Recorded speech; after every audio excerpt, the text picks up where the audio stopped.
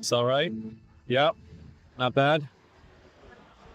I can probably, after a couple more hours of this, I can hum along with that perfectly. Timing wise, what? We're on? Yeah, I'm just saying. You can still hum along with that. It's going to be awesome. Yeah.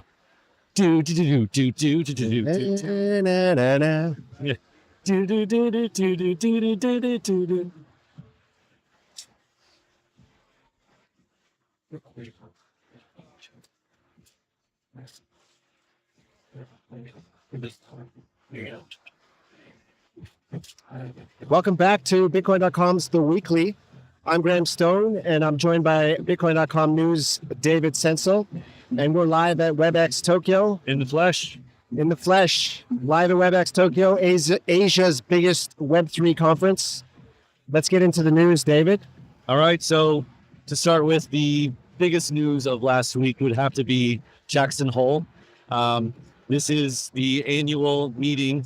Not an official FOMC meeting, but still really, really important. And this year turned out to be just as important. So Federal Chair, Reserve Chair Jerome Powell revealed a major shift to the central bank's monetary policy framework during his August 22nd speech at Jackson Hole. This signaled a major departure from strategies rolled out in 2020 during the COVID debacle. And it basically set up a new regime going forward that affects how the Fed is going to respond to inflation. Gone is the pledge to let inflation average 2% over time. Effectively, this gives the Fed more flexibility to respond to their other main, what's it called? Their main remit, which is employment.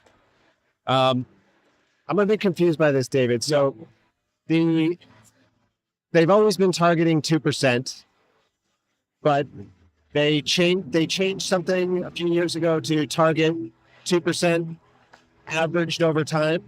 Well, yeah. So there are a couple of things. They wanted to average it over time, but also they made changes in terms of when they would target the inflation rate, as in, like, are they gonna start messing with the inflation rate? Sorry, the interest rate when things are getting hotter. So like maybe anticipating inflation increases, or not. And how do you say this? They basically they're retiring the kind of I think the hotter for longer thing, right? So now I think this lets them be more responsive, but also they're no longer tied to 2%. So if it's under 2%, that's fine too. Okay, so is that why the market is interpreting this as a dovish? Yes. It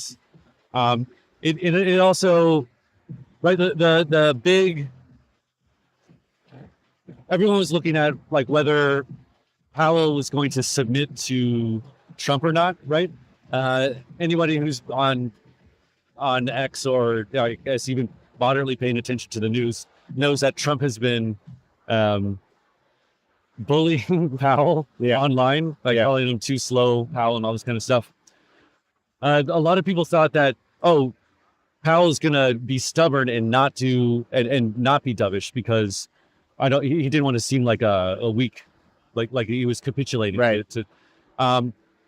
But this really sets up whoever Trump is going to appoint next, right? So this is even, I don't know if you would want to call it capitulation or whatnot, but regardless of what Powell does, it really kind of gives the green light to his successor. Okay. Because it's setting up a roadmap that's quite clear in terms of, okay, if you want to bring rates really low again, that's now going to be within the Fed's policy framework. Okay. Now there was something else in here about the other prong of the Fed's mandate, which is employment. Yeah. Was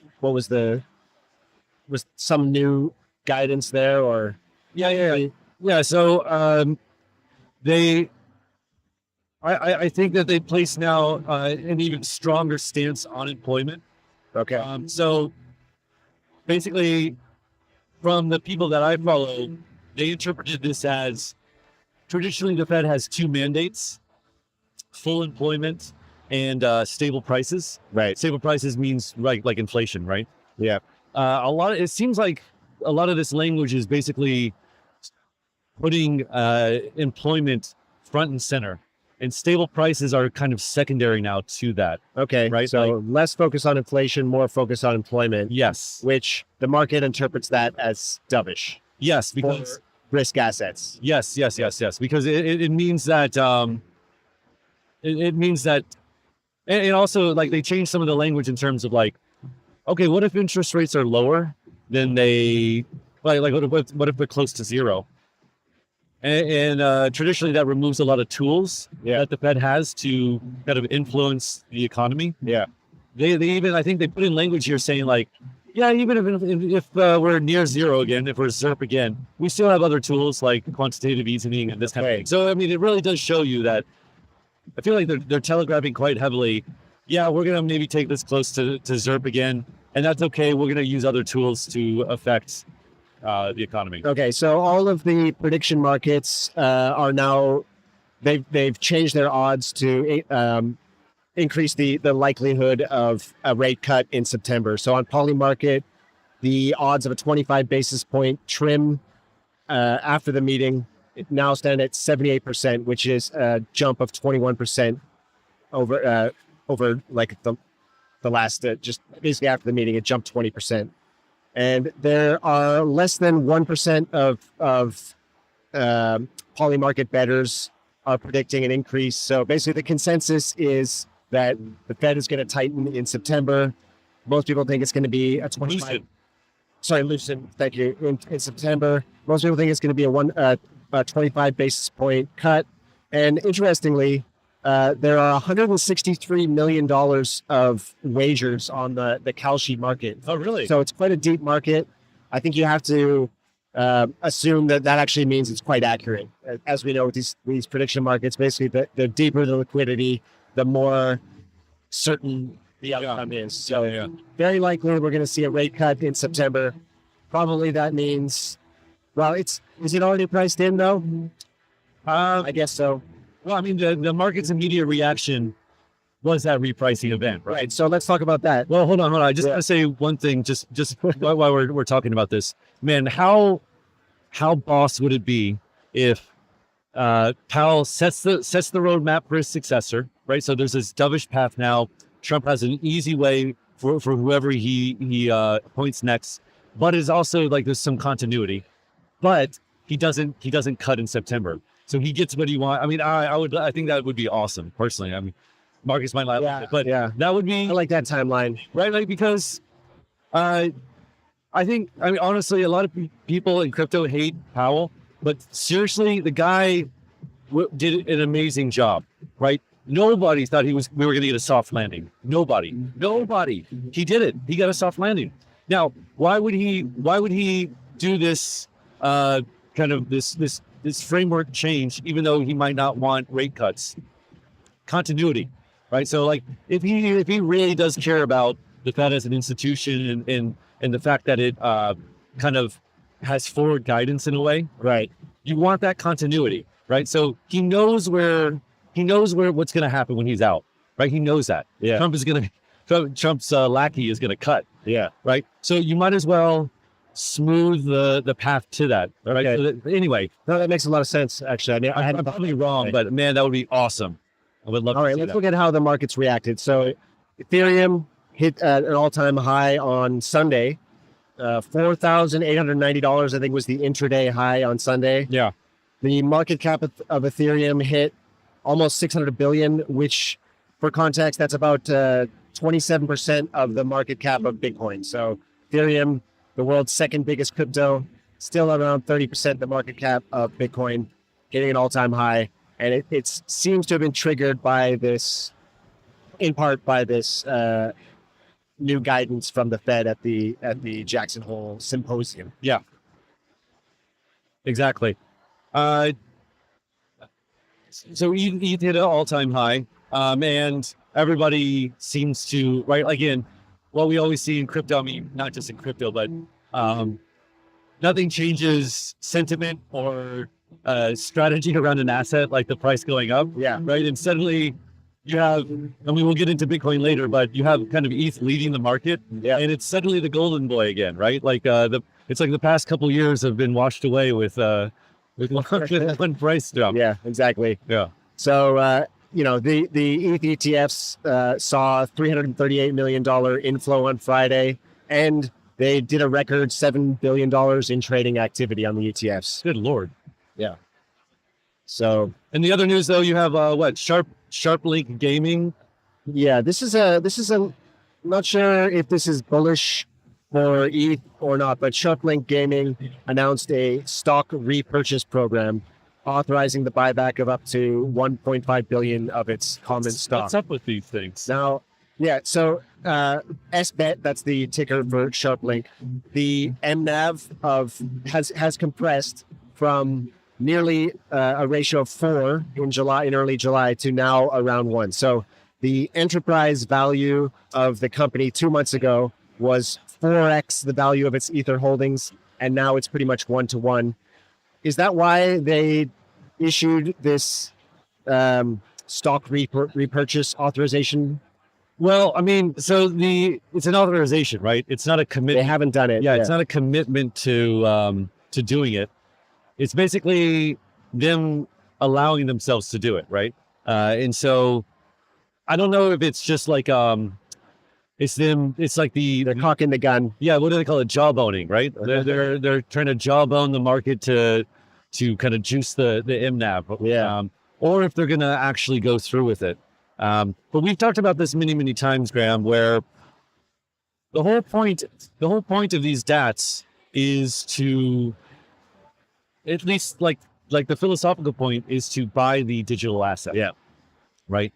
And to give people access to the digital asset. Now, if you start buying back the stock, are they selling are they selling the digital asset for that? Are they using cash on hand? I mean, they don't have cash on hand to do that, right? So they'd be selling, I imagine they'd be selling ETH to do that. Stock repurchase program. So, right? Issue debt. But then you're just you're diluting it. You're compressing the MNAV further, right? Unless they're going to do some like MicroStrategy kind of like issue some kind of secondary thing to then buy. But that again, just gets into Ponzi-nomics. We've seen several other companies promise to do this, buy back their stock, and the market didn't really respond favorably to it. Right. I don't know. I think personally, they shouldn't do this. Now, again, I'm wildly out of my depth. We should actually ask Haseeb about this later today. Absolutely. Right? Yeah. Like, is there, for stupid idiots like us, I can't really see this strategy working. Yeah. But is there some way that this could actually be positive for the financial alchemy? I would guess not. Okay. Well, let's move on to another. Wait, hold on. Come on. ETH hit a new all-time high. You have sold all your ETH. Uh-huh. Yeah, how's it feel, buddy? Doesn't feel great, but I have many coping mechanisms, and I want to hear a couple. Let me hear. Give me a taste of the cope. Yeah, I like the concept that all the recent buyers of ETH, they're just They're traders. All right, they're not long-term convicted holders. By contrast, you have someone like Michael Saylor who would rather go bankrupt than sell any of his Bitcoin. He will never sell his Bitcoin. Tom Lee, the guy behind Fundstrat, I don't think that guy's a maxi of anything. I think he's just a maxi of, I don't know, being on TV. So having photos taken with women. Yeah, women. Exactly. You like that too. It's a trade. I feel like a lot of people who are piling into ETH, they're better traders than me, but I don't think it's going to end well. So I'm not. I consider myself an investor, David, not a trader. We all know that's not true. But again, we'll move on in a second. But now that it's broken all-time highs, though, you gotta imagine it momentum. Yeah, it hits 5K at least, right, and breaks through that. Yeah. Well, not long after it did hit that all-time high, we saw a pretty broad market correction. Yeah, that's true. We can talk more about that later. But first, let's talk about the stablecoin meta, which is very much connected to the ETH bull case. Yeah. Yeah. So something happened here in Japan with SBI Holdings. Yeah. SBI is at the conference. They've got a big booth over there. I can't wait to take a look. It's a financial giant here in Japan. Yeah. And they've established a joint venture with Circle Internet Holdings, which is an affiliate of Circle Internet Group. Circle, of course, the company behind USDC. Right. And the purpose of the venture is to promote USDC here in Japan and, quote, create new use cases in the Web3 and digital finance domains. So proponents argue that collaborations like this could lower transaction costs, increase financial inclusion, and accelerate the modernization of Japan's financial system. I just, why? I can't imagine the Japanese government being happy that The U.S. dollar. yeah, one of their largest bank consortium thingies is starting a joint venture to promote the U.S. dollar in Japan. Yeah. I imagine that would ruffle a lot of feathers. Yeah. The central bank over here, we're like, what are you doing? Yeah. The yen is not in a good place, right? The Japanese treasury market is in a terrible place. Yeah. Why are you hawking? Well, to make money. USDC? Yeah, I mean, they want to make money, but the government is going to be like, dude. Yeah, well, ostensibly, Japan is still a democratic capitalist system where you're free to do it. But we're at WebX here in Tokyo. There's the Prime Minister of Japan is here. You've got Minister of Digital something or other. There's going to be a lot of discussions about how to regulate and deal with the crypto asset space here in Japan. So let's see what happens. Let's see how the government responds to, let's say, the movement of the Genius Act, what the U.S. did in the U.S. with stablecoins. Let's see how Japan responds. Yeah. There's also been rumors of a Japan stablecoin. Well, yeah, I mean, we're going to talk about that later in Token Narratives. Stay tuned in, folks, about that. But I imagine a lot of what these Japanese politicians that are appearing at WebX are going to talk about is kind of Japan's response to the things that you were mentioning there, right? Stablecoins, America's strides with regulation. Very different place from last year, where Japan and Singapore were kind of way ahead of America. How much can things change in 1 year? It's crazy. Yeah. All right. So just one more story on the stable coin front. We have a report from Dune Analytics. Dune Analytics is a blockchain analytics OG in the space. They issued a report covering the January 2021 to July 2025 period. And in the report, it states that stablecoins in Latin America have moved over $50 billion in value, mostly USDT. Yeah. And a quote from the report: "This evolution likely reflects a broader change in the use cases driving exchange flows away from speculative trading on volatile assets and towards practical applications such as payments, remittances, and merchant settlement, and on and off ramping for dollar savings." Yeah, I mean, you talked to a lot of like OG maxis, and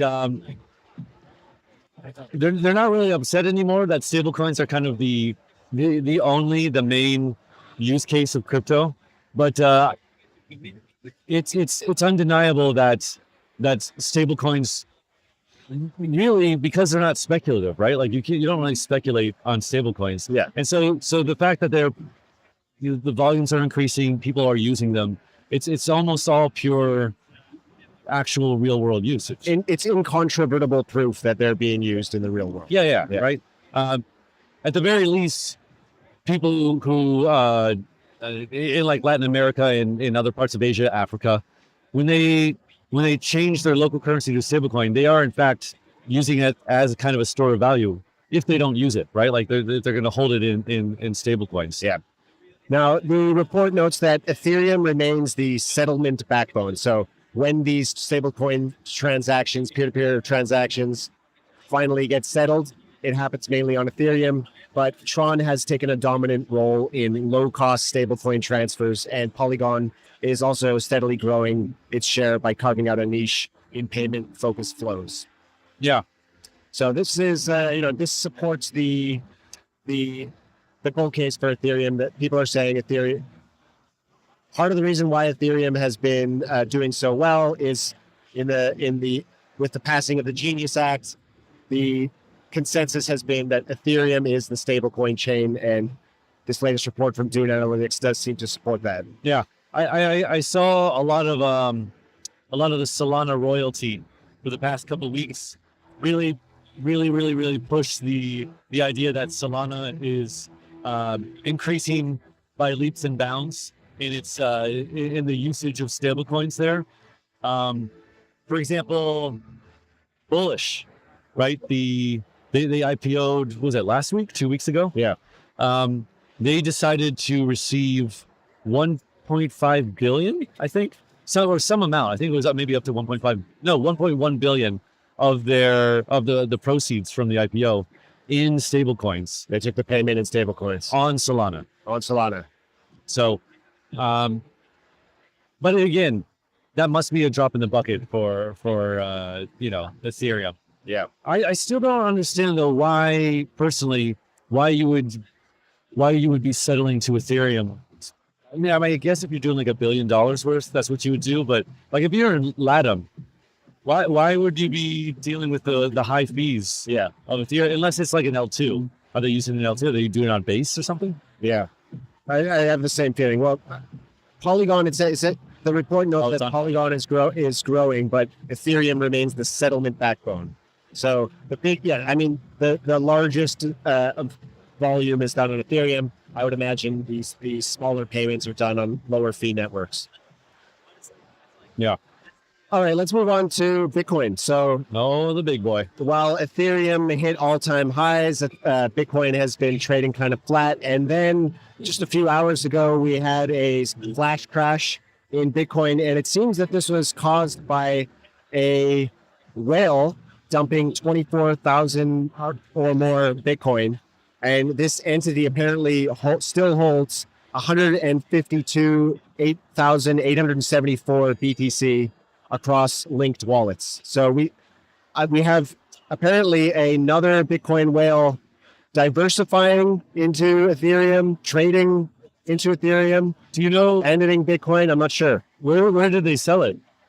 Was it through a centralized exchange? I don't know. I don't know. But the funds trace back to HTX deposits from 6 years ago. Holy crap! Yeah. Also, over the weekend, it's not a story here, but apparently,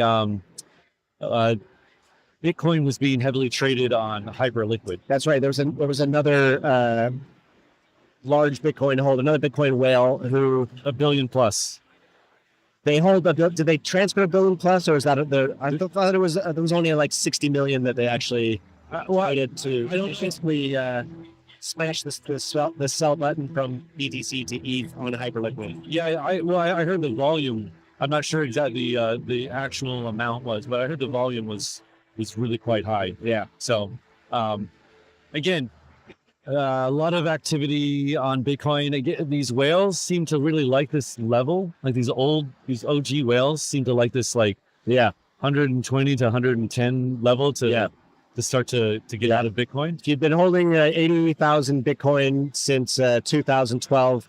You didn't sell in 2017 when it was $20-something thousand, and your net worth was like a billion. Yeah. You didn't sell in 2021 when it pumped to 69,000. At that point, your net worth was 4 billion or something. Yeah. And you finally decided to sell now. 9 billion is the magic number. Well, also though, I mean, so yes, absolutely yes. But the other part is, you have to assume that these whales are either sophisticated themselves or, they're working with someone who is sophisticated, and it's how much the market can absorb. Right? Like, for example, could they have gotten rid of 80,000 Bitcoin in 2021. So there's just more billion. I doubt it. so much more liquidity now. Exactly. That they know. Okay, I can actually sell Yeah, a decent chunk of my holdings. I think if they had sold at 69,000 in 2021, it would have flash crashed Bitcoin to like, who knows, like 30K or something. Like they would have eaten so much a loss on that side. So as they say, as Solana has said, or other projects, it's a bullish selling, Graham. Bullish selling because. All right, let's cover two more stories here. All right, go ahead. Before we wrap up the weekly. So one is, these are both related to Bitcoin strategic reserves, and one is in Brazil. The head of Brazil's International Reserves Department at the central bank said that basically they decided they had a bill on the table to adopt a Bitcoin strategic reserve, and they decided we don't want that. The quote is the quote from this person from the central bank. He says, "The IMF classifies Bitcoin as a non-financial, non-produced asset similar to land and mineral resources. This means that Bitcoin is treated as a capital instrument, not a financial instrument or reserve asset." So I thought this was interesting that an official from the central bank is referencing what the IMF thinks about Bitcoin in their decision as to whether or not to actually hold Bitcoin in a strategic reserve. So IMF still has influence, apparently. Yeah. It feels like that central bank is like scared of the IMF. The IMF is behind the scenes threatening to, I don't know, cut funding or something. I'm not exactly sure. Yeah. Right? Meanwhile, in the Philippines, there has been a proposal to establish a Bitcoin strategic reserve from the central bank there. The proposal is to purchase, up to 10,000 BTC at 2,000 BTC annually over 5 years, and they would actually just pay for this out of the central bank reserves. Really? It's a proposal. We'll see how far this gets through their system, but the Philippines has proposed this.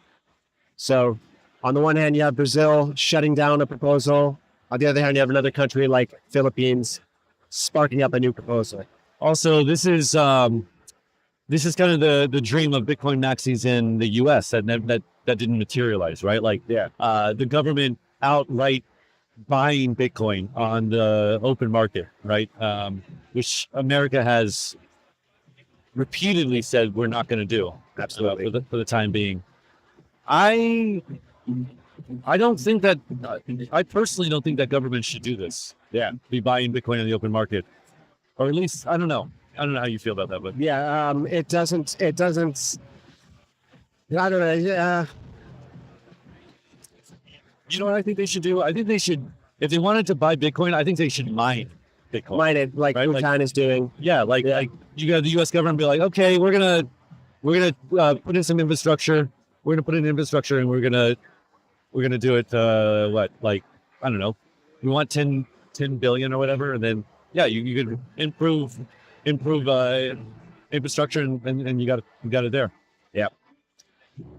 All right. So that is it for the weekly, David. But don't go away, because we're broadcasting live here from WebX Tokyo for the next 2 days, and we'll be right back. Did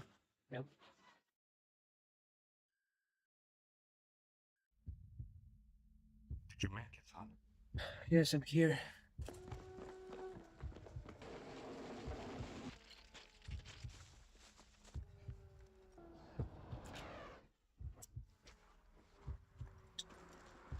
They took everything from me.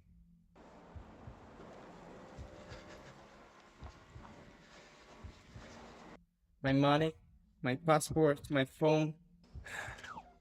Yeah. Don't worry, it's going to be fine. Did you remember the 12 words? Yes, I know the words. Opera, fabric, stereo, trash, if, void, country, engine, complex, new, fate, purpose. In this video, we'll show you how to earn Bitcoin, currently at over 30% APY, by staking Verse tokens in the Bitcoin.com wallet app using the low-fee Polygon network. You can also stake Verse on Ethereum, but for this walkthrough, we'll focus on Polygon. To get started, you'll need some Verse tokens. This is what you'll be staking to earn Bitcoin. You can earn Verse for free in the rewards center or buy or swap into it directly in the app.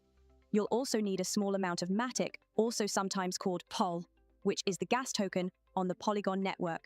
You'll be using Matic to cover transaction fees, which are less than 1 cent in most cases. Now that we have everything we need, it's time to stake Verse to start earning Bitcoin. From the home screen, go to Web3 Explorer, then select Earn Bitcoin on Polygon. Next, you'll need to connect your wallet. Make sure to connect your Polygon wallet that has Verse and Matic in it. Then hit the Stake Verse button, enter the amount to stake, and confirm the transactions. The first transaction approves use of Verse. The second deposits your Verse into the staking smart contract, and that's it. You're now earning Bitcoin in the form of TBTC, a decentralized, one-to-one Bitcoin-backed token. You can claim your Bitcoin rewards at any time by tapping Claim Rewards. Just like when you staked your Verse, you'll again need a little Matic to cover the fee. Your rewards come in TBTC, a decentralized version of Bitcoin that's usable in Web3 apps and faster to transact than mainnet Bitcoin. It's always backed one-to-one with real Bitcoin on the Bitcoin blockchain, and you can swap it to mainnet Bitcoin anytime. You can unstake your Verse anytime, instantly, and without penalties. When you do, you'll get your Verse back plus any unclaimed rewards. And that's it. Stake your Verse tokens in the Bitcoin.com wallet app to start earning Bitcoin today, fast, simple, and self-custodial. Try it now. Welcome to WebX Tokyo.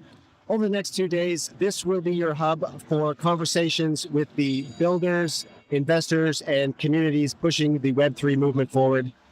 WebX is Asia's largest Web3 conference, bringing together thousands of people from all over the world. We've got startups, enterprises, policymakers, enthusiasts, all here to explore how Bitcoin, crypto, blockchain technology, and decentralized tech are reshaping finance, culture, and society. I'm Graham Stone, and I'll be hosting this alongside David Sensel and Frederick Munawa of Bitcoin.com News.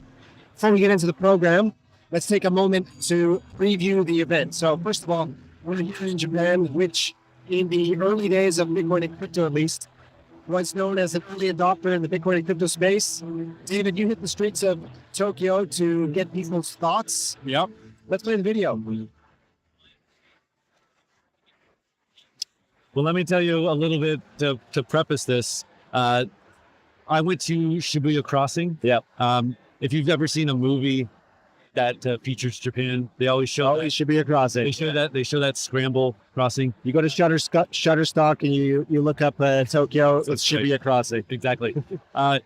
It's also the kind of the hub in Tokyo for young people, and I really wanted to figure out what do young people think about crypto? Not old people like me and you.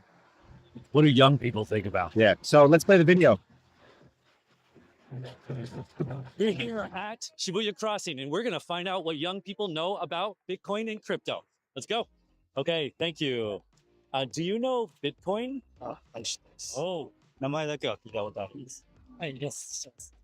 聞いたことだけある。まあ、聞いたことあります。知ってます、知ってます。Yes, yes. はい。知ってます。Okay. ビットコイン知ってます。Do you think Bitcoin is suspicious or a little strange? ちょっと名前ぐらいしかわかんないんで。ないです。いやなんか仮想通貨って結構詐欺に使われたりするから、じゃあ危ないかな。なんか目に見えないから、なんかそこでなんか起こりそうだなっていうの。見たの。Why? まあ自分もよくわかんないから聞き始めの最初の方はちょっとなんか怖さっていうのありましたけど、なんか最近は割とすごい、テレビニュースとかでも取り上げられてたりする。Okay, yes. 怪しいイメージはある。Why? なんでビットコインってそんなみんな知ってるわけじゃないんで、ビットコインってみんな知ってるけどどうやればいいのかわかんないみたいな。すごいなんか一気にドガッと金入ってくるじゃないですか。で、そんななんかちょっと怪しいなって。結局投資目的でなんだろう日常で使ってる人あんまり見たことがないんでなんか実体のないお金だなっていう印象はありますけどね。Do you know any other cryptocurrencies? No. いやあんま知らない知らないです。芝コインとかちょっとわかんないです Okay, yeah. いや基本ビットコインしか知らないです。いや、全然わかんないです。ビットコインまあいろいろありますけどね柴犬コインとか And last question, how much is Bitcoin worth? What do you think it's worth? ビットコイン1個で100 100万10万ぐらい。10万円。100かな。 100万くらいです。 100万1000万以下1000万円。今1ビットコイン1でしょ1000万ぐらいじゃない？いや、近いです。近い。今1700万。高い。 Yeah. Are you surprised? びっくりしましたし、やっぱ出てきた頃に買っとけばよかったなっていうのは未だに思います。Me too. Me too. いや、そんな高いとは思わなかったです。Yeah. いや、本当は今1700万です。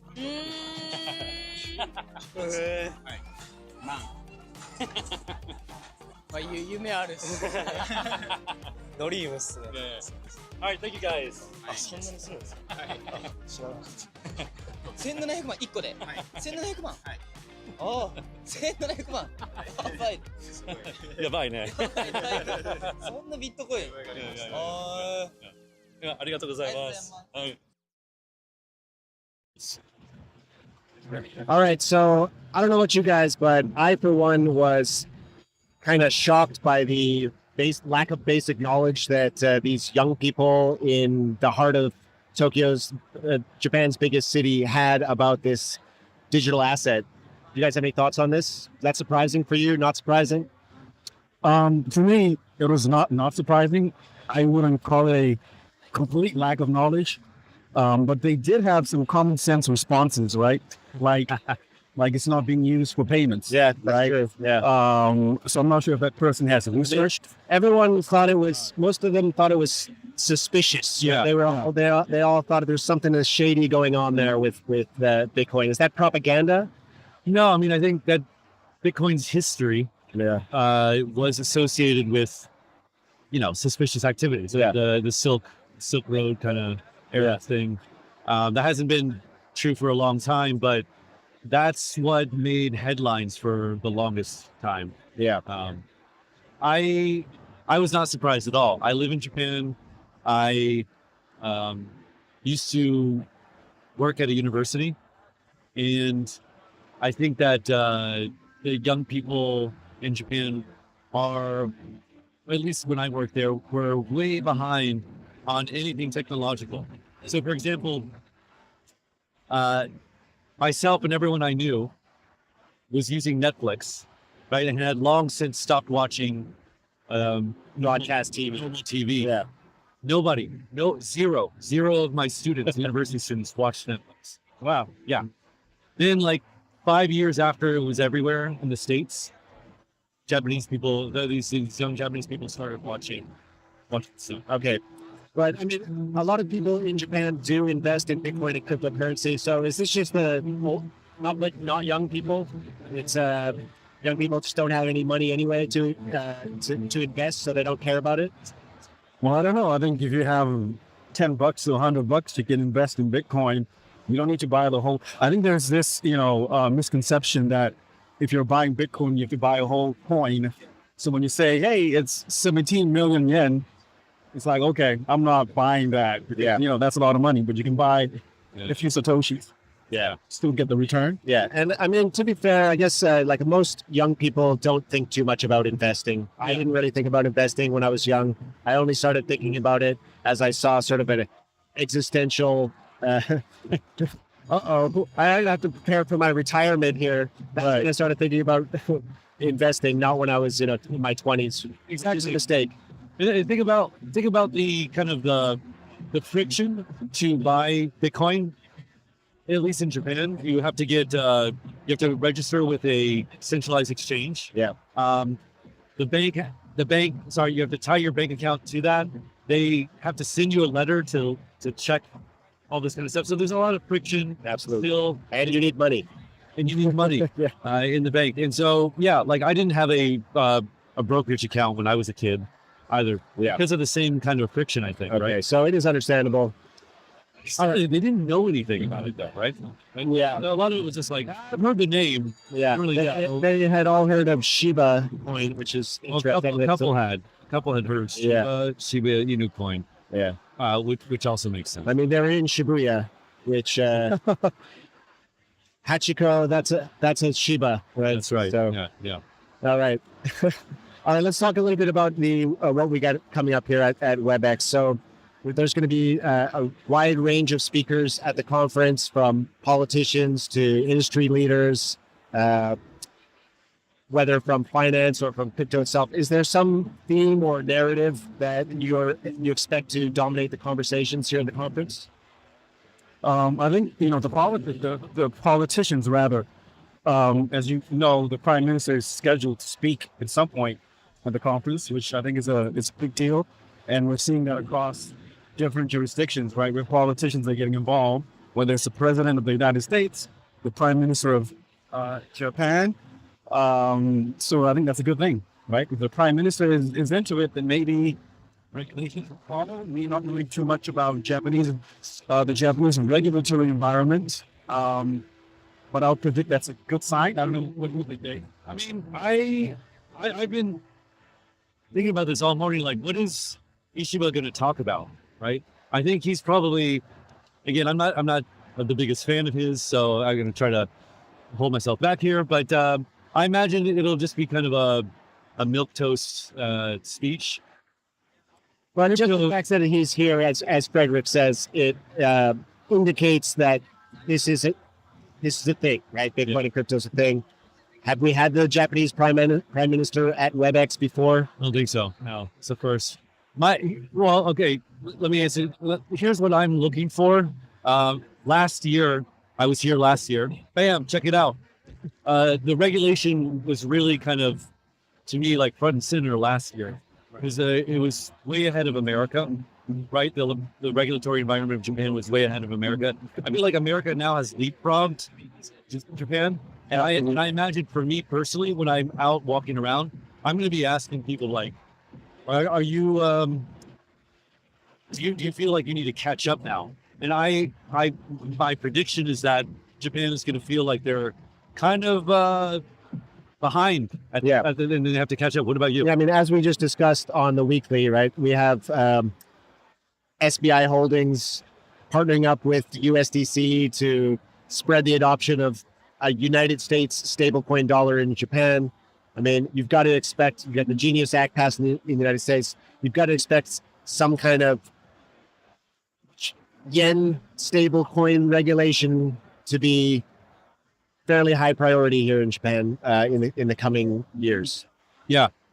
Also, I mean, so this is talked about in a podcast on stablecoins in general, but when you have a proliferation of stablecoins, just strictly talking about like U.S. dollar denominated stablecoins, you're really going to need a place to swap between these. Yeah. Right. And the question was, where is that going to be? Is that going to be Curve? Is that going to be some other DeFi application?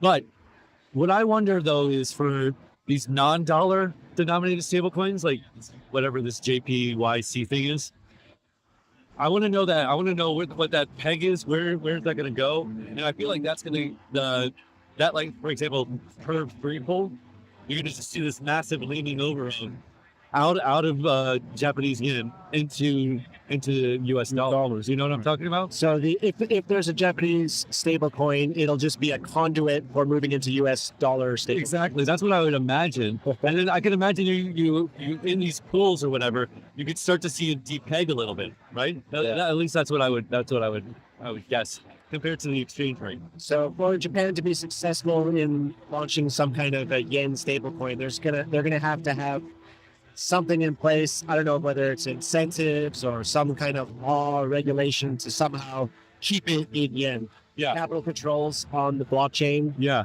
I mean, imagine this though, like, so, because here's what I think, like, country like Japan could get wrong is, so they have their yen, they start to promote merchants accepting stable coins, right? But if they do that, then it's just as easy to accept a US dollar denominated stable coin from a technological standpoint as it is from a yen standpoint.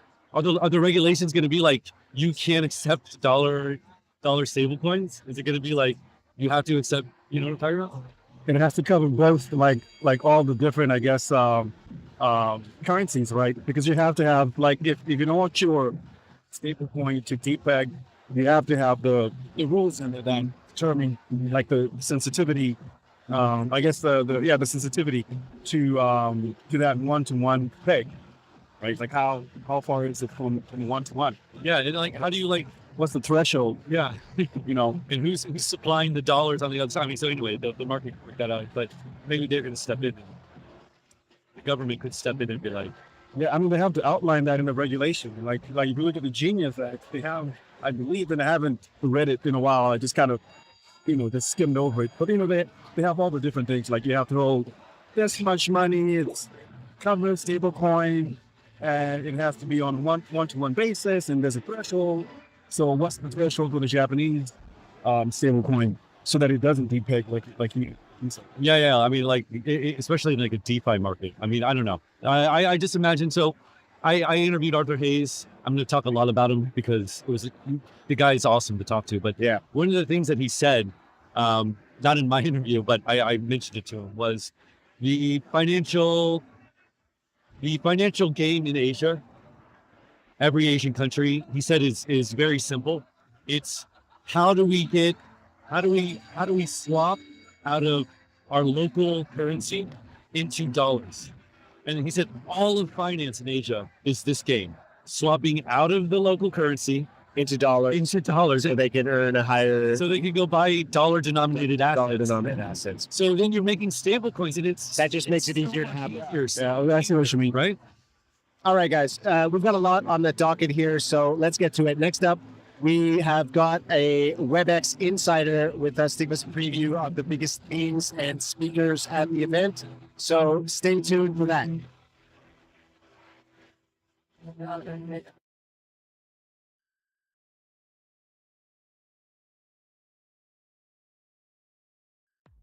Do you think your crypto is private?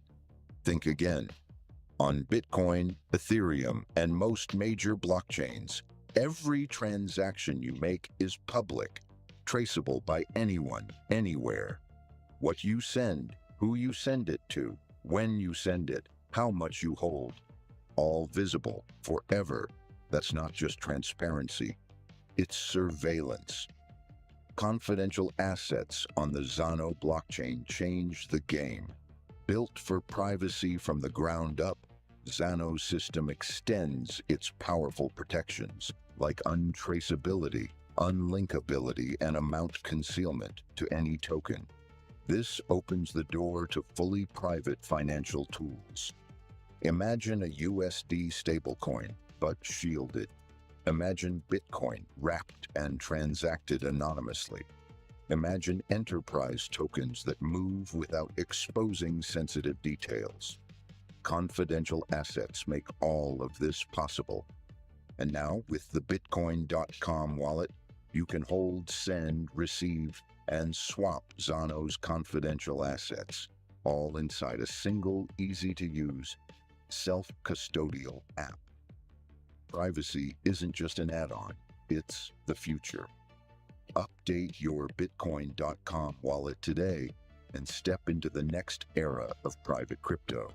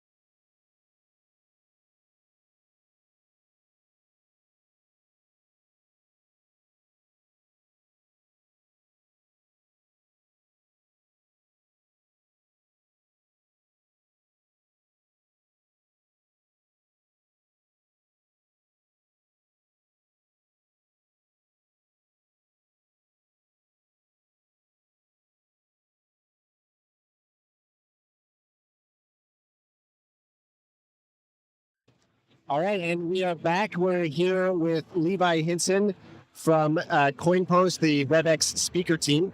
Levi, could you tell us about your history? What path did you take to get here, and what are you up to today? Okay, thank you, Graham. So my name is Levi Hinson. I'm part of the WebX speaker team. And I'll go into that later, but just a little background about myself.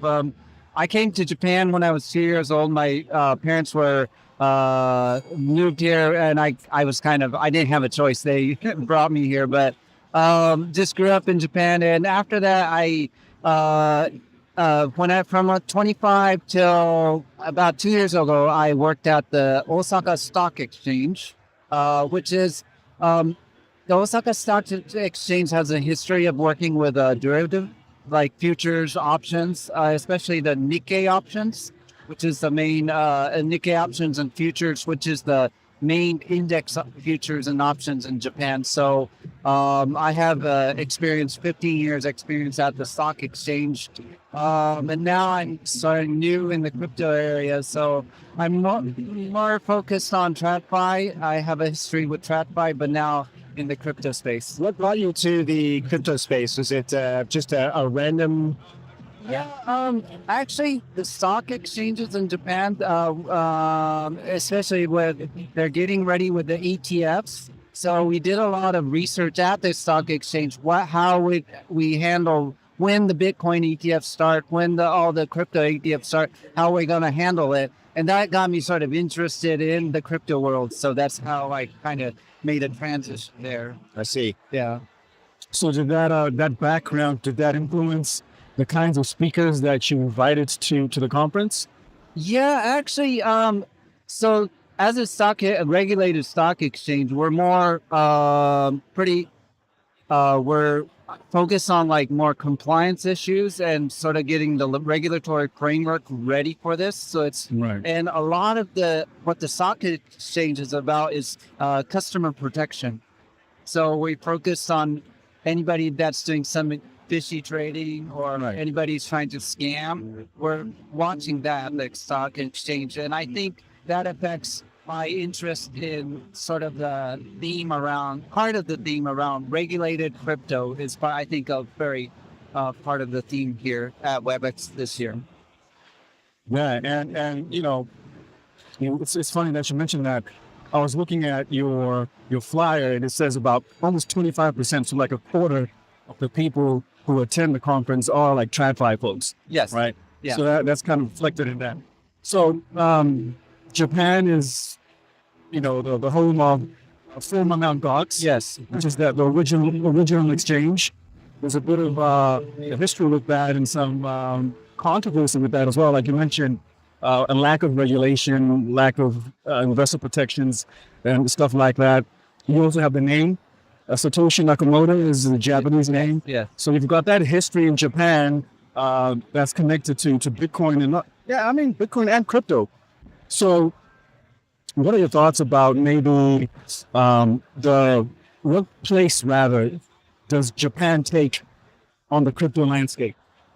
So the U.S. is like, we are the world leader in crypto. We've got the regulations. Yeah. We've got Trump forging ahead. Yeah. Where does Japan sit on that landscape? Yeah. So like you said, we have a lot of history with crypto, whether it's controversial or whether it's like positive. Right. But still, we do have a lot of history, and I think the most important is that we have a lot of experience. So we know what works and what doesn't. Right. What's comfortable with the regulators and what the regulators don't want to see in Japan. So we know, and I see that I know the U.S. is taking a large leap forward, especially since last year. But Japan, as we're more because of our experience, we know what steps we need to take to make customers use crypto in a more safe way, and not just speculative, but like making ETFs, making it into investment funds, more part of the traditional finance, incorporating crypto into the traditional finance area. And do you think so regulatory arbitrage, right? So you've got so far anyway, you've got the U.S. with this very strong regulatory infrastructure that they're still building it. It's still all new. Yeah. They're passing the laws and the regulations. Do you think then that if you take a slower, more cautious approach, you might lose in the arms race for being like a crypto hub? Or do you think maybe the slow and steady pace will eventually win out over other jurisdictions? That's a good question, actually. I think the Japanese regulators and the industry do have a sense that they need to keep up with the momentum of what's happening. Right. Yeah, they do have that. That's why they're here at the WebX, and they know that it is critical to be part of it. But at the same time, I feel that they do have a sense that they need to have be cautious about it and take sort of conservative steps into making it actually work. So they, like in the US, there's a whole bunch of lawsuits against like crypto firms, or in order to, so Japan, I think it's part of a cultural thing. They try to take preventive measures before making it into a lawsuit. Right. Yeah. So the US, you have a lawsuit and then you figure it out. But in Japan, they try to take preventive measures so that it doesn't lead up to a lawsuit in the first place. Yeah. All right, let's step back for a minute. Okay. Let's just talk about overall. What are some of the speakers or panels that you think are worth highlighting here? Okay. Yeah. So we had a lot of exciting speakers this morning already. Arthur Hayes, CZ, the Prime Minister came up, and right now the Ministry of Finance, and yeah, a lot of highlighted speakers.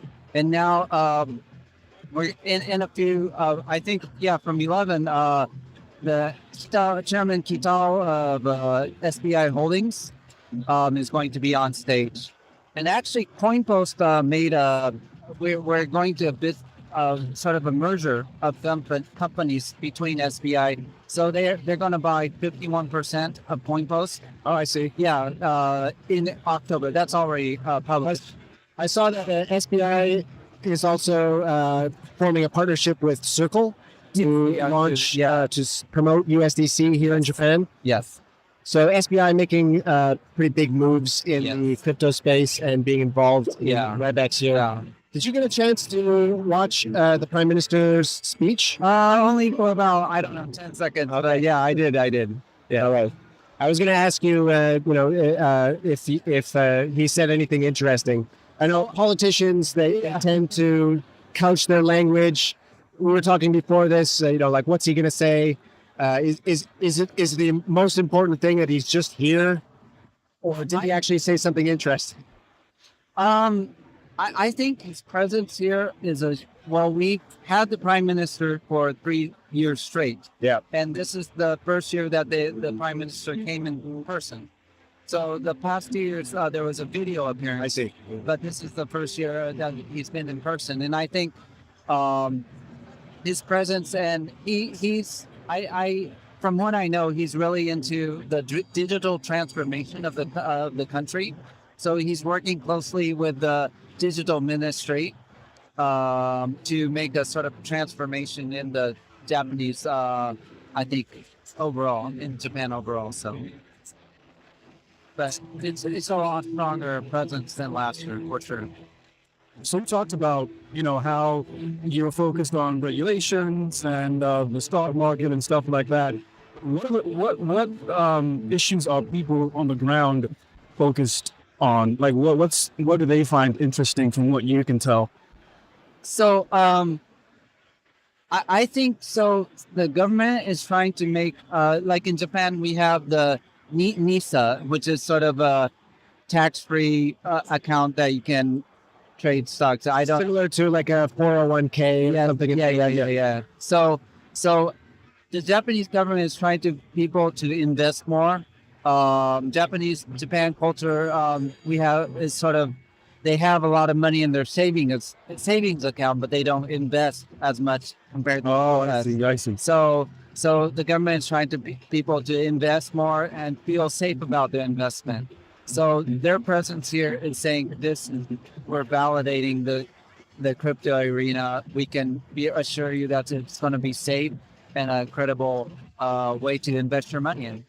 And is that what the people are looking for? Like in crypto? I think so. I think so because crypto, there's a lot of products out there, but I think crypto there's a lot of interest, especially I feel like I see like statistically Japanese males in their 30s or 40s are likely to invest in crypto more than other people. And there's a lot of interest there. And that's the same across, I think, across, all jurisdiction. It's always the younger men, to middle-aged, I guess now, that are interested in crypto. So anything that surprised you? Everyone was coming. You've held this conference several times, but I'm already seeing a few things that kind of like make you go, whoa. What surprised at the last minute, World Liberty from the U.S., the Bitcoin advisory, they're a fund, I guess. World Liberty Financial. Trump World Liberty. They're involved with the Trump family. Right. They decided to attend in the last minute, so they're here going to have a session today. So, okay, will that be a panel or? It'll be just one like a fireside. Fireside. Yeah. So chat. Yeah. So that kind of surprised me. And okay. Japan is famously a high tax jurisdiction for cryptocurrency, and I know there have been a proposal, I believe, to make crypto taxation rather than it be just like income, so tax at the highest bracket. I think it's up to a 55%, which it currently is. There's been a proposal to make it more like investing in stocks. So something like the maxing out at 20%. Yes, yeah. Do you know if anyone at this conference will be speaking about that policy? Actually, there's going to be two panels that'll address that issue. One panel is about what you said, the taxing. So they're making a transaction to tax crypto as an investment, so it'll max out at 20% tax. And there's going to be a panel addressed to that specifically. Also, there's going to be another panel that's they're trying to incorporate crypto into the regulatory framework of traditional finance, like futures or regular stocks and bonds. So they're going to, crypto has its own separate law right now. Yeah. They're going to transition that into the regulatory framework of the traditional finance. And there's going to be a panel dedicated to that. Does that mean that cryptocurrency, traditional finance platforms like stock exchanges could eventually one day provide digital assets like Bitcoin in the way that's like the big Japanese crypto exchanges like there could be a possibility about that, but I think the first step is the ETFs. So the stock exchanges can handle the Bitcoin ETFs. The funds can handle ETFs. They can make ETFs out of it and stuff like that. That's the first step. But further on, I think, it'll be incorporated into because it's kind of, they have two separate laws, and I think it'll be much easier for the regulators and the users to sort of have it under one regulatory framework. So, all right, and so we talked about the policymakers here in Japan, mostly talking about regulation. From the crypto industry side, are there any speakers or panels or attendants at the conference that you'd like to highlight? Actually, compared to last year, there's not that many Web3 projects that are speakers, but we do have panels dedicated to especially the convergence of Web3 and AI, which is a pretty hot topic right now. And there's some exciting projects and companies that are actually doing that are incorporating decentralized AI functionalities. And also, There is some. Oh, we do have somebody from the Ethereum, the chairman of the Ethereum Foundation will be here. Miyaguchi. Miyaguchi. Yeah, she'll be here. So, Hayden Adams. yeah, Hayden Adams. yeah, That's a big name. yeah, he'll be here as well. So, Okay. good to have. Yeah. So something that you mentioned that caught my ear, I guess. For those who are not familiar with the Japanese regulatory system, we talked about being able to, I guess, being able to hold, trade, or create crypto ETFs. What is the holdup? Like, what makes it difficult to structure crypto ETFs besides just saying you can do it now from the regulators?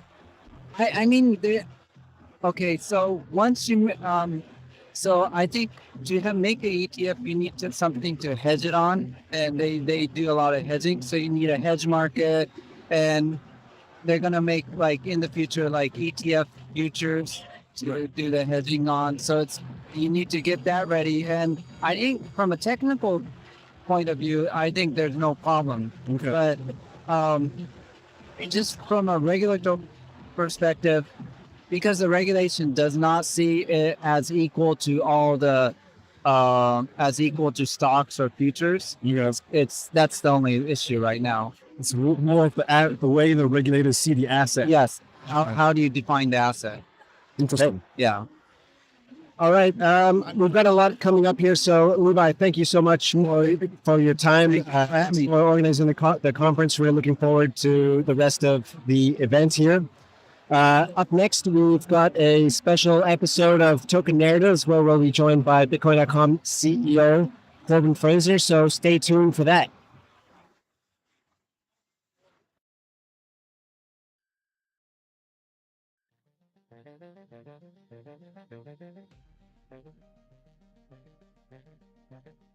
Saw all of the exciting stuff happening with Dubai and crypto regulation. Their whole system is really trying to cater towards bringing more crypto innovators, builders, businesses, and just saying, we've got a framework, we've got a safe way to do this, and it's all by the book, it's all friendly, and they rolled out the red carpet for Bitcoin.com. So we saw it as a great opportunity to join the Dubai area and expand Bitcoin.com's reach into the MENA region. We're now operating out of the DMCC economic free zone. And I implore like every crypto builder, if you're looking for that legal support, the frameworks, the stability, and some support from banking, Dubai is still ahead of the US. You can't just fly into the US and be like, I'm setting up shop here, getting a bank tomorrow, ready to rock. So you can do that in Dubai.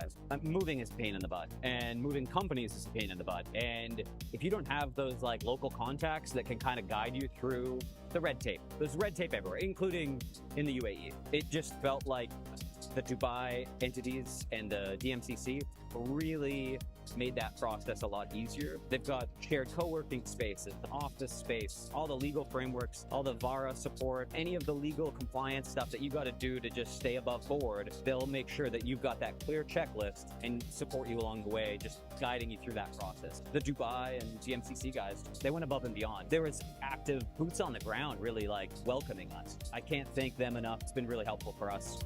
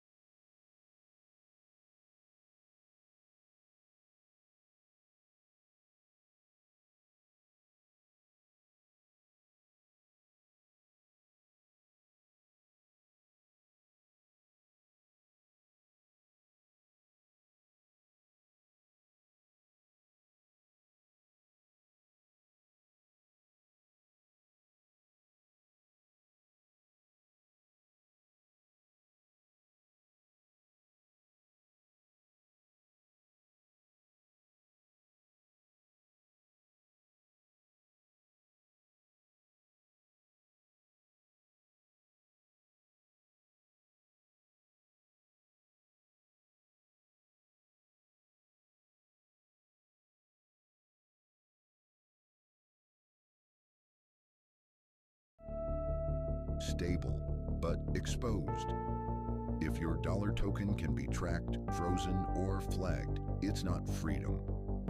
Freedom Dollar is the first uncensorable stablecoin, private by design, built on Zano. Unlike Tether or USDC, Freedom Dollar hides your balance, your activity, and your identity. No tracking, no freezing, no middlemen. Hold, send, and swap Freedom Dollar privately, right inside the Bitcoin.com wallet. And now you can even spend it worldwide. Privacy isn't a luxury, it's a right. Freedom Dollar is your escape from surveillance finance.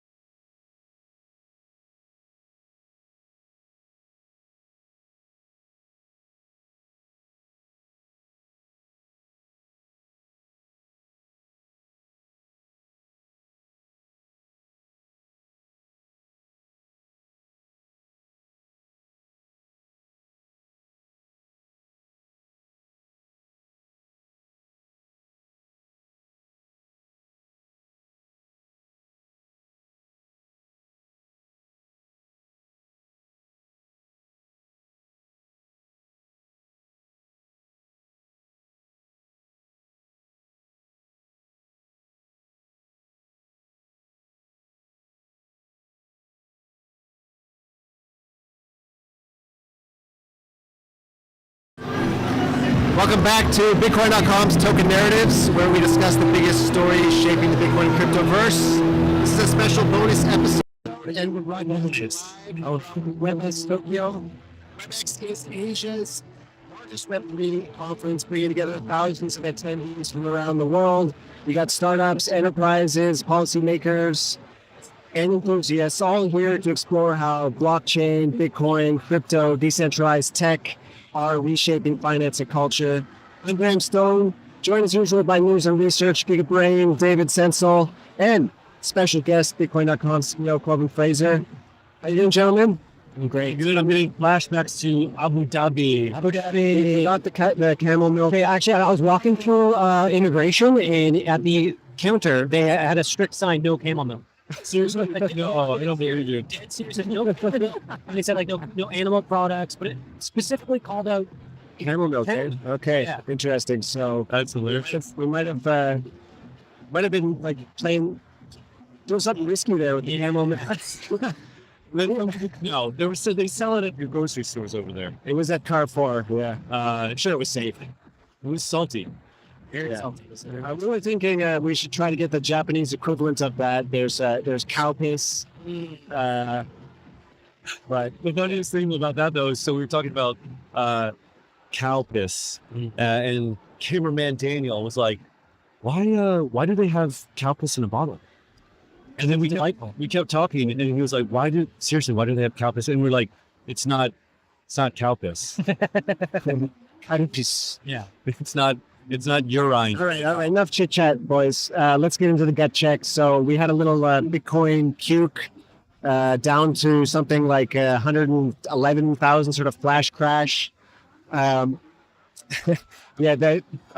there was a whale, something like 20,000 Bitcoins, like market sold. Do you think it was a fat finger, or is this like they actually just didn't know how to use like limit orders and spread it out? And $2 billion fat finger. it could happen. You get some like idiot finance bean counter that's like, I don't know, man. The boss just told me to sell. I don't know what to do. Yeah, you never know. Sell. Wait, you said it was connected with HTX wallets, right? The wallets were connected to HTX exchange from 6 years ago. So a Chinese whale. Something about if you the blockchain sleuths are saying it's the total wallets connected or something like 100,000 Bitcoin. I mean, what's the slippage on that though? They had to have lost a shit ton of time. Yeah, well, obviously it crashed the market by like 5%. But also you don't know, like, seriously though, I mean, not to be too conspiracy theorists, but why wouldn't you also then go short on the perps?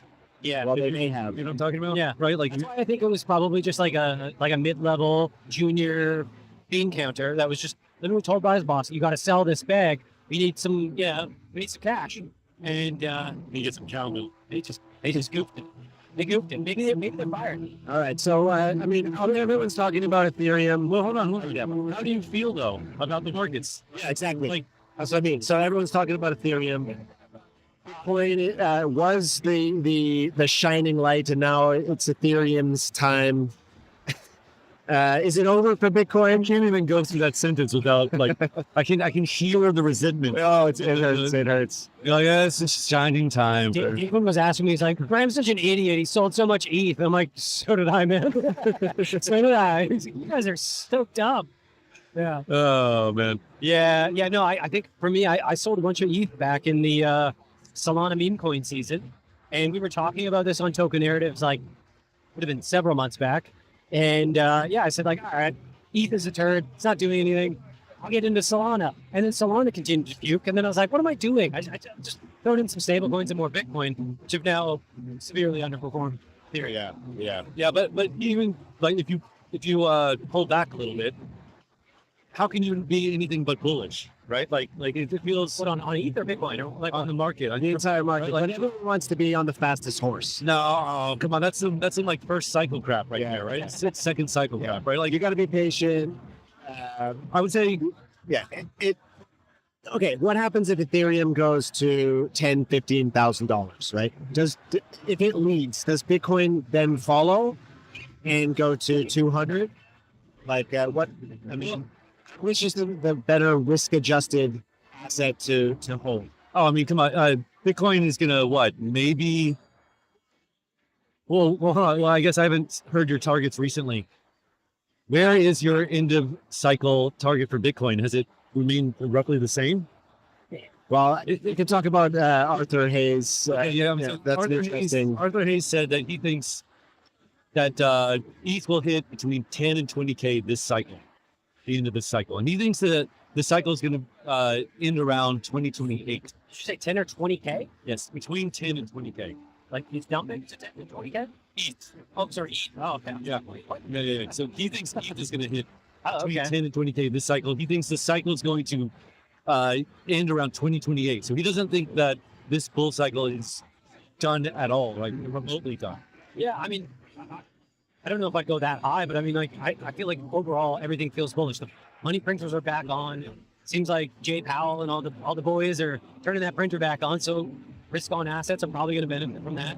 And then it just becomes like, are you on the right course? And whether that's Bitcoin or Ethereum or some of these alts that we're seeing out here at WebX, stuff's going to go up. It's just by how much? I don't know. Yeah, I mean, it's always hard, of course, you see Ethereum pump and you get the FOMO, and then you finally like move over to that, and then something else pumps, right? Yeah, I mean, you can't. On the other, you can't chase, right? So I think this got to have conviction. This is my regular flaw every cycle, is that at some point things feel bullish, and then I start thinking I'm smarter than the market, and I'm like, maybe I'll trade and move stuff around.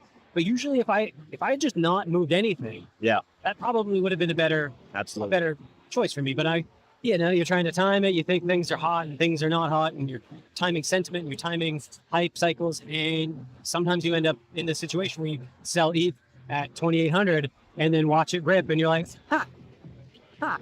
interesting. Yeah. So Graham, when I was dunking on you yesterday for hours, you were saying, and you were highly convicted that yes, ETH can go pretty high, fine, but you think Solana will go higher, right? So like ETH versus Solana, Sol ETH, that chart's going to go up.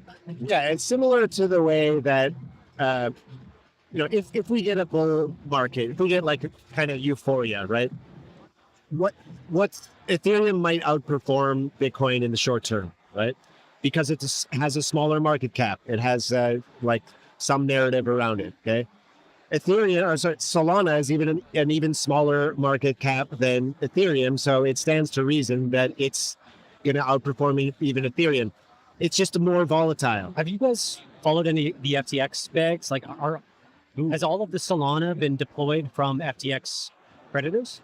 Or like, is there still like a limbo phase there? Because that would be my biggest concern with Solana is just how much more is going to enter the supply, how much sell pressure, that maybe people that did pretty well thanks to FTX. Yeah, I'm not sure about that, but they're going to want the good thing about the FTX transfer of Sol bags is that they had to buy at a higher basis than like the people who bought the $7 Sol bag. So I think they ended up buying it like 50. Yeah, or like but they might want to like deleverage from Sol, put some elsewhere, so that could limit some potential bumps, in my opinion. Okay, but I mean, with Ethereum, you've had these treasury companies, SBED and the other one, Bitminer. They pumped billions of dollars into Ethereum. You haven't really seen that yet with Solana. Apparently, they're on the way. Exactly, which is why Solana pumped a little bit in the last few days. People are trying to front run that.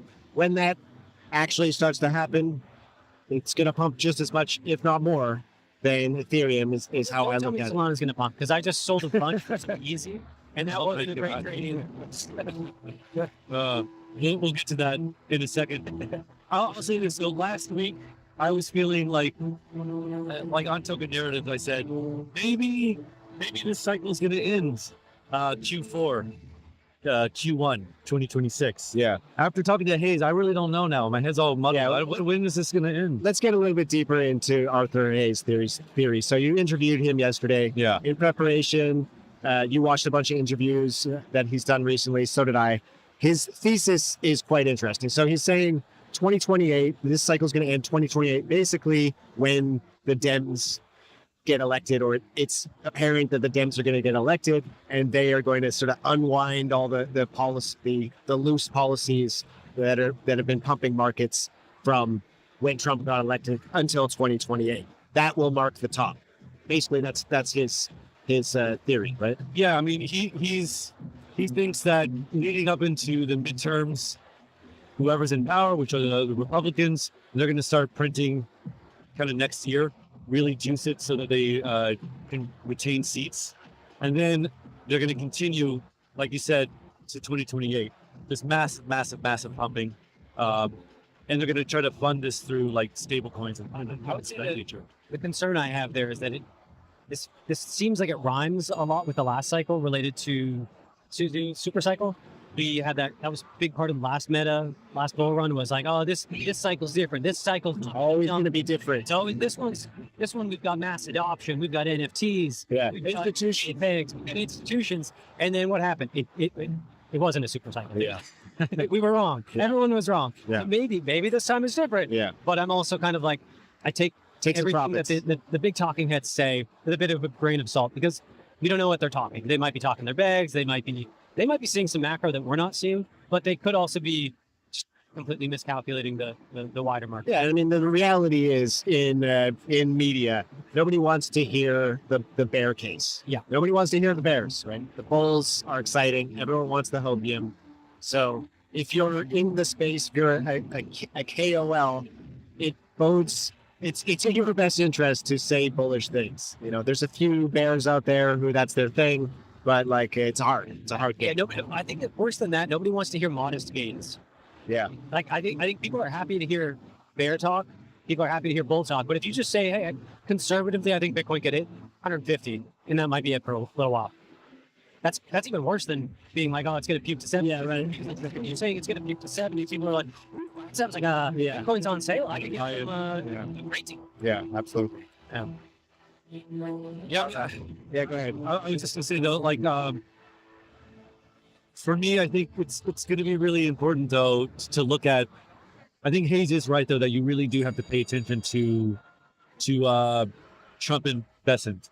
Yeah, and I think whatever they do, everyone else in the world is going to follow. Yeah, right. And I imagine that like China, Japan, where we are now, they're just praying every night that America turns on the spigot again, so that then they can also do that. Yeah. You have to wonder too how many different administrations and different governments in different countries are looking at what the Trump Media Group has done, what World Liberty Financial is doing. Seems like WLFI is going to unlock in the next week here. They're saying it's already set up, I think, on NextC and Bank, and they've got, I can't remember, there's a few other quite large listings. So, what's going to happen with all of these like Trump-backed crypto projects, and then how are all of these other government officials going to get their beak wet? Because many have said it's crime season.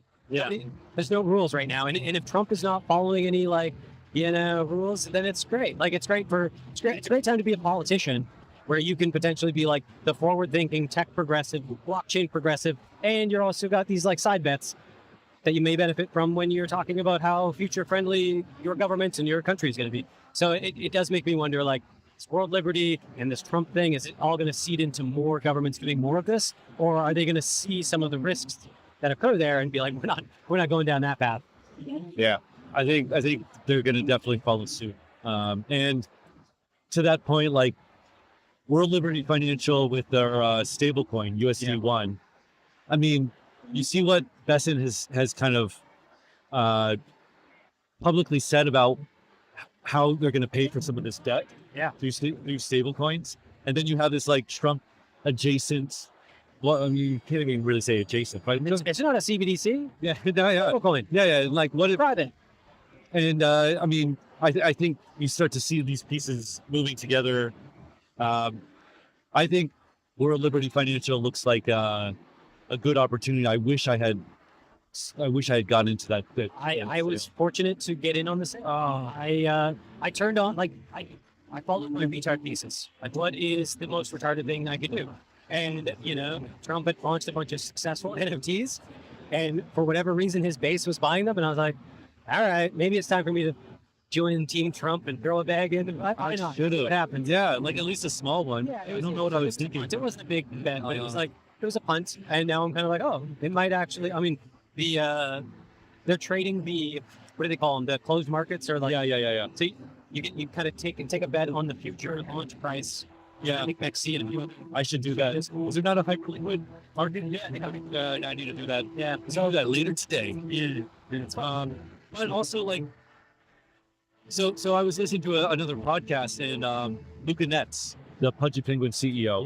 Yeah. He mentioned World Liberty Financial. And he said that USD1 was a very interesting product. Yeah. Now, for an NFT like magnet to talk about that really kind of shocked me a little bit. I was like, oh, whoa. What's going on here? I should really start paying a lot more attention to this. He's also talking quite a bit about Japan being like the hub of future blockchain innovation. Oh, really? Crypto innovation. He's very bullish on, I think, everything coming out of Japan. So, what podcast was that on? I need to. Don't remember. Watched it last night. Yeah. I need Two talking heads. They were talking. Yeah. All right. Can we go back a little bit to, because it's almost conspiratorial. And this would, again, back to Arthur Hayes, his theory. I want to see if we can like explain this and break this down. So basically, the theory is that the United States, they want to keep spending. They need to catch up to China, to a country that actually produces things. So in order to do that, they need to like build out capital, like infrastructure, like factories, power plants. They need to spend money to do that, right? Now, they're already absurdly in a deficit spending. So how are you going to actually build real things? You need to keep printing money, right? And people already don't want U.S. treasuries. So right now, the theory is that stablecoins are going to be the way that they sort of force the world to buy U.S. treasuries. Is that broadly the thesis? It's not just Hayes' thesis. There's a lot of people that I know that he pays attention to who talk about this as well, like Neil Ferguson, for example. And the idea is that, the U.S. government is going to start taking a stronger hand in capital allocation, and they haven't done that for a while. And in my talk with Hayes, he was like, yeah, and it's not abnormal, right? Like you go to war, like World War II, the government is like, this is what you're spending money on. This is what you're doing. You have to buy this. And so there's so many tools for governments to do that. In China, they already do it all the time. And now the U.S. is going to start to get into this game of deciding where capital is going to be allocated. And yeah, they can force corporations, they can force banks, they can force savers to hold more treasuries. Okay. They're choosing one of the ways they're going to do though is through stablecoins. Okay. Now with the stablecoin, the one of the ways that they force people to hold treasuries is via stablecoins. And I thought go ahead. But they're not going to force people. That's the beauty of the best incentivize, because they're going to basically get foreigners to buy stablecoins, right? Like, so they're not, what I mean. And they want stablecoins. Yeah, because so there's two parts of it, right? There's the euro dollar part, which somehow they're going to, okay, so right now, euro dollars, they get bailed out all the time through swap lines or something whenever they have problems or swap lines. So the idea is, Arthur Hayes thinks the U.S. is going to stop, they're going to cut off those swap lines, and instead they're going to be like, just use the stable coins. Well, no, they don't have to cut off swap lines. That's the beauty he was talking about. The government can threaten to cut off swap lines. It's like, hey, you're not taking our stable coins? Well, next time your corporations need a bailout. So the corporations, like, for example, Japanese banks, they run out of dollars. Yeah. They go to the Japanese central bank, and the Japanese central bank then begs America for dollars via swap lines. The central bank gets the dollars, and then they give those dollars to the banks. Okay. But the U.S. can be like, hey, you know what? Maybe your swap line is going to be smaller or non-existent, and that incentivizes all down the chain to use stablecoins, or to at least not ban them. Right. So where does the Bitcoin treasury stand in this conspiracy related to like solving some of the U.S. debt? Because we saw recently, I think about a week ago, Besant was saying we're not buying Bitcoin, but then he maybe kind of pulled back a little bit, being like, well, we're figuring out our strategy. Was it budget neutral? Yeah, budget neutral. And it's like, what the hell does that mean? Like, speak normal words, man. But yeah, like, I think you get a lot of these money guys trying to say they don't want to commit to anything, but they don't want to not commit to anything either. So right now they're kind of saying, we'll seize Bitcoin, we'll hang on to it. We're not going to sell. We're just going to, that might be used later when we maybe will sell it down the road to then pay off some debt. But how do you accumulate more BTC? Is it, do stablecoins play a role in that? In the same way that USDT has, we know Tether has accumulated a lot of Bitcoin through the profit they have generated as a result of their stablecoin. So part of me wonders, is that potentially a play? But it doesn't make any sense for like a private entity like World Liberty to just give their Bitcoin to the government. So how does it all tie together where Bitcoin becomes part of the national U.S. Treasury? Like it still doesn't make sense. It doesn't make sense to me either, and I just don't. I mean, to me, what makes sense is just individuals, corporations, people making the choice to allocate some of their capital to Bitcoin because it is, all the things it is, right? It's got this, it's a limited supply, it's like the digital gold, right? But I don't really think that there's so much of a connection to stablecoins other than the fact that if stablecoins are the thing that enables the U.S. to keep just like having deficit spending forever, then that just means more money's available or there's more reason for people to allocate to like this hard asset. Well, I think there might be 2 or 3 ways that it's connected to stablecoins. So if stablecoins increase in the way that's in the same 2 trillion by like whatever 2028, Arthur Hayes thinks it's going to be like 11 trillion, which is insane. You get like a Reagan trickle down kind of thing where everybody has stable coins. Now the friction to buy other digital assets really kind of disappears. Yeah. Right? That's always been a thesis. Yeah. And I think there's some truth to that where once you have stable coins, once you're on chain, it's so easy to buy other stuff, right? Like we mentioned in an earlier segment how hard it is for how much friction there is for you to change like fiat or a digital asset. That initial transfer is kind of a ball ache. Speaking of conspiracies, I did see a tweet last week that was, I wish I remember who it was, but they were suggesting that the U.S. government should just seize certain crypto companies. Oh, really? Like China's done it, right? China's done it with crypto exchanges. We know China owns some of these Bitcoin exchanges. Hypothetically, the U.S. government could just be like, hey, that World Liberty thing, that's pretty cool.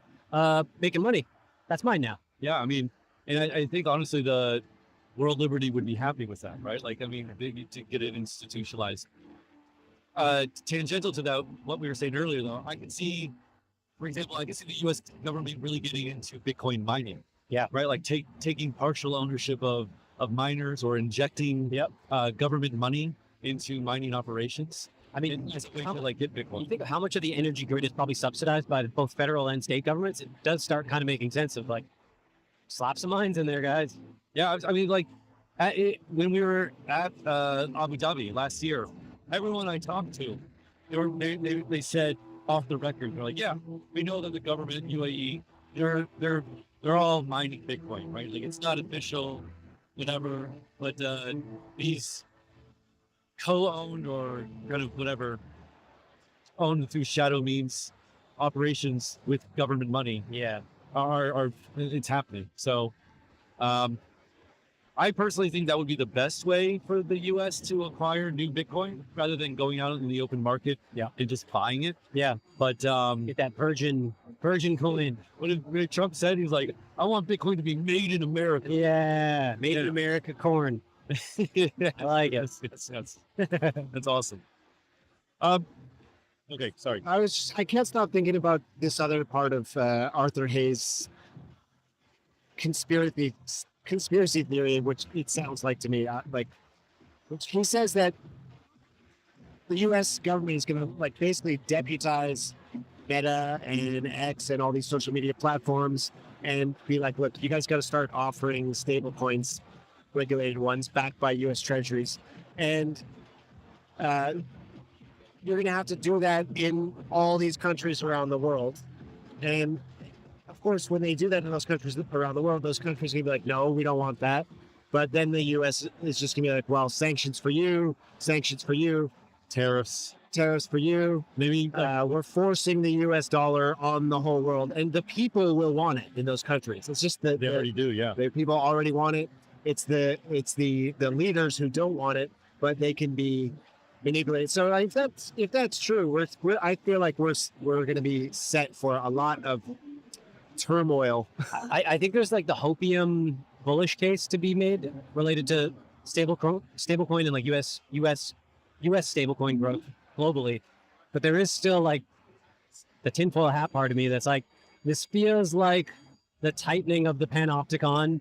Absolutely. You've got Palantir now injecting itself into everything, and it's like, we know the Palantir is very CIA backed, very big tech. CIA. Yeah, so we know they would love a public stable coin that they could track international payments. So if you are, say, I don't know, some dude that's like, I'm going to blow up some towers, you could probably do a great job tracking that via stable coins, more so than you could via US dollars. Absolutely. And even like a Circle, like USDC, right? The current version of it is completely open and transparent. Yeah. But they've talked about launching this new chain, ARC, which does have a privacy component, which is essential for making it like actually usable in the real world.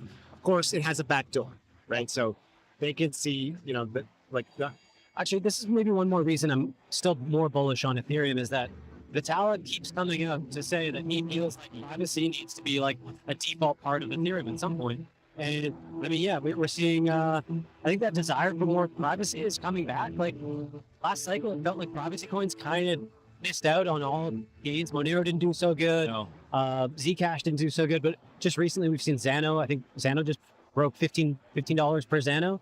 So it's having a great run. Freedom Dollar, the FUSD guys, they're doing great. I think they broke over 3 million TVL. So there's a growing number of Freedom Dollar circulation. 4, I think. Yeah, it's 4 now. Yeah. So I mean, it's interesting to see just more and more people talking about the privacy need.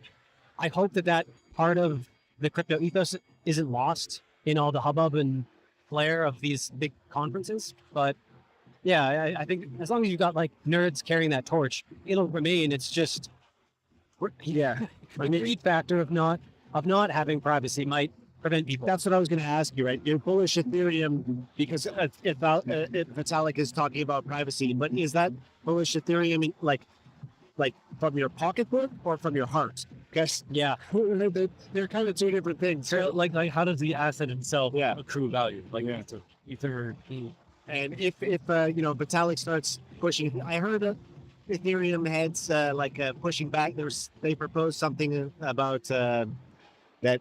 I can't remember the details, but it was privacy related, and people were like, "Whoa, don't do that. That's not good for our bags." Yeah. Yep.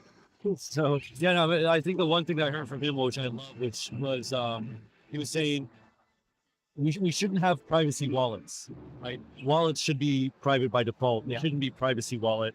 Oh, look, this wallet's private. No, they should have de facto default privacy. And I hope that he's able to push that. He doesn't get a call. I mean, one night. The trickiest thing is always, I mean, in addition to the whole like legal uncertainty around all of these things, you're using state level cryptography to basically prevent states from being able to break in, right? Spy on people. States don't like that. Yeah. But there is something nice about knowing that, you have this choice. Will it pump your bags? I don't know. But I find it incredibly useful. I mean, there is this, the France thing. It happens in more than just France. People are getting fingers cut off, getting kidnapped. Oh yeah. So there is that concern. It's only going to grow as more and more stablecoins become like more globally adopted. That becomes a problem where if you're walking around or you sign into Facebook, Facebook knows exactly how much money you have in your account. What does that do to your feed? What does that do to the algorithm? What does that do to how they feed you information? Oh yeah. There are so many implications. So we've had private money for thousands of years. You could give someone a piece of gold, and there was no government insight into that. Yeah, but I mean, it's only in the last very short time where it has become this panopticon very quick, and everyone's kind of used to it now, and it's pretty disgusting, actually. I don't know, dude. I think in practice, what you just described is not true for lots of money, right? Like, so one gold coin, yeah.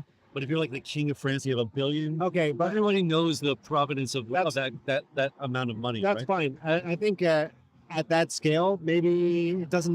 Maybe it shouldn't be private at that scale. But I think also the king has a military person scale protect himself. But yeah, but my point is though is that once the money gets big enough, even if it's in dollars, like bales of dollars, everyone can track that. Right? Okay, It's a big. I'm okay with that, but I think like that your average normal guy should not have like the government spying on everything he's doing and designing his feed. I mean, I think your net worth is part of your data, and I think users should control their data in the same way that you are able to opt out of cookies and able to say, hey, delete my account from your app. And what's the GDPR for money? Yeah.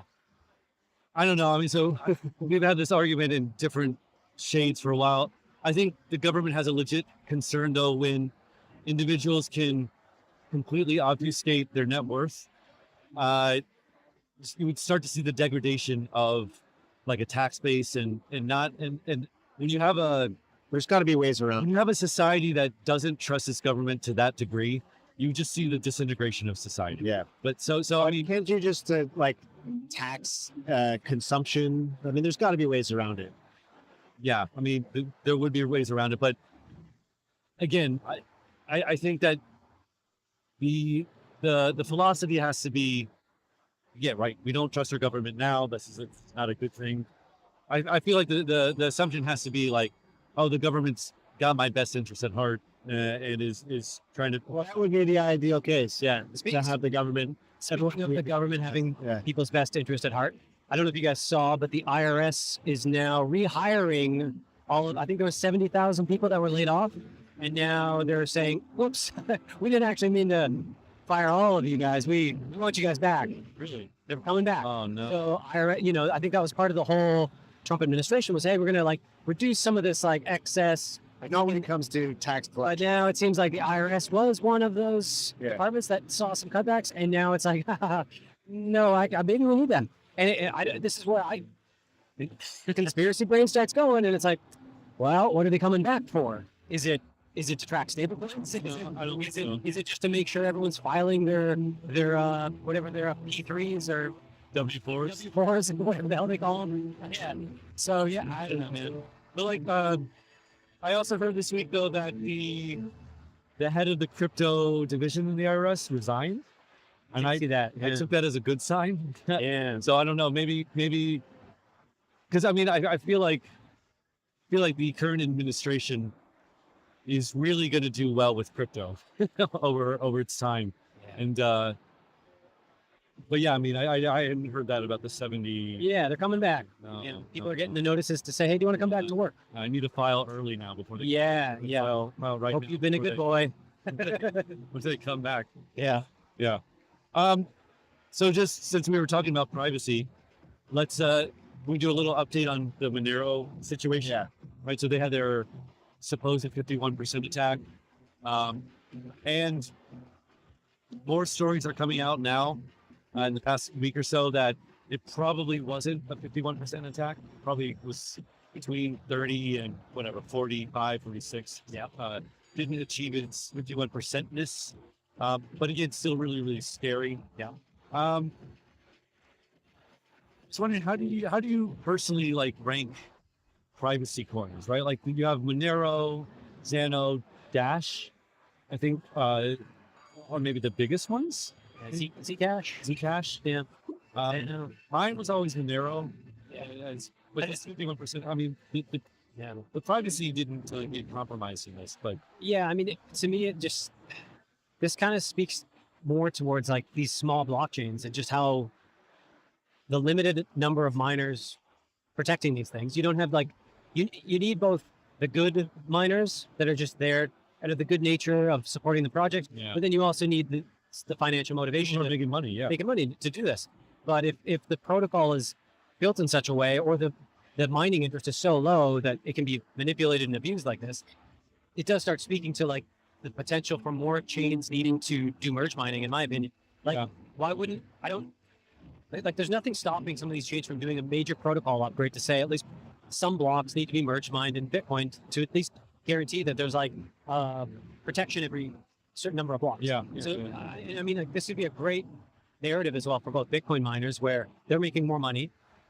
We all know Bitcoin miners like to make more money. They're very financially motivated. So there's already merge mining going on Bitcoin with, but if you chains, Litecoin Litecoin doesn't do merge mining yet. And I mean, like, this is kind of this is the problem with Bitcoin and Bitcoin Cash. They both mine the same SHA-256 mining algorithm, but they need to switch mining. Yeah. There's nothing stopping like Bitcoin cashers being like, hey, we've got a pretty small network. It could be abused by some heavyweight people. Yeah. Maybe worth doing some merge mining. And same thing could apply to some of these privacy coins where they're like, some blocks need to be mined on the Bitcoin algorithm on SHA-256. It'd be a huge major upgrade to do, but in theory, that could add more protection to their chain, could add more utility to Bitcoin and Bitcoin miners. Get more Bitcoin miners, you get the security of the Bitcoin network. But I mean, I'm too big of a dumb to know if that's technically feasible, but that's what I've been hearing online at least. When I saw the 51% attack, the first thing I thought of was the hybrid systems where you have proof of work, but also connected with proof of stake. Yeah, like Xano, is that right? Xano, yeah. And I know like Vlad from the Bitcoin Takeover podcast. Yeah, he's been out there on X for quite a while, outspoken about the vulnerability of proof of work. Yeah, in this regard, and then like I've seen them like get so much crap from Monero people over like a year. Yeah, like and then this 51% attack happens, and it's just like, well, Vlad was right. Yeah, should have listened to Vlad. Did it actually happen?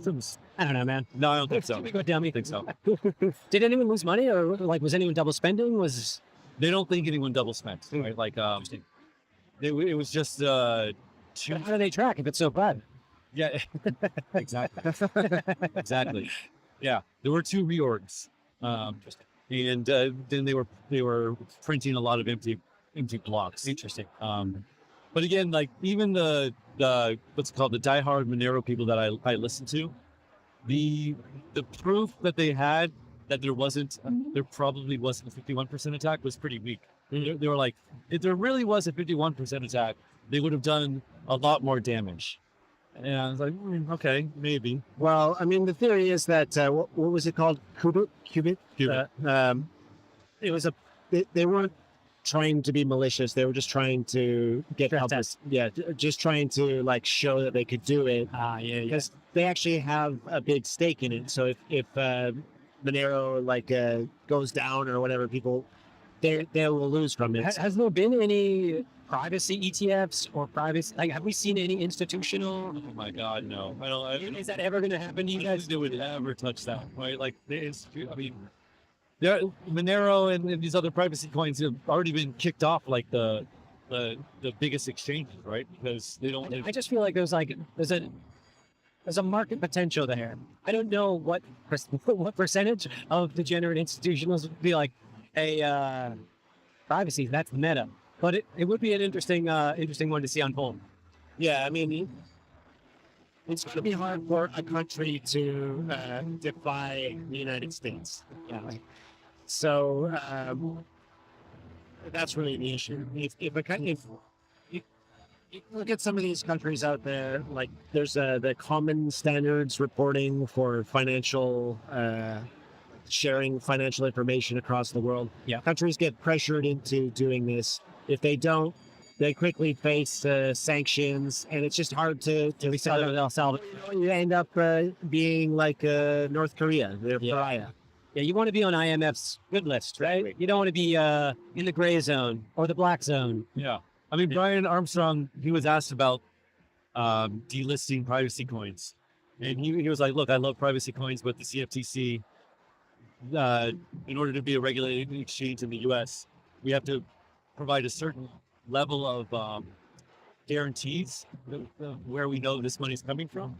And we can't meet those regulations and also have privacy coins on the exchange. This to me is like it makes me more and more bullish on the decentralized exchanges and the decentralized perp markets, whether that's Hyperliquid or, what is it, DYDX, some of these other guys. There's like a lot of really interesting projects that let you do everything you need to do that a CEX would allow, minus catering to the powers that be. And I mean, like, to me, that's what crypto's all about. I'm still one of those believers. Absolutely, me too. But what I don't understand is how is Hyperliquid allowed to exist? They're not. I mean, like the how are they not rounded up? I heard a lot of VCs when Hyperliquid started to gain a lot of traction, and all these butthurt VCs were talking about it.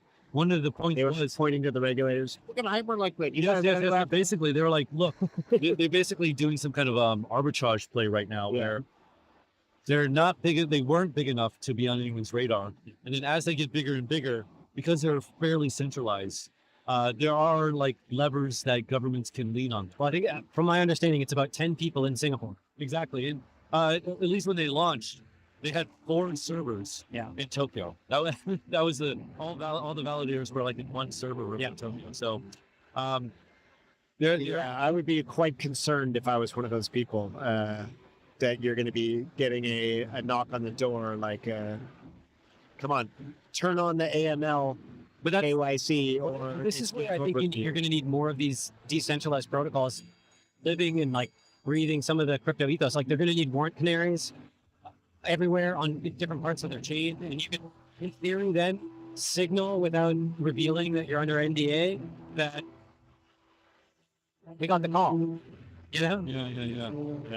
Yeah. I personally think that Hyperliquid is living on borrowed time as far as no KYC AML. I think they're going to make it, man. Truthfully, I think there's going to be pressure for sure, but I mean, if they go after Hyperliquid, they've got to go after every DEX. And they've got to go now after World Liberty. They've got to go after Aave. They've got to go after World Liberty Financial, which is Aave. Yeah, but World Liberty Financial is a listed company in the US, right? There's an actual, they're different than Aave because they're a front into it. and they're a regulated company in the U.S., which is why they're probably going to need a lot of institutional. Are they their own front end? I thought they took the whole code base and ported. Oh, maybe it's that, but either way, they are a company, So that's the like play, right? or something like that. World Liberty Financial is going to be the KYC version of Aave. That's what I think. And then once they're all set up and run, the U.S. government's going to come in and hammer out. You're not allowed to. You're not allowed to. You gotta. So, but can they truly stop it? That's the question. They can't stop. They can't stop.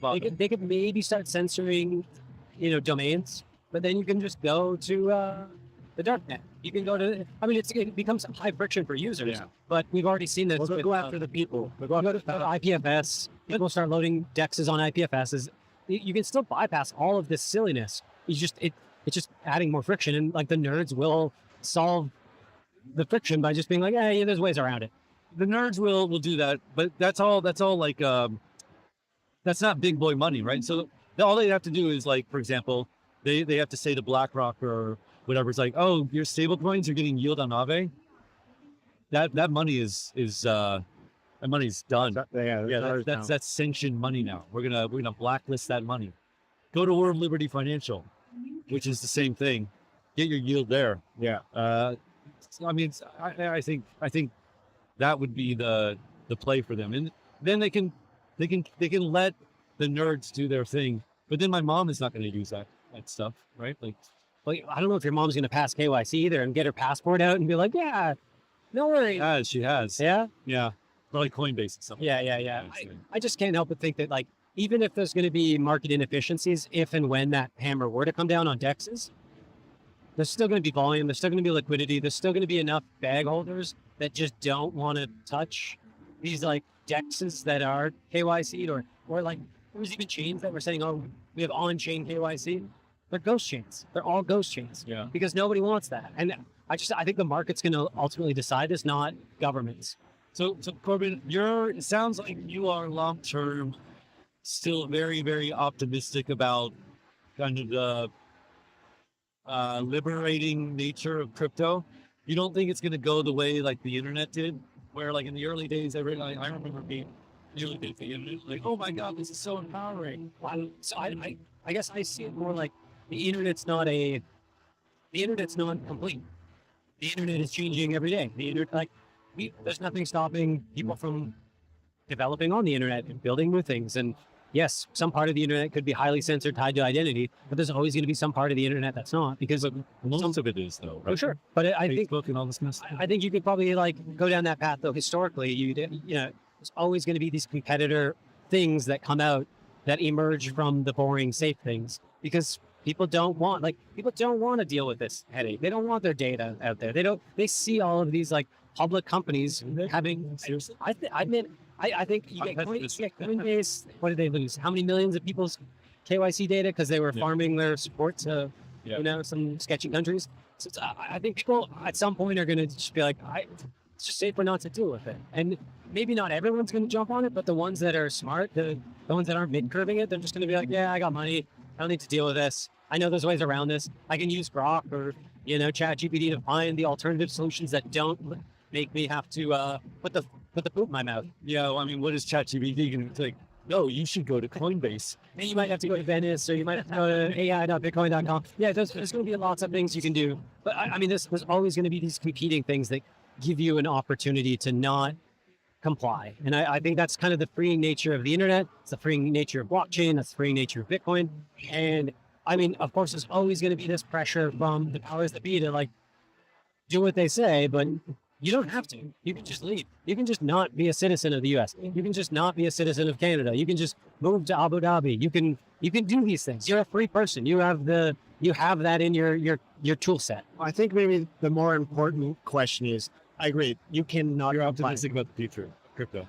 I just want to say maybe the more important question is, which one is better for the world?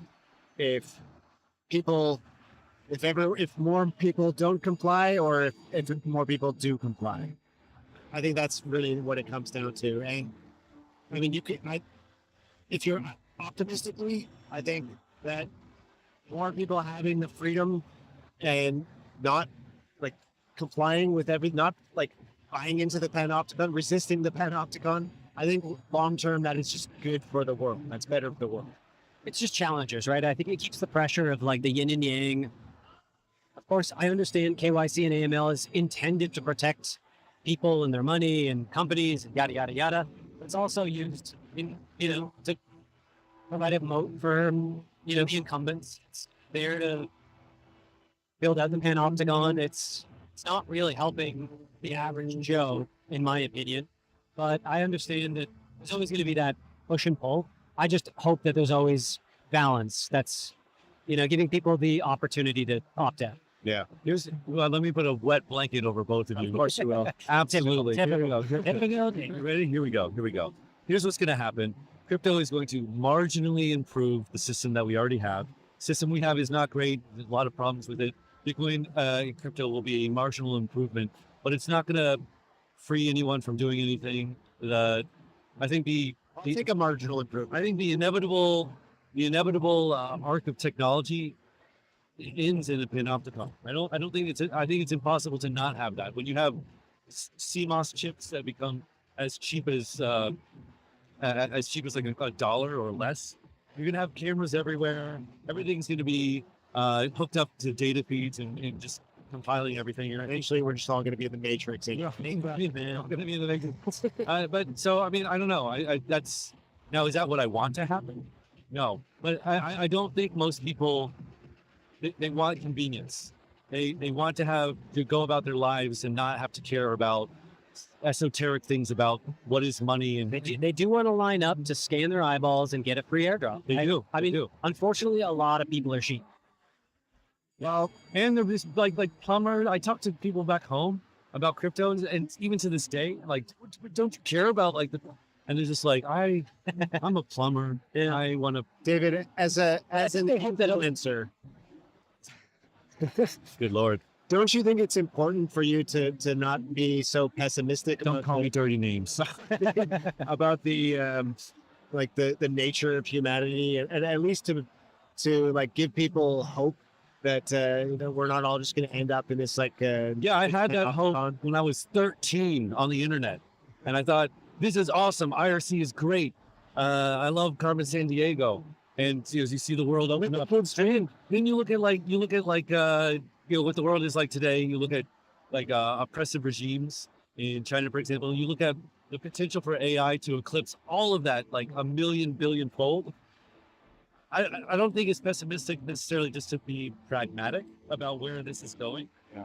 And I look at how crypto is being used, and man, so I was on a decentralized Spaces a couple of weeks ago, and the Spaces topic was decentralization. It was on Spaces decentralization. itself. It wasn't decentralized. Sorry.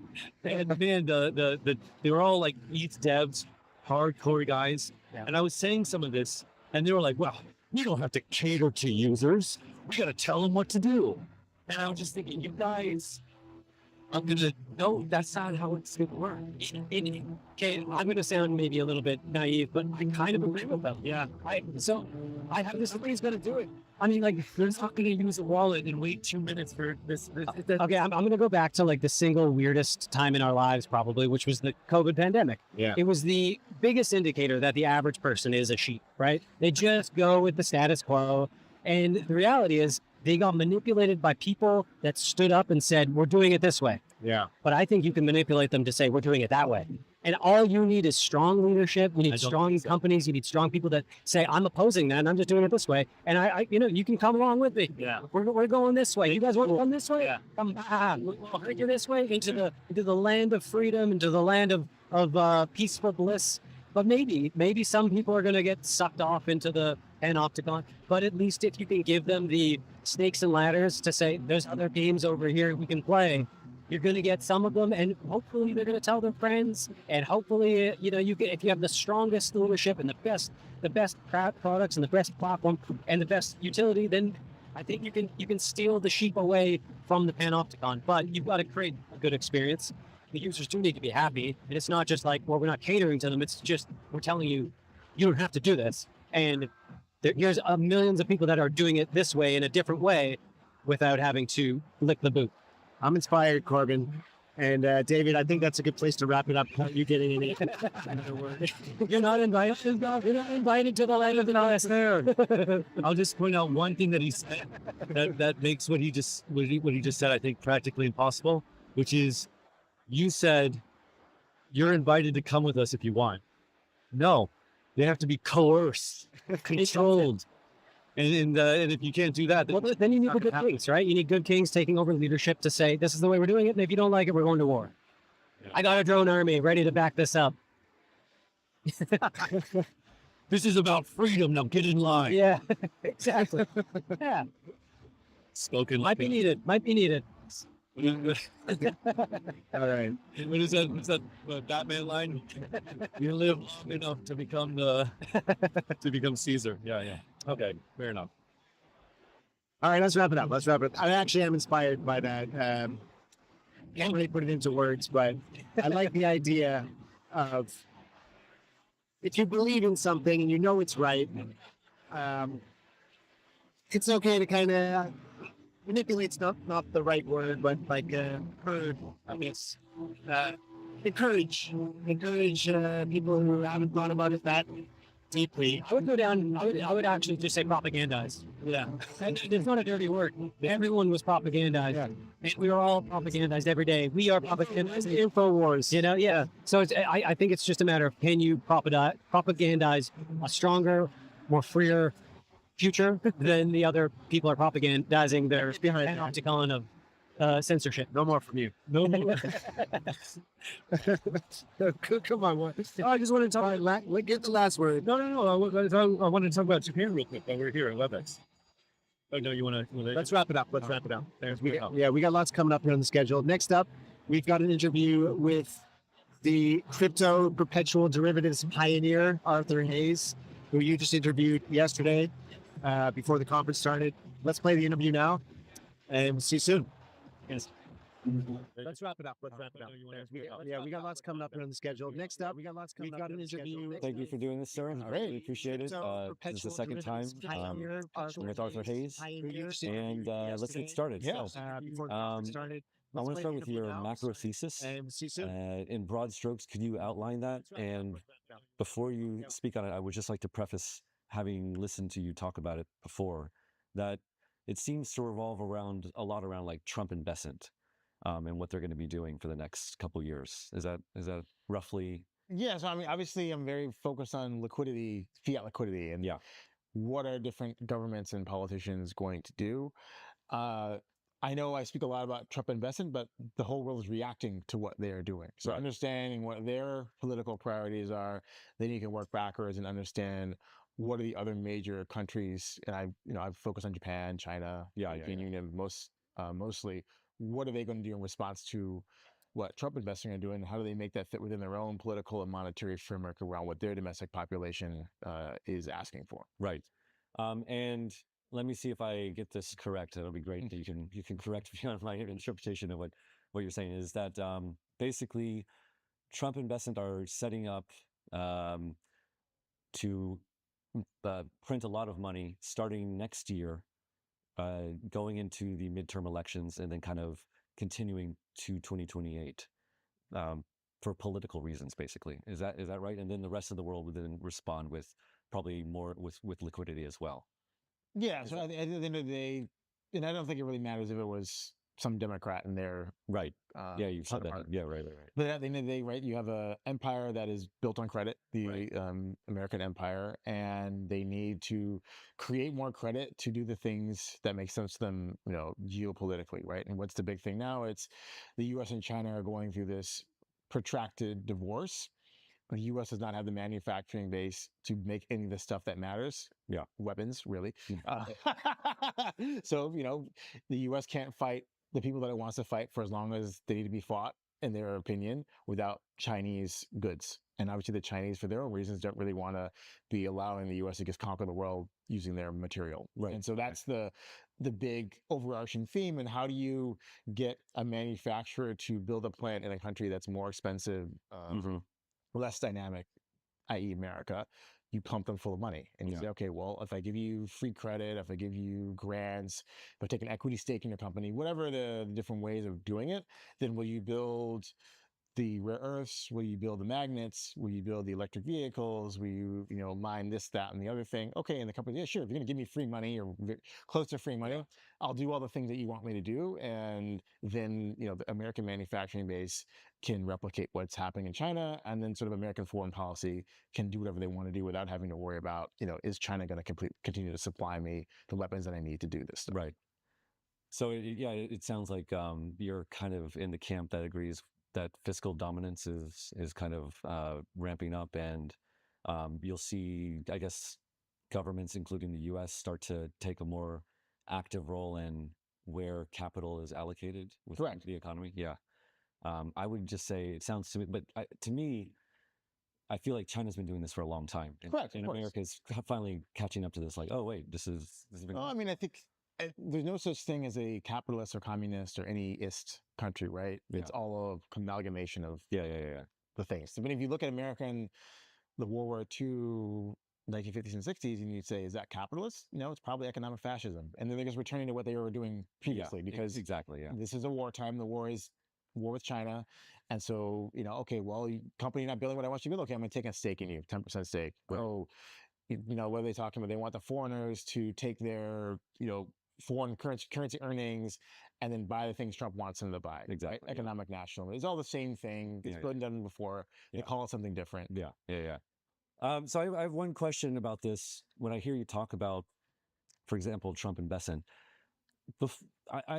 it's been just from the outside looking in, that Besant is, he's obviously very successful and knows his stuff. Do you think that he's doing this stuff because he truly believes in it, or is it because it's what Trump wants? In other words, is he doing this for like political reasons? It's like money printing and whatnot, or is he doing it because he thinks this is the best thing for like America, or I mean, I guess obviously he's a team player, right? His boss is Donald Trump, and their goal is, okay, beat China economically, decouple, whatever you want to call it, right? And so then comes down to Besant to sort of actuate on those plans. And I'm sure if he reversed the roles and went back to his hedge fund days, and he said, hey, Besant, do you want to buy a 30-year bond that Besant 2025 is selling? He'd be like, no fucking way would I buy that bond. Right. But Besant 2025 is a member of the Team Red Republicans, and therefore his boss says, I need this money to build these factories. And okay, cool, I'm going to go and do that, and I'll try to sell this story on media of why this is the right thing to do. Yeah. Even though if you told me I have to buy this thing that I'm selling, I probably wouldn't buy it. Right. Gotcha. I mean, that makes a lot of sense. I guess what I want to know is if he's more of a yes man, or if he. We don't take the job. If you're not willing to be the yes man to the situation and the goal. I mean, obviously there's a way of getting to the goal, right? And there's not a uniformity in terms of opinion on how to get to this goal, even within the Trump cabinet, right? Yeah. But that being said, the goal was the goal. And so if you have to continue the policies of your predecessor, Janet Yellen, of issuing more bills and bonds, because no one wants to buy a 30-year bond in the size you need to sell them, then you do that because, again, your goal is what your boss told you to do. And so you took the role. You know that don't be the U.S. Treasury Secretary if you're not willing to follow orders. Right, exactly. Yeah. All right, so you have said that you are now not a 4-year cycle guy, basically, right? You don't believe in the crypto 4-year cycle anymore? I don't believe in putting a number on it. Okay. It could be a 4-year, could be not. I don't know. Has your view on that kind of evolved or changed over the years, or have you always believed that it's kind of just been vacillating? I mean, I'm not. Obviously, when I was running BitMEX, I wasn't as much involved in sort of the speculation. Yeah. I never really was into this. I understand why there's a 4-year CapEx cycle and mining and the halving and all that sort of stuff, but I never really was focused on it. Mm-hmm. Obviously, as I've transitioned more into the CIO world at Maelstrom, I'm only focused on liquidity. If liquidity matches up with the 4-year cycle in Bitcoin, great. Then we have a 4-year cycle. If it doesn't, then it doesn't. Right. I don't want to say, oh, it must be a 4-year cycle, therefore I must go short on this date. If the fundamentals say, no, we're going to double from here. Yeah. So my follow-up question to that is, so for example, a lot of people say, oh, the 4-year cycle is gone because who's buying Bitcoin and crypto has changed, right? It's kind of the marginal buyer or institutions and maybe TradFi funds through DATs and stuff like that. Right. Do you think that has modified how long the cycle is, or? I mean, I think the 4-year cycle is more potent when the inflation rate in Bitcoin is higher, right? So obviously, the earlier we go back in sort of the block size rewards, the higher the annual inflation is of the currency, and therefore the more impact of what change in miners' behavior based on the block reward happens. Okay. So I would say the 4-year cycle, if that's your cycle, would make more sense the further back in time you go. But today, what's annual inflation? I don't know, 1%, 2%, whatever. It's a very small number. So what the miners do or don't do with, was it 6.25 Bitcoin per block is less of importance today versus what is the Treasury Secretary or Finance Ministry or Central Bank of XYZ country, what are they doing with the fiat that in which you price crypto? That's more important than the miners. Gotcha. I've never thought of it like that. I'll have to mull that over after this interview. All right, so we're here at WebX in Tokyo, and tomorrow morning, you're going to be giving a talk on stablecoins. Correct. I don't want you to go through the whole thing because there's going to be a video of that and you can see that.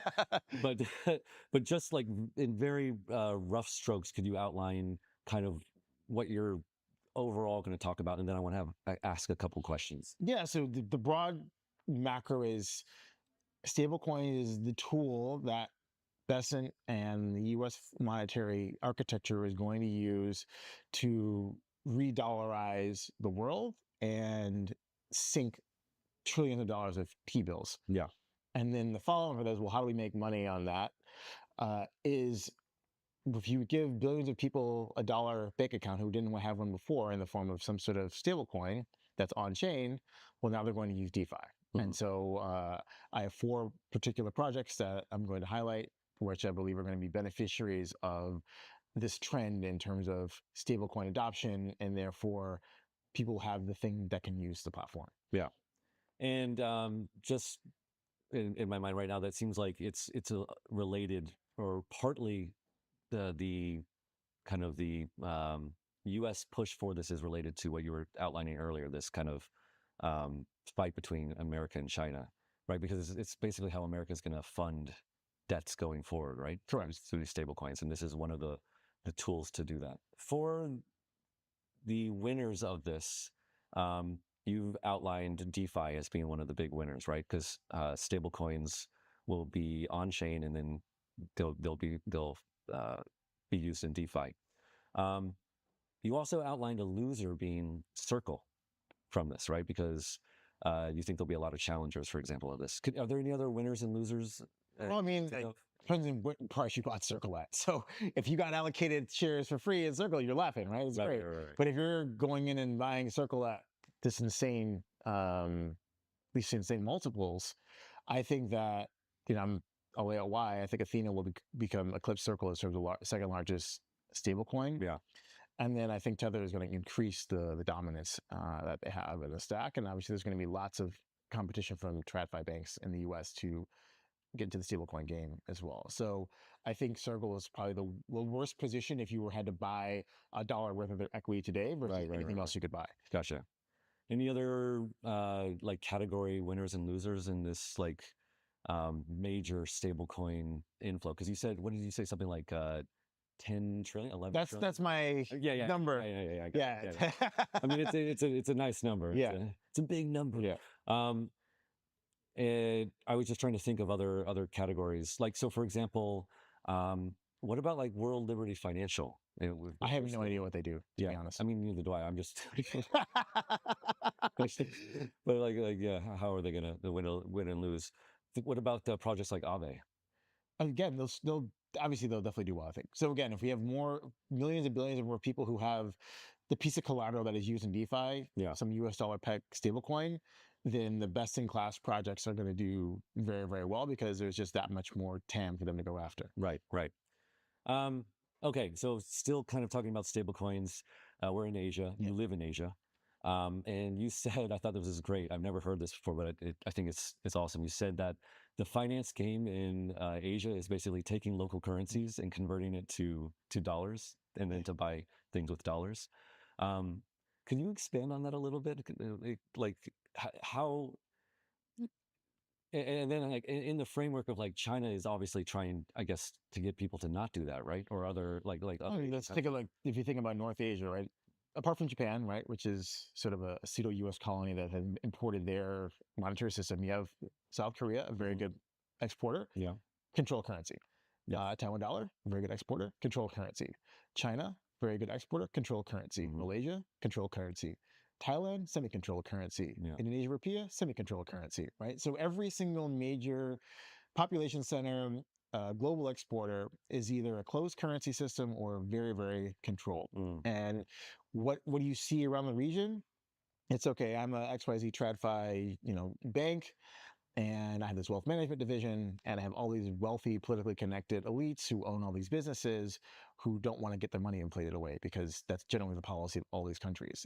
Okay, we're going to give you a substandard rate of interest, you being the average saver, work your butt off, have really high productivity, and you see none of those gains, they go to the corporates. And so who owns those corporates? The political and financial elite. What do we do as bankers? Hey, we got this insurance product, we got this structure, and somehow you're able to turn your Korean won into this dollar, and then, or a Hong Kong dollar, and then guess what? We've got these auto callable equities you can buy. We got all these things you can buy in dollars because we know you don't want the won or the Taiwan dollar or the ringgit. Right. And that's the game. But so with that comment, you also said that every couple of years people go to jail over this. Right? As in, the local regulators. So, XYZ little analyst, you were, there's this arcane rule that you weren't following. Okay. Jail, not the CEO who gave you the cover to do it. It's like a sacrificial. Yeah. Okay, I see. Interesting. So, are like all these Asian governments, central banks, worried about this stable U.S. dollar denominated stable coin? If they're not, they should be. And there's nothing to do about it. So basically, if you think about it, all around Asia, except for China, everyone uses Western social media. Especially, you're talking about the mass people, right? They use Instagram, they use Facebook, WhatsApp, X, these types of platforms. And so if Elon Musk and Zuck are deputized by Besson and Trump to go and provide dollars to the world, okay, cool. We're going to give you a virtual crypto wallet, and a tether or some sort of stable coin can now be transferred between anybody who has a WhatsApp account. And all of a sudden, you've just given dollar banking to essentially all the masses around Asia. And that's what they want. They don't want their local currency. They want to be just like the rich person. They don't want dollars. They don't want their local currency. They want dollars.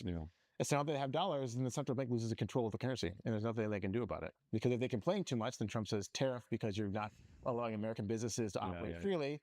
And Besson says sanction to XYZ rich person or politician if you really complain too much. Well, we know where your money is, so don't bitch too hard. Yeah. That's crazy.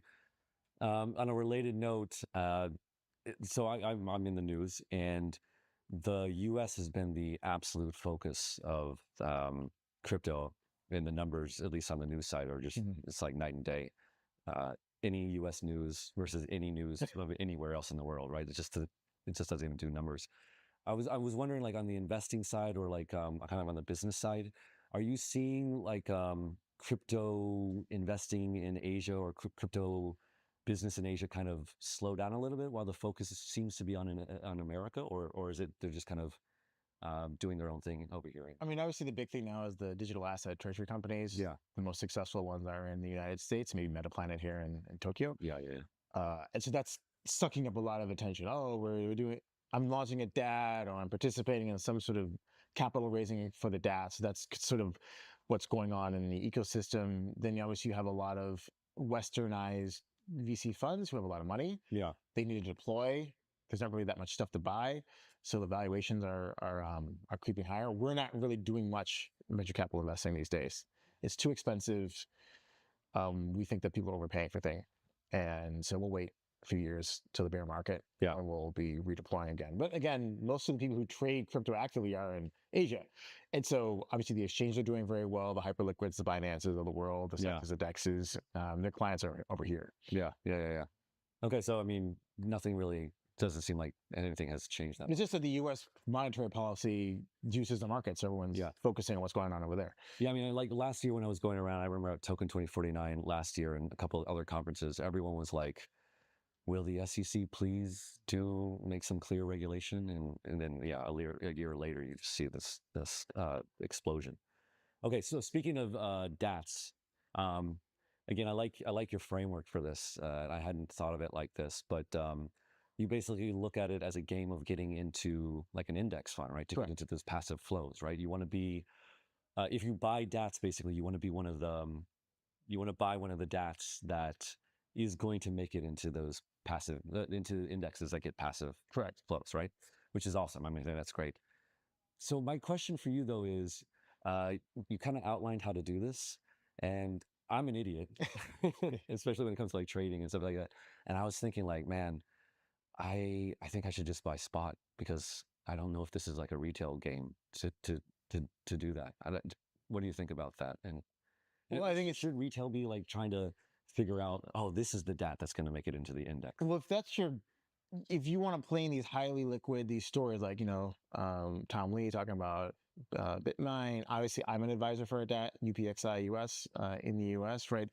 If you're a retail person and you're paying $2 for $1, why? Because you should understand why you're doing this, because you expect in the near future that these management teams are going to be able, through capital raising and financial engineering, to create a stock that's big enough and trades enough so that a Vanguard, a BlackRock, a State Street, one of these, passive or semi-active money managers can include this in the index, in the investable index. And then once that happens, it doesn't matter about the fundamentals of the company. They have to buy it. That's the game. Yeah. And so if you're able to understand, okay, well, I think these are the funds that could buy my stock. What are the requirements? When are the rebalances? What dates do these indices tell you, okay, this stock has made the cut or has not made the cut? If you're a true investor and a true trader and you really want to understand how you're going to make money, understand that. And I understand, if that's a little bit too hard, then don't trade these things. Yeah, I mean, I guess that's my point. Like people like me. So I heard you say that and I was like, oh, that's really smart. Yeah.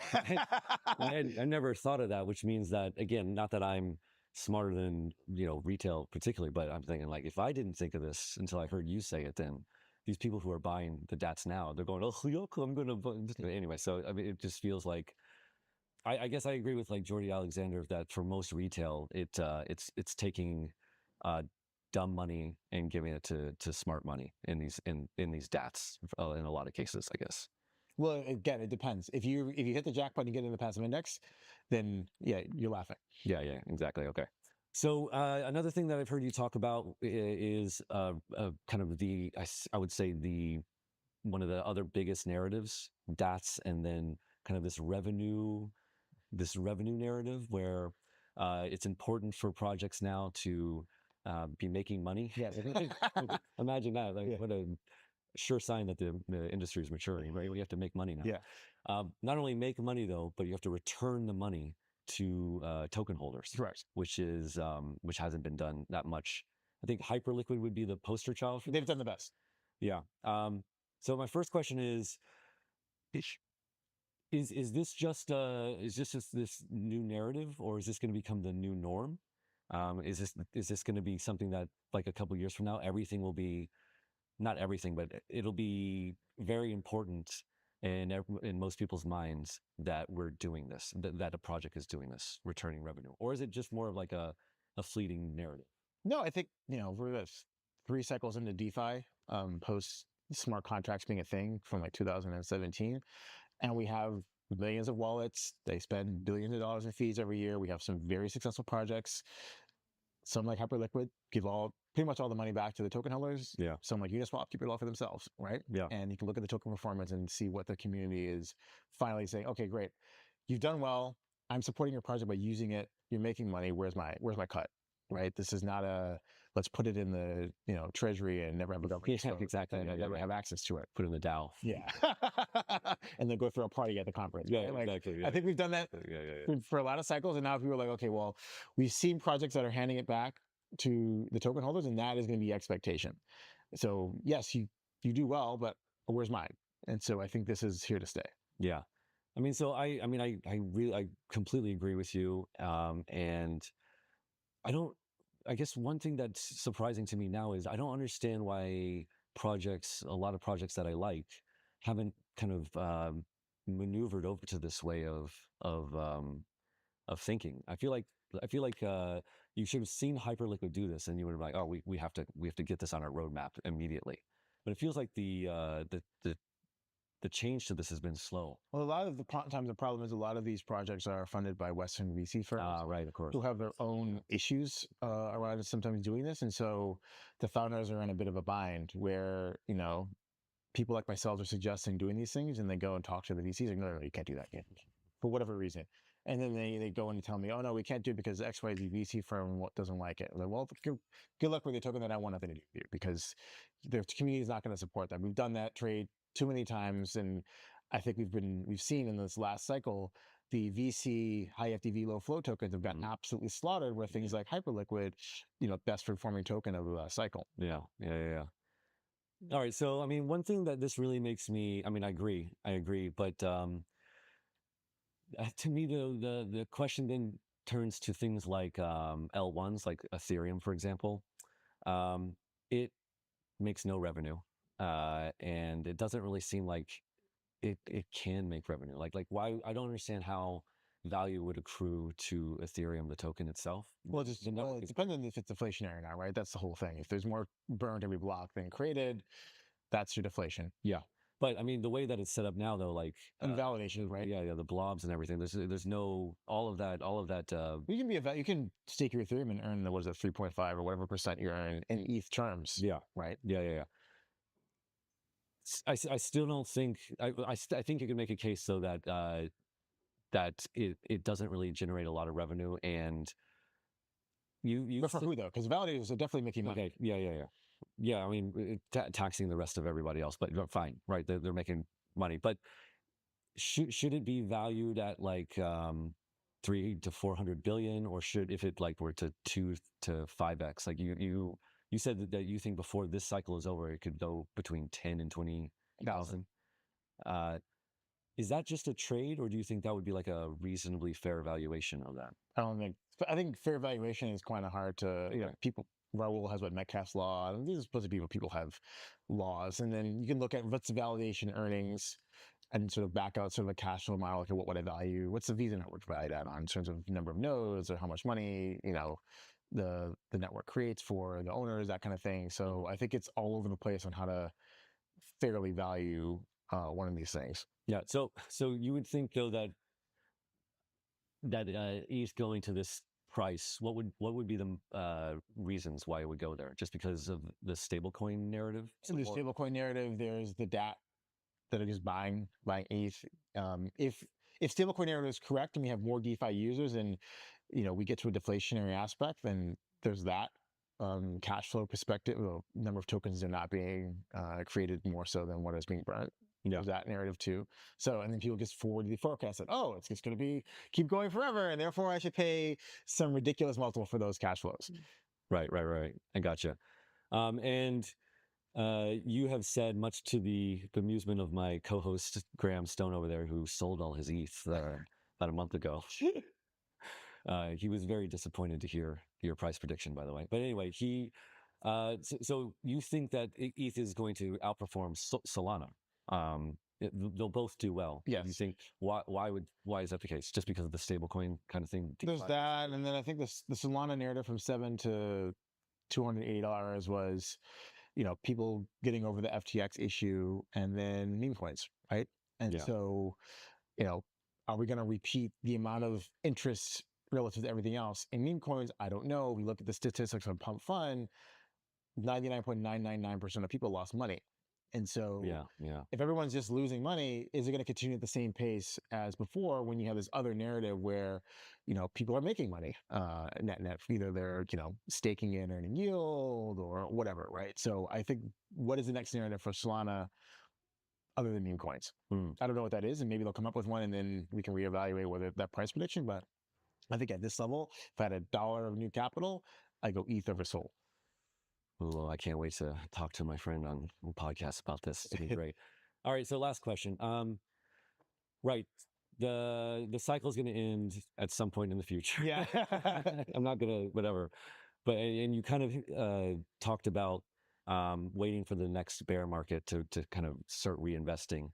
How do you think the bear market plays out? Is it gonna, we're gonna have like a 2021 style euphoric blow off top, and then everyone's gonna capitulate because DAT starts selling, and everyone's kind of depressed and thinks the crypto is never going to be a thing? Is that what you think? And then you start to look at quality projects. So, I mean, my mental model, and this is very speculative because we're years away, is I think 2028 timeframe is going to be the top of this particular cycle because it aligns with the sort of political cycle of the U.S. And I think odds-on favorite is that Team Blue Democrat beats Team Red Republican in 2028, only because it's pretty much impossible for any politician to keep all their campaign promises, and therefore the population that supports them become apathetic and don't show up at the polls, and then the other side wins. Right? That's just how it happens.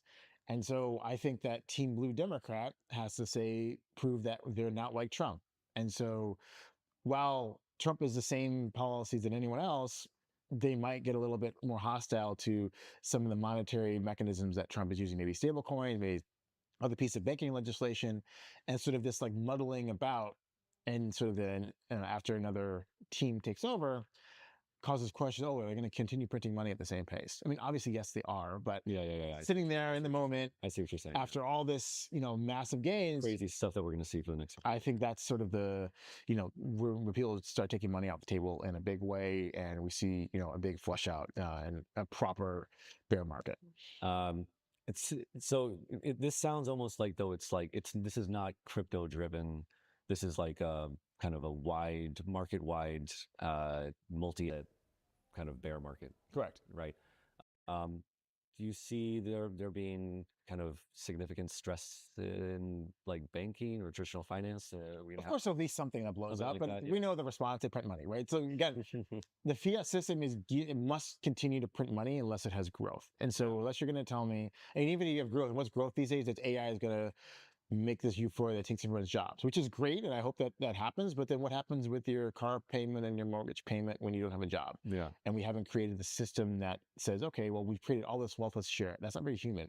See, we created all this wealth for everyone, and now everybody gets to take a part, even though they didn't put in the capital in the beginning. That's just not how we've operated globally in any country from this date onwards. And maybe we'll get there after this AI post-scarcity world. Maybe. But there's going to be a big, adjustment factor. And a lot of people aren't going to like that. It's like, well, I put billions of dollars into building this AI. Why are you giving everyone, a $50,000 UBI income who didn't do shit, right? That's not very, I can see that happening. But without that, then everyone who's got a job, who keeps up on all these interest payments globally around the world, no longer has a job. And therefore the entire financial system collapses unless we change the way we think about who should be winning and who should be losing, or we just print all the money and take away all the debt, right?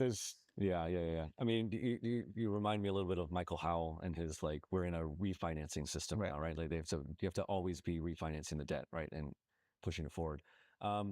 Do bonds do well then? No. I think they're terrible investments. No. When this thing implodes, like a couple of years from now, when we see the bear market start, bonds do poorly too. Maybe not. It depends on what your time horizon is and all those sorts of things. Okay. All right. Well, thank you very much, sir. You've been great. Been very kind. I appreciate it. All right, we're done. And we're back. So, David, that was quite the interview with Arthur Hayes. That means a legend. Legendary founder of the BitMEX exchange, pioneer of perpetual derivatives, and now prolific investor in the space. Very interesting that he said he's CEO of Maelstrom, which is like a VC firm, right? CIO, I'm sorry, Chief Investment Officer of Maelstrom. And basically, they're not investing until the next bear market. Yeah. So that's interesting. I interviewed him, earlier this year, and he had the same line, which was he thinks that for investing purposes, the projects that you invest in right now are a little too rich, and that he'd be waiting for the next downturn before picking anything up. So he's been consistent on that. If he thinks that investing now is not worth it, then he believes that this cycle will continue until 2028. Then he's not gonna be investing for the next couple of years at a bare minimum. Not investing in projects like a seed round type thing. But what about, do you know his thoughts on like deploying capital in like crypto assets themselves? Oh, as in like buying spot or like liquid assets. Yeah. Yeah, he likes it. Like he was one of the, what you saw in the past, I think, from the lows of 2022 to into this cycle, you saw that two types of funds, ones that were able to pivot and buy liquid assets, and ones that refused to do that. And the ones that refused to do that really have done worse. Right. Worse. Right. And this is not just something that Hayes has said. Lots of other investors, like on Empire, they talk about this sometimes as well. Right. That you really had to be agile enough to switch between both. Yeah. And I think the biggest multiple returns thus far were, I think, in the liquid assets. Right. Yeah. So switching gears here, the main perhaps non-consensus view that Arthur Hayes has, at least as outlined in the interview, is that the bull cycle, the crypto bull cycle, the asset bull cycle, or run, is it a cycle? Anyway, is going to extend through to basically the next U.S. election, to the end of 2028. Yeah. That's, most people, I think the consensus view in crypto has for a while been, it's this 4-year halving cycle.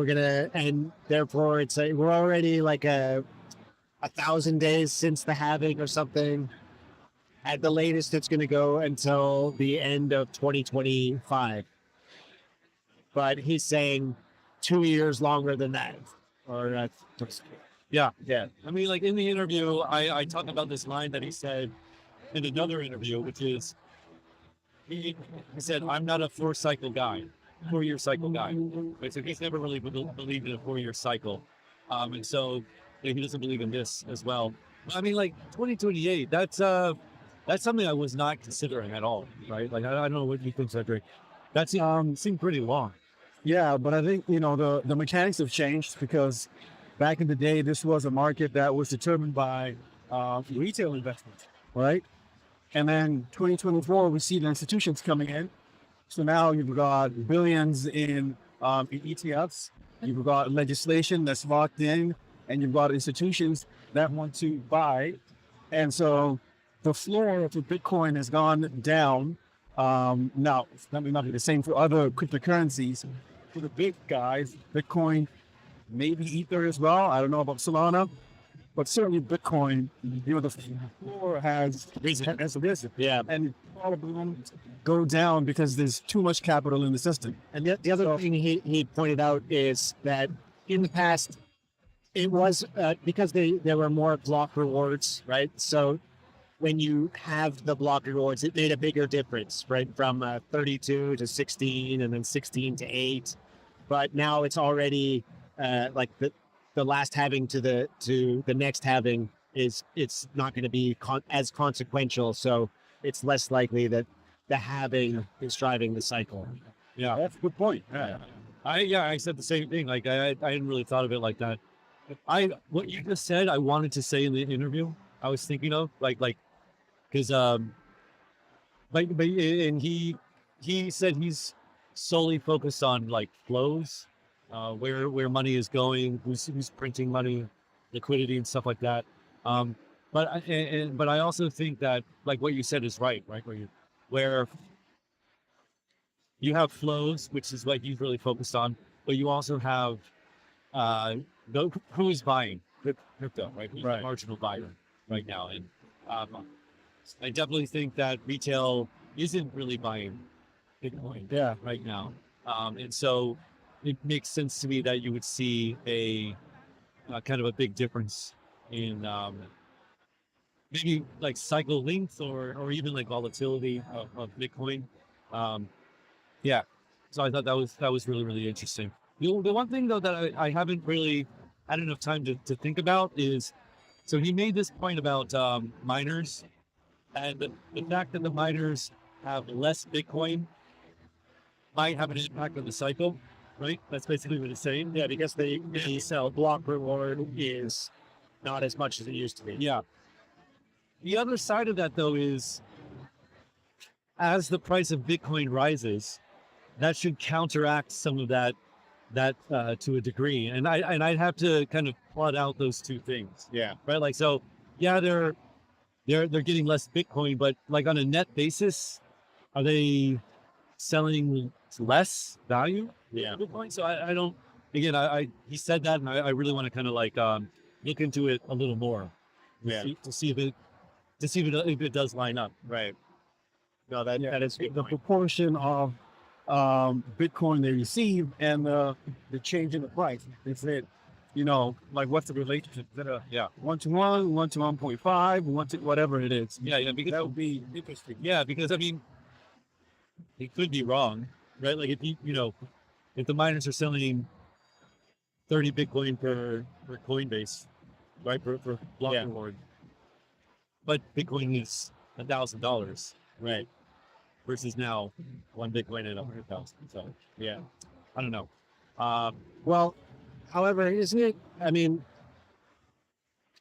when the block rewards are halved, it's just the amount that's being released to miners is just a smaller portion of, and then also over time, we're now at like 19 million of the 21 million Bitcoin. So it's just, so the less quantity. It's less quantity. It's less of the overall size of the network. It's just less impact on that cycle. I mean, that makes sense to me. Yeah. But also, I mean, I think though the price would play into that to some degree. Yeah. Like how much, how much you're... Anyway, I mean, the 4-year cycle that in the past people have been like, okay, Bitcoin's on this 4-year cycle. I feel like that view anyway is kind of not really consensus anymore anyway. It's more and more people are talking about that it's a broader macro liquidity cycle, like the rolling over of the debt. That's actually what's driving Bitcoin, not really the halving. They just happen to be coincidentally around the same cadence. Yeah. So, but he's saying that like the real cycle is the political cycle now, and that's actually what's the major factor in. Yeah, I think that's right. Yeah, and again, the people that I know that he is reading, in my previous interview, he rounded off a bunch of names like Bianca Research, what's her name? Danielle Marcano with Quillette Intelligence or whatever. It's a cute. Okay, anyway, I forget. These kind of good people, Zoltan, Haseeb. They all believe this kind of a similar thing, which is governments are going to step in a lot more.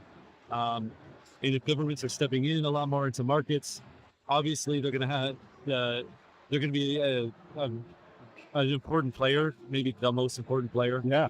So then it makes sense that then you would pay more attention to what politicians are doing. Well, if you look at what happens, the Bitcoin ETFs, I mean, that's regulatory, but also quasi-political. You look at the Genius Act, Clarity Act. Oh, yeah. All these things are, that's politics, right? So I think, it might be a 4-year cycle that mimics the political cycle. But what happens when Republicans win another term, right? Another presidency? Is it an 8-year cycle now? Is he not going to invest for another 8 years? I mean, that's a change his thesis. That's a really good point. Like, so he believes that the Democrats are going to win. But what if the Republicans win? I mean, that's a really good point. Does the party continue then? Yeah. Right? Like, Yeah, his idea is that the Dems win, and they want to do the opposite of what the Republicans have done, which is he thinks he's going to be spending, right? He thinks the Republicans are going to spend a lot, and the Democrats, just to be different, are going to kind of pull back. Yeah. That would be very, very interesting to see if that happens. But I have a question. I have two Canadians here. In the interview, we talked about like obviously what America is doing, and then how China is going to react to that, and maybe how Europe is going to react to that. Poor old Canada didn't come up at all. Why would it? I mean, I guess your point being that it doesn't matter. Yeah. 51st state. Pretty much. 51st state. I agree. I mean, what happened is Canada did have an opportunity to become one of the leaders early on, but they decided not to. Right? They were following whatever the states. Was that Trudeau who did that? Yeah, pretty much. And yeah, ended up in power for quite 10 years. So I think we've lost the opportunity to have any kind of leadership in the crypto space, despite the fact that Ethereum was created in Canada. But we've lost all of those opportunities. So I think we've become more or less irrelevant. But that's the short answer. But you don't think that with what Trump is doing right now, and with the way that the U.S. is really kind of going to be trying to promote crypto, you have the ECB with Lagarde rolling out a CBDC. Japan has announced a yen-based stablecoin. You don't think Canada is going to be trying to play catch up, trying to do anything? Well, fine, but whatever. Like, it doesn't matter. It's just the Canadian economy is the size of like one state. So does it matter? That's overly cautious. For example, we had the Bitcoin ETF before the States, but that was like a flip on the radar. I remember that. I think Solana launched with staking in Canada 3 months ago. Another flip on the radar. Yeah. So it's because they're overly cautious. They're not taking the lead. Canada used to be the AI powerhouse, and all of that talent was drained by the U.S. Yeah. So we've got the talent, we've got the opportunities. We don't have the leadership. Yeah. And that's really the short answer is nobody really wants to take that initiative and say, yeah, we're going to really be the leaders here. Well, even if they are, it's just like, even if they try to take the leadership in Canada, like, why? Nobody cares. Yeah, I mean, it may not have the same impact as the States, but we could have a seat at the table if we were like super bullish on certain things, I think. Yeah. This guy lives in Canada. It's like if Romania comes out and has some like crazy, I mean, or like El Salvador. Okay, look at El Salvador as a perfect example, right? They've become Bitcoin country, but did anyone follow in their footsteps because of that? Some countries did. Like some countries have set up. There's a few countries now that have set up treasuries, right? Yeah, I was just some smart. Did Canada set up? Does it have any DATs? No DATs. DATs? Yeah. Sure, there are some Did DATs. is that treasury companies? There must be. You think so? I wonder. I don't know, but there's got to be. We do have. I think there's an Ethereum, DAT, and a Solana DAT. Really? Yeah. Okay. Yeah. I'll have to come back with the names. Yeah. So don't quote me on that, but I'm pretty sure.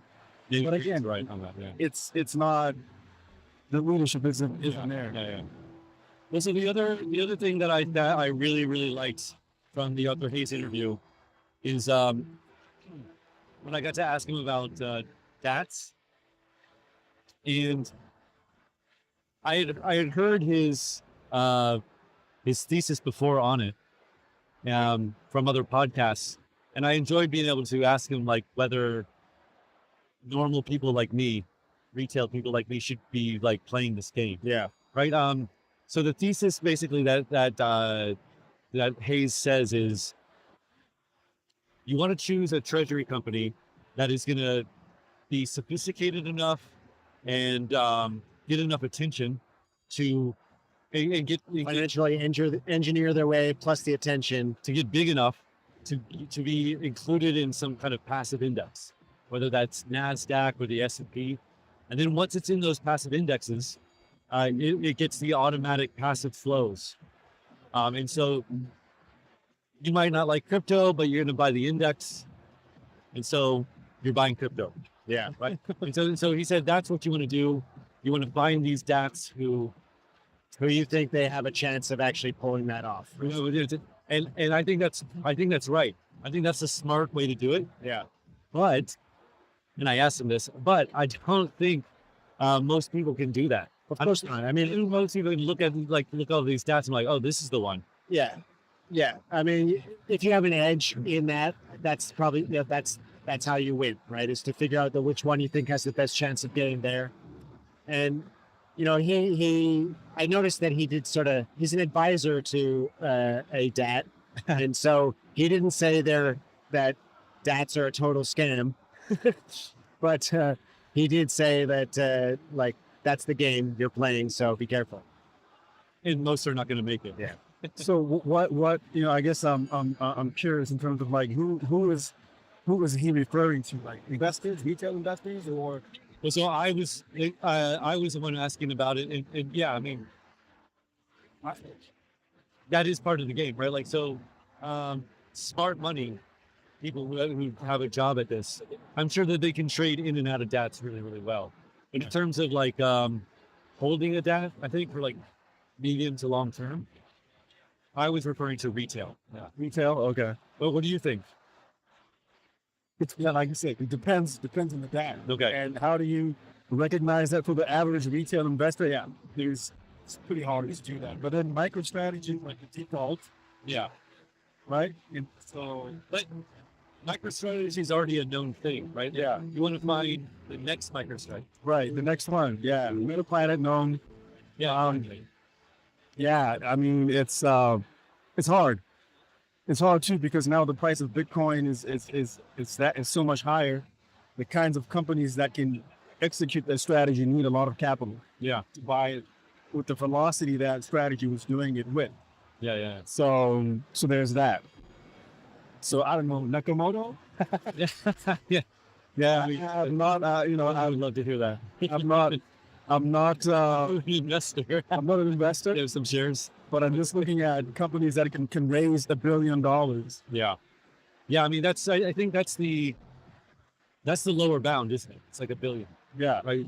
Before a lot of these funds or different folks who work in finance can even touch something, because it has to have enough size on it. Yeah, I think so. Yeah. Otherwise, you've got 100 Bitcoin. I mean, it's not you don't make a dent. Exactly. Yeah. So many of these DATs are like, they show up on my feed, and it's like, we just bought 10 Bitcoin. Yeah. Exactly. Yeah. But there's a lot of those. So yeah, they add up.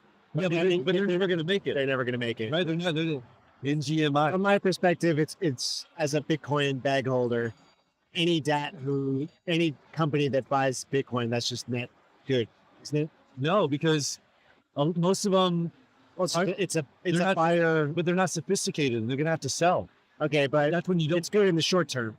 Good in the short term, but if they start to implode early because they're stupid, I mean, that's what I would worry about, is a bunch of idiot DATs start buying Bitcoin, and then they have to like indiscriminately sell in a non-sophisticated way. I would be upset.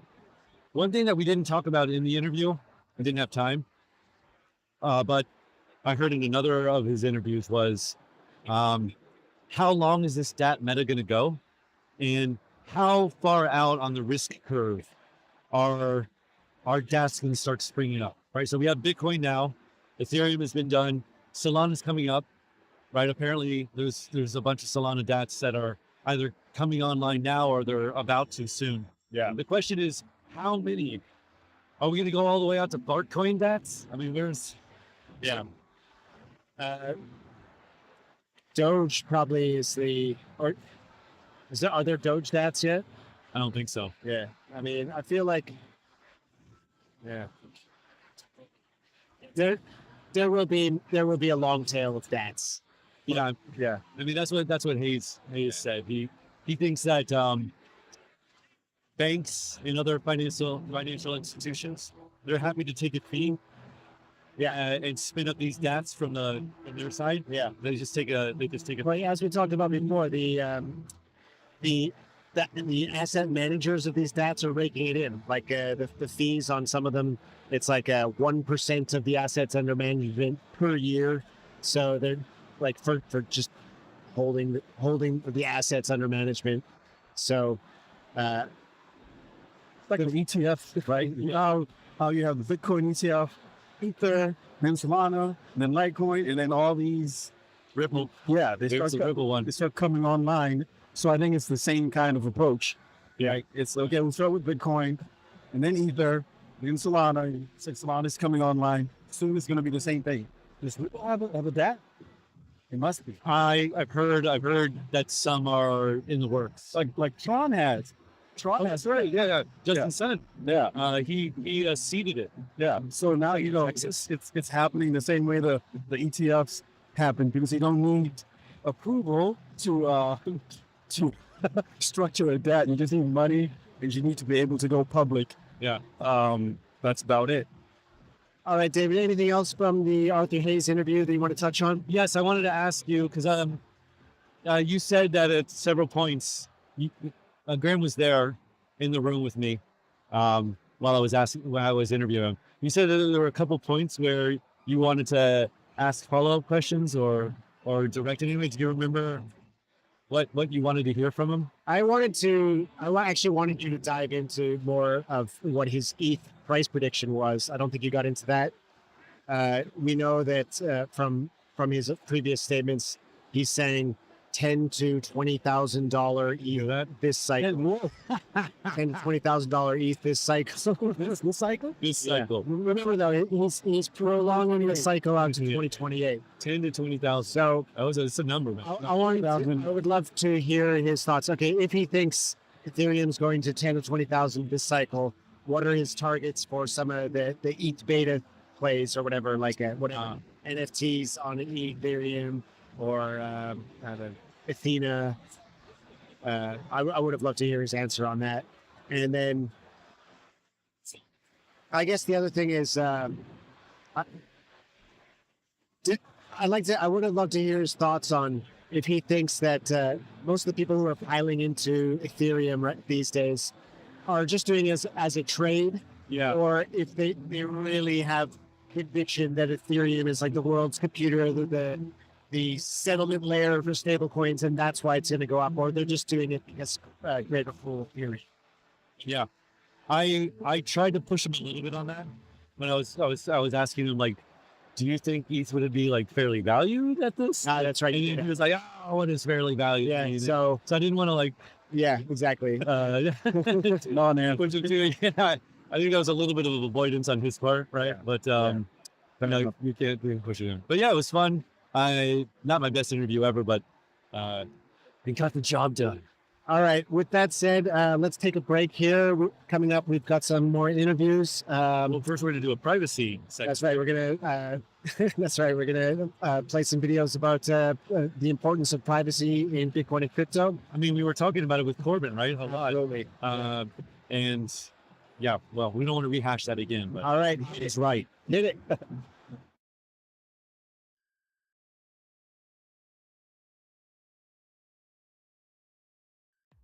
Do you think your crypto is private?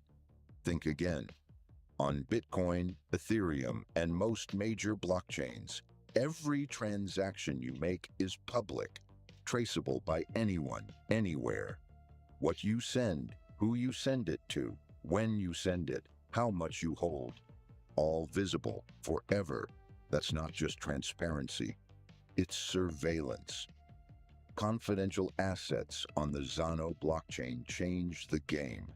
Built for privacy from the ground up, Zano's system extends its powerful protections, like untraceability, unlinkability, and amount concealment to any token. This opens the door to fully private financial tools. Imagine a USD stablecoin, but shielded.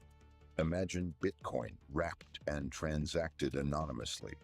Imagine enterprise tokens that move without exposing sensitive details. Confidential assets make all of this possible. And now, with the Bitcoin.com wallet, you can hold, send, receive, and swap Zano's confidential assets, all inside a single, easy-to-use, self-custodial app. Privacy isn't just an add-on, it's the future. Update your Bitcoin.com wallet today and step into the next era of private crypto.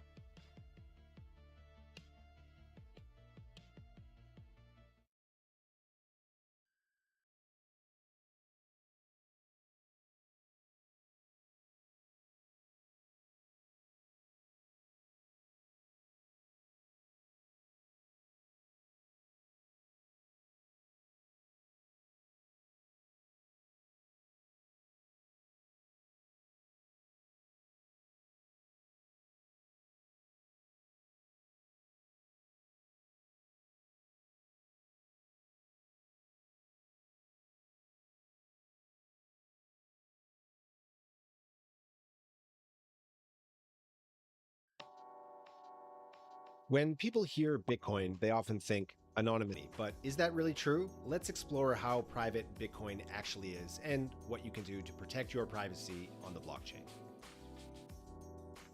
Bitcoin doesn't use real names, but that doesn't mean it's private. All Bitcoin transactions are recorded publicly on the blockchain. Instead of names, wallets are represented by alphanumeric addresses. That makes Bitcoin pseudonymous, not anonymous. If someone links your identity to your address, say through a centralized exchange, a leaked address, or reused wallets, your entire transaction history is suddenly linked to your identity.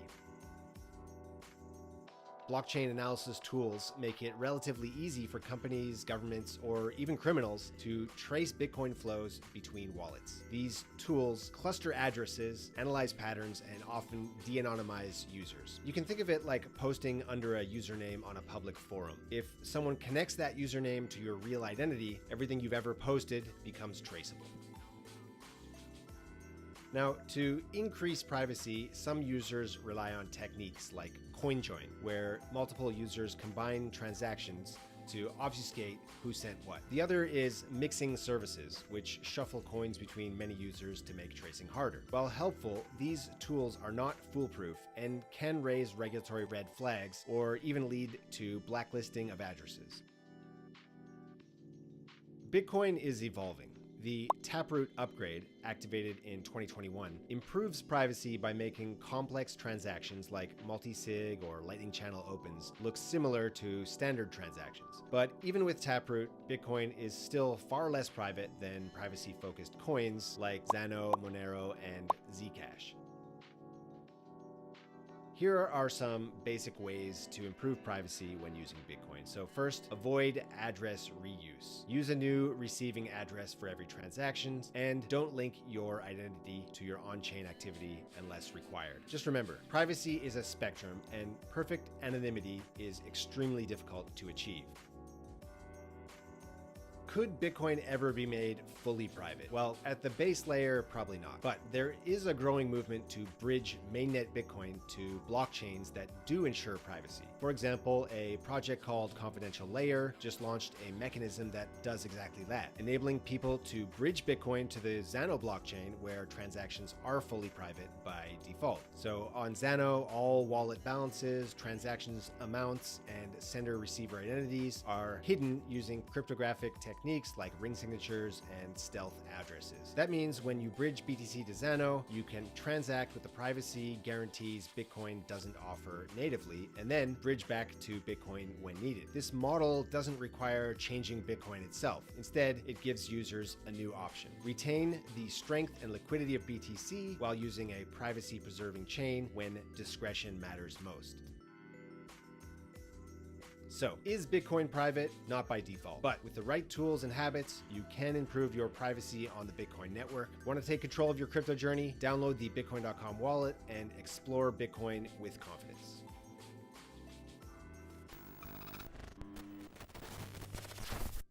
speaking of decentralization, can we talk about this Monero stuff? Yeah, let's talk about the Monero 51% attack. So let me see if I can outline brutal. the basic facts here. All right, so this is pretty interesting. So this blockchain project called Cubic, Qubic, it's led by kind of an OG in the space. I think this guy was behind NXT. Remember that token, David? Had something to do with IOTA as well. 2017 NXT or was earlier a tokens. Chinese coin? I don't think so.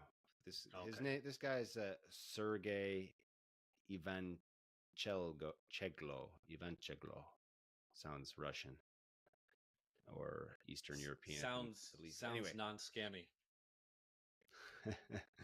So they've got this chain Cubic, and it's kind of interesting. They have a consensus mechanism that they call useful proof of work, and basically it's kind of like a merge mining of Monero, but it allows people who do that to also earn like tokens on the Cubic chain, and then also somehow that they're calling it AI integrated mining, and somehow like this process trains the AI Garth, which is their some kind of AI model. I'd like to know the etymology of that. Is it Garth from Wayne's World? What are the other famous Garths out there? The world according to Garth? No, it's Garp. Anyway, so AI Garth. Anyway, so they over the last month or so, or maybe a bit, or actually several months, they have been increasing their share of Monero's hash rate. So it started at like 2% in May, moved up to 40% in July, and then eventually they got over that 50% threshold, supposedly by early August. By their own marketing. We can get into that, yes. But analysts have seemingly confirmed that the attack appears successful, at least by some measures. So there's has been some level of chain reorg where they had the potential to censor transactions, mine their own blocks, double spend coins. Now, so it appears to be perhaps like somewhat successful 51% attack, and then basically once they had sort of proven that, I guess you can argue whether they actually did it, but then they came out and said, okay, we're done, we're not doing this anymore. And it was just we were just testing. This is basically a publicity stunt. And I think my initial reaction here is that what's interesting about this is that it kind of shows that it kind of proves that one of the reasons, or one of the with 51% attacks, they don't make economic sense, right? It's because this organization Cubic, they had 51% of the share of the hash rate. If they do the attack, the price of Monero dumps, which is exactly what happened, and so that hurts them. So kind of bullish on the game theory of 51% attacks not actually playing out as some people might have predicted. What do you have? Any thoughts on this, David? Lot of thoughts. Monero was my first true love of crypto. It wasn't Bitcoin. Bitcoin is how I got into crypto. But after like a week or 2 weeks of like really digging into it, I still remember the feeling of discovering that Bitcoin is completely and irreversibly in the open, and not private at all. And I was like, what the hell? This is insane. So I went looking and found Monero, and at the time there were a couple privacy projects that were going around, and Monero was, it seemed like, and still is to this day, the premier privacy project. So I love Monero, and I've used it quite a lot. Now, I've been following this person on X called Xenu. What's his actual handle? Xenu Monero. And he's a really great follow. He's a kind of a Monero diehard evangelist. He's had some disparaging things to say about other privacy projects, which I think is a little especially now that Monero's been attacked and he's going to have to kind of eat shit. So maybe be a little more, I don't know, supportive of other privacy projects, my friend. But anyway, I like this guy a lot, and so it's pretty interesting to see, like, as you were saying, this attack started and people in the Monero community didn't really take it seriously. Even like at the beginning of this week, August like 10th, I was listening to his podcast called Anti-Moon Boy Crypto on YouTube, and he was like, And we're back. We're here with Alex Svanevik, CEO of OG Crypto Data Analytics platform Manson. So, Alex, thanks for joining us. Could you tell us a little bit about your history? What path did you take to get here, and what are you up to today? Absolutely. By the way, it's kind of fun for me being back in Tokyo because I wrote the first lines of code in a small Tokyo apartment 6 years ago for Nansen. Okay. But yeah, my background is in AI originally. I like to say I was in AI before it was cool, and discovered basically the crypto space in 2017. Very quickly fell down the rabbit hole and moved from Barcelona to Hong Kong, where I started working for one of these ICO startups back in the day. Okay. That imploded very quickly. And out of curiosity, sorry to interrupt. Which one was it? It was basically a company called CoinFi. Okay. You know, one of a million ICOs at the time. Yeah. Their idea was to create sort of the Bloomberg of crypto. Okay. And so I kind of was very excited about that vision. And in some ways, you could say that Nansen also has a little bit of that to it, what we do. But I doubled down on the on-chain part of information and analytics, and then ended up writing the first lines of code here in Tokyo almost 6 years ago.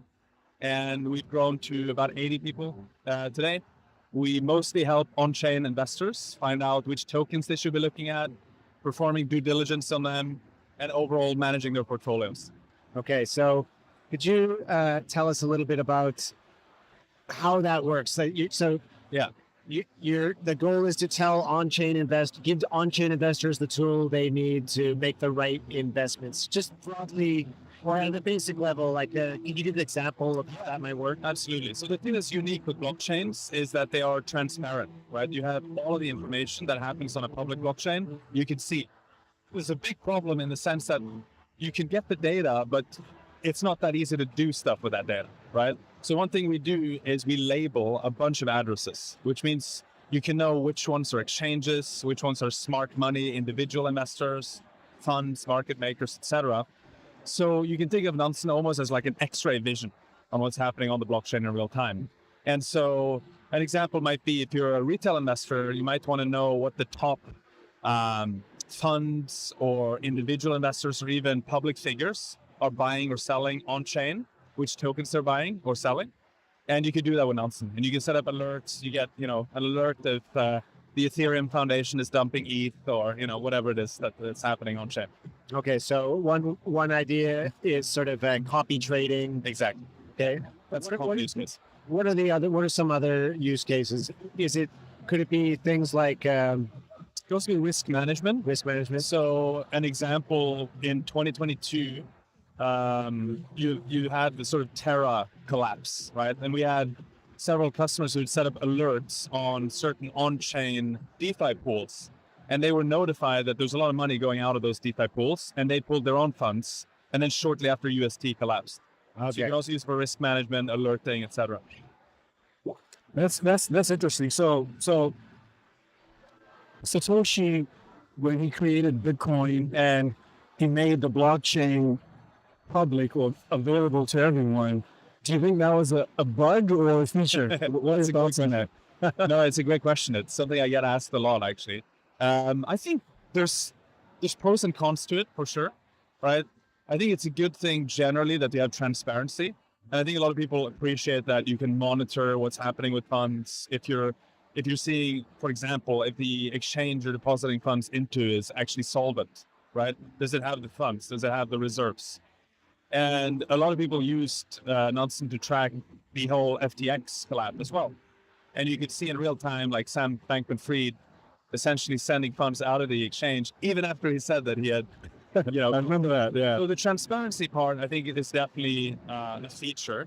I think from a privacy perspective, it's a little bit more nuanced, right? I don't think necessarily people want to be monitored of everything they're doing with their payments. But I think from a trading perspective, investment perspective, I think it's overall a good thing. Is there a way to reconcile those two things to, on the one hand, provide the transparency needed for like a financial fairness in the financial markets, and on the other hand, provide the privacy needed to like protect people's financial privacy? Is there a way to reconcile those two things? I guess that's like the $1 trillion question, right? If I had the solution, you know, maybe I'd be doing something else. Yeah, so you don't see anything. Well, I don't see anything right now. I mean, I think there are things you can do for sure. I think you probably want to have certain areas where you can get total privacy, but if the regulators are supposed to be kind of okay with it, you might require some guardrails, right? And so maybe you have, you know, protocols or layer 2s and so on where you can deposit funds, but there's limits of how large the transactions can be or how much money you can send around, right? So I don't have a great solution to it. I think there are a lot of protocols and projects innovating in this space, like Aztec as an example, and there's many more. But I do think it's something that a lot of people, you know, obviously care about. Privacy is a big thing that I think especially you have the people who care about it a lot, and they're very, very vocal about it, right? And to some extent, you could argue that privacy is taken for granted, right? People get surprised when they find out that their transactions can be monitored on-chain. Yeah. Right? So. Well, you know, it's interesting because the same way that maybe you use, I would say you're using that technology more benevolently than Chainalysis, for example. They use that to, I mean, they use it for crime, right? To detect crime and stuff, but they also basically surveilling, the entire chain. Yeah. I don't want to say anything bad about Chainalysis, but I think the ethos is a little bit different, right? Like when we started building Nansen, we said we're going to build for the man in the arena, or the woman in the arena, the people who are actually using crypto, and we wanted to give them analytics tools for their investing purposes and trading purposes. So we don't focus on governments, we don't focus on, you know, banks or anything like that as a customer segment. We basically, most of our users are actually retail investors. And so I think the ethos is a little bit different. I do think players like Chainalysis are probably needed in order to have like full mass adoption of crypto, right? Because it's kind of the only way that certain players can interface with crypto. And yeah, a lot of the technology and the data we have is similar, but the purpose is different. What made you, okay, so you wanted to get all these solutions to retail investors to give them that alpha or intelligence, however you term it. What prevents another company from just maybe what's the moat? Yeah. Like Chainalysis is doing the same thing. They're just doing it in a different way. Like you said, ethos. They're doing it for crime prevention or crime detection. You're doing it for alpha detection. Yeah. Why can't I start my own Nansen? Totally. Yeah. So I think there's a couple of things. One is that we have 500 million labeled addresses, and that's like proprietary data, right? And we have very sophisticated algorithms. Now it's actually mostly agentic now. It's like AI teams, literally a team of AI agents that goes out and finds out like, what's this address? Oh, this is a Binance address. Here's all the evidence for it, and it compiles it, right? So that's really hard to create that technology and also to have really great quality assurance of that data. So we have about 500 million labeled addresses. That's probably one thing. I think the other thing is you have to have really good data infrastructure too. Even if all of the data technically from all of the blockchains is public, you have to be able to serve it in real time in a reliable manner. And also you need to have really performant, querying analytics infrastructure, right? So that means if you're scanning like hundreds of millions of rows of data, you need to be able to do that in like, milliseconds, not seconds or minutes. So that's the other thing. You need to do a lot of infrastructure. And then I think there's a more intangible thing, which is about trust. Right. I think a lot of people trust our brand because they know we actually do the quality assurance of the data, and we've been around for a long time. You do see occasional new players popping up, and I think that's a good thing. Like generally, we should have more competition in every industry. But there's always that like feeling of how do you know that the data is correct? Yeah, I'd like to follow up on that. I've never used Netson, but when you've got a wallet that's flagged, okay, this is a Binance wallet. Is there like a percentage of assurance or a level of assurance? We know for sure this is one, or we're 90% sure. Yeah. Do you have that? Yeah, there's sort of two categories. Okay. Some labels are deterministic, and you're 100% sure because you can logically figure out what they are. Like a Uniswap pool, right? You can label because it's a smart contract created smart contract. Yeah. And so you can just use that, say 100% accuracy. This is a Uniswap pool. Here are the two assets, that are in that pool. Then there are other things that are more probabilistic, right? So Binance, right? And as an example, and there's things you can do to like reduce the uncertainty. Yeah. Sometimes you can even like literally send funds to your Binance account and see where it consolidates. And based on that, you have extremely high confidence that it is Binance. But the thing is, there's no silver bullet because there are so many types of wallets. So you have to build up a lot of know-how and experience. But generally, we take the approach of if we don't have super high confidence, we know what this is, we're just not going to label it. We'll keep the evidence and the research, but we don't label it. Then we say it's an unknown wallet. So that's the thing. Like if you see a wallet in Nansen, you can be very sure that it's actually been quality assured. And here's a very cool thing: every single address you've labeled, we have evidence compiled. So you can say, why did you label it Binance? Well, here's the evidence. Do you get people reaching out to you, being like, "You labeled this wrong. That's not what that is." Extremely rarely. Okay. We do sometimes get people who want to have their own labels deleted. Have their own labels, okay. Right? Interestingly, not that many individuals reach us. And if they do, we will delete it because it's a privacy thing. Yeah. And, they have the right to be forgotten, let's say, right? But if you're like a fund or a corporate entity, it's a journalistic effort, and we don't really have to delete the information as long as we have the evidence. Yeah. Right? So we take a different approach and maybe you'll be surprised to hear that, or maybe not, that the entities that reach out to us to have their labels removed are mostly funds. And that would be because they don't want people copy trading them? Yeah. That's interesting that they'll do that because it's, but then what happens when that happens? Do you just explain that here's our evidence, or, it depends. If they ask for the evidence, we'll show it. Okay. But you don't remove the label. We don't remove it, no. So you take the approach of this is public information. Yes. We're providing information like journalists. Because that's the thing. Like technically, it is all derived from public information, but it's very intelligently put together. So it's a bit like you're solving like a Sudoku puzzle, right? And you figure out like this address is Pantera, this address is Wintermute. We've seen they co-invested with a third party, and now we can figure out what that third party is. Right, so there's that kind of logic that sits behind it. All right. Imagine I'm new to crypto and I want to like step up my game in the trading, and I've heard Nansen is a place that can help me do that. What would be like the first steps I should take? So the first thing you do is just go to app.nansen.ai. It's free to set up an account. And you can see rankings of tokens. So you can play around with a homepage where you see different rankings based on different metrics. For example, you can look at tokens that are ranked based on smart money inflow or outflow. So you can see, we have a few thousand addresses that we label as smart money because they've done good trading. They've made good trades in the past and have high P&L. And so you can follow what they do, and you can rank, and maybe now you can discover new tokens that you weren't aware of. The next step is to do due diligence, right? So you don't want to just buy it immediately because that's what a smart money address did necessarily.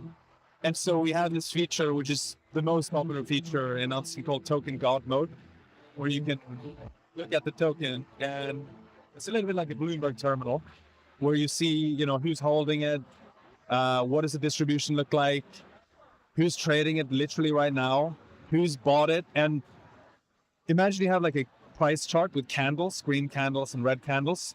With Nelson, you can click on any candle and you can see who bought in that candle and who sold. So that's why I call it like an X-ray vision. Wow. Right? Yeah. You can get really deep and see what people are doing.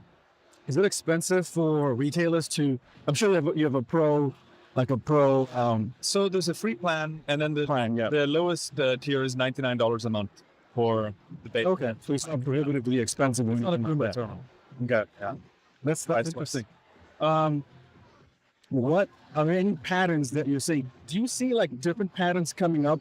Because you guys are always looking at this on-chain data. Do you see like different patterns coming up over time? And if so, what are some interesting things that you're seeing now that we've got all these institutions buying ETFs and Bitcoin treasury companies or digital asset treasury companies? What are you seeing on chain? So there's always new narratives, right? And people trade differently with different narratives. When we launched Nelson April 2020, the big narrative was basically DeFi.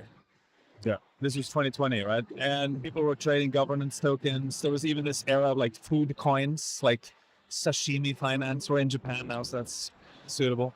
Then you had NFTs the year after, 2021, where people were trading in very different ways. They were looking at things like traits of the NFTs and how rare they were and trying to score them based on that. Then, many other narratives come around. Meme coins have been a big thing. Meme coins are kind of interesting and in some ways very well suited to on-chain analytics because there's no fundamentals, right? There's no like, let me go and read the S1 or like, financials of the meme coin. It's fully on-chain. It's totally on-chain. It's totally speculative, for better or worse. And what do you care about then? Well, probably you care a lot about who's buying it.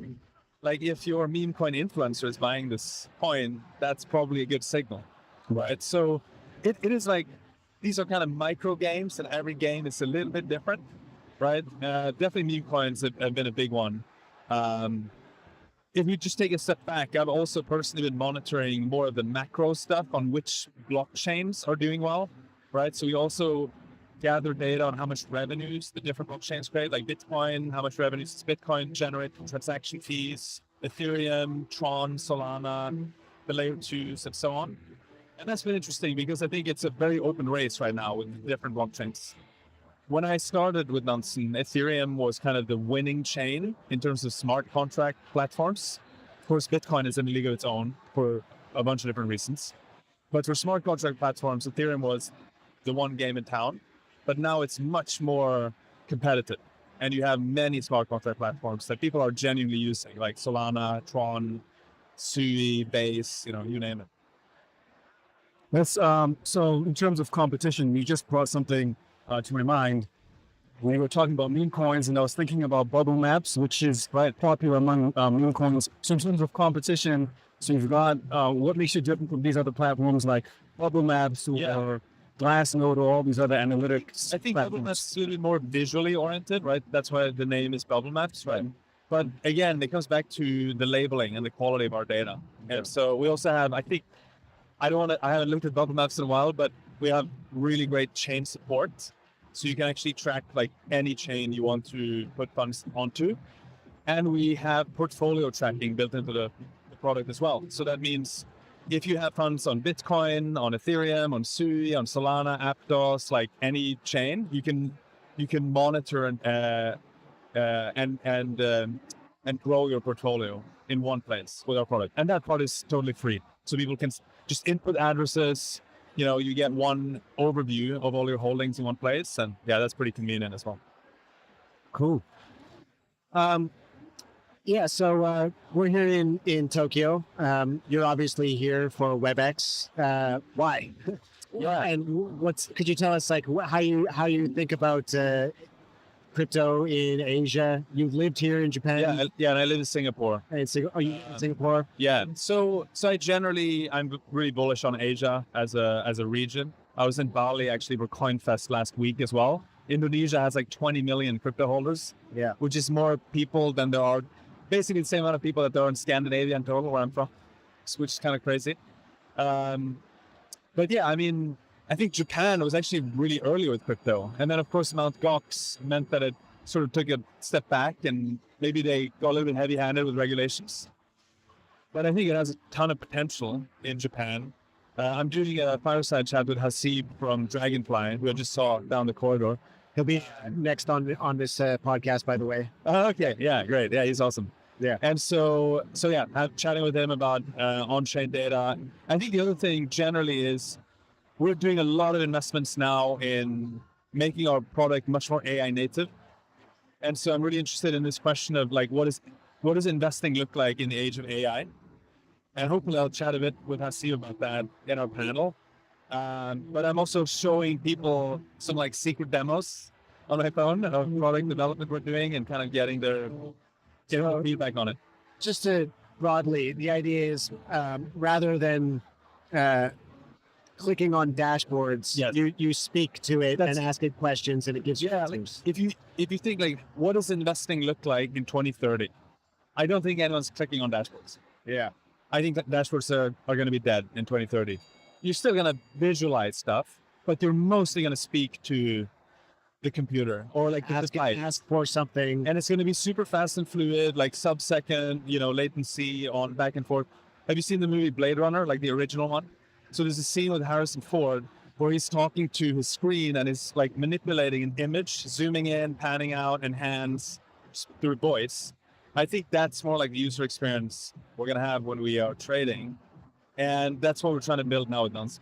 Very interesting. So what do you guys have right now? Like what? So we have AI agents and stuff, right? Yeah. So we have an experimental AI research agent that currently lives in Telegram, and you can ask it any open-ended question about on-chain, and it has all of our data, and it does research in seconds and comes back and gives you an answer to whatever question you have. The text-based answer? Yes, text. For now, fully text-based. Right. So I guess in the future, it'll be building charts for you. Exactly. Visually showing filter on this and like give me that. So awesome. So we have a big product launch that's happening soon, hopefully within the next month, and that's going to be kind of the next iteration of that AI research agent.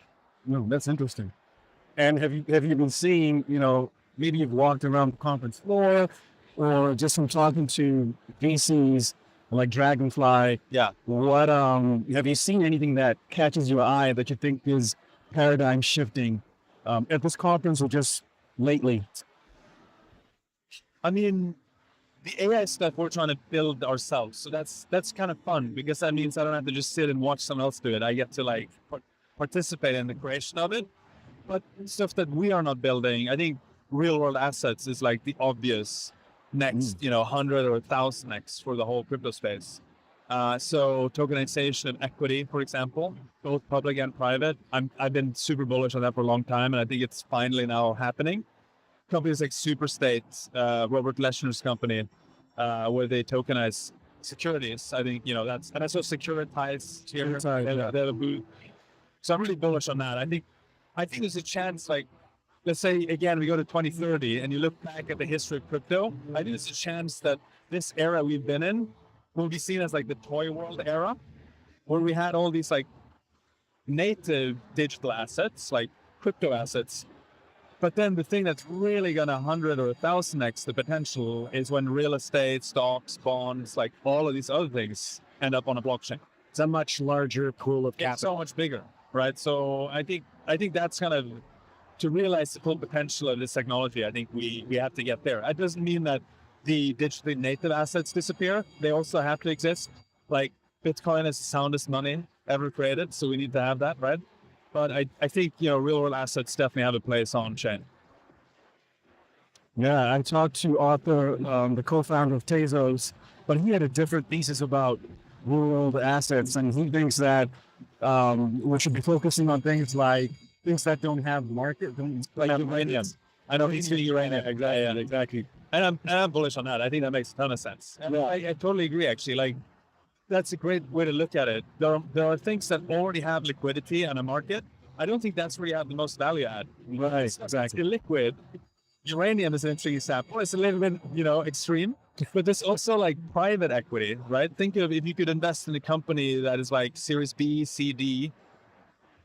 And I think it's a shame in a way that you have to wait until a company is worth $100 billion before you can participate as a retail investor, right? It would be nice if you invested like 1 billion or 2 billion or maybe even earlier, right? Right. So, All right, I think we're about ready to wrap it up here.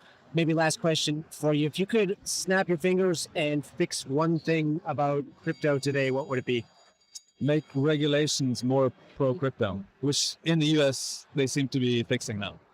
Make regulations more pro. Can you expand on that a little bit? Yeah, I mean, I think there's no doubt that the whole industry has been held back because there's a lot of fear of doing the wrong thing, right? Even if it doesn't really make sense. And so I think one big area which would be great is to like revisit securities regulations. Not to like eliminate it, but to think about it in a new way because you can have more transparency now. And I think regulation is often introduced when you don't have transparency, right? You have to regulate a bank because you cannot see the inner workings of a bank. But when you have transparency, maybe there's a chance to dial it down on how much regulations you need. And I think ultimately, if you could do that, you would have more innovation. You'd have a little bit more craziness for sure. But I think that's just part and parcel of innovating. Okay. Anything else you want to say? Where can people find you? Yeah, people can go to Nansen.ai to check out our products. They can find me on X. Look for cute pudgy penguin. And yeah, thanks for having me on. Yeah, thanks for coming. And stay tuned, everyone, because we've got a great discussion coming up here with Haseeb Qureshi of Dragonfly Capital, where we'll get his thoughts on the state of venture capital with crypto. Stay tuned.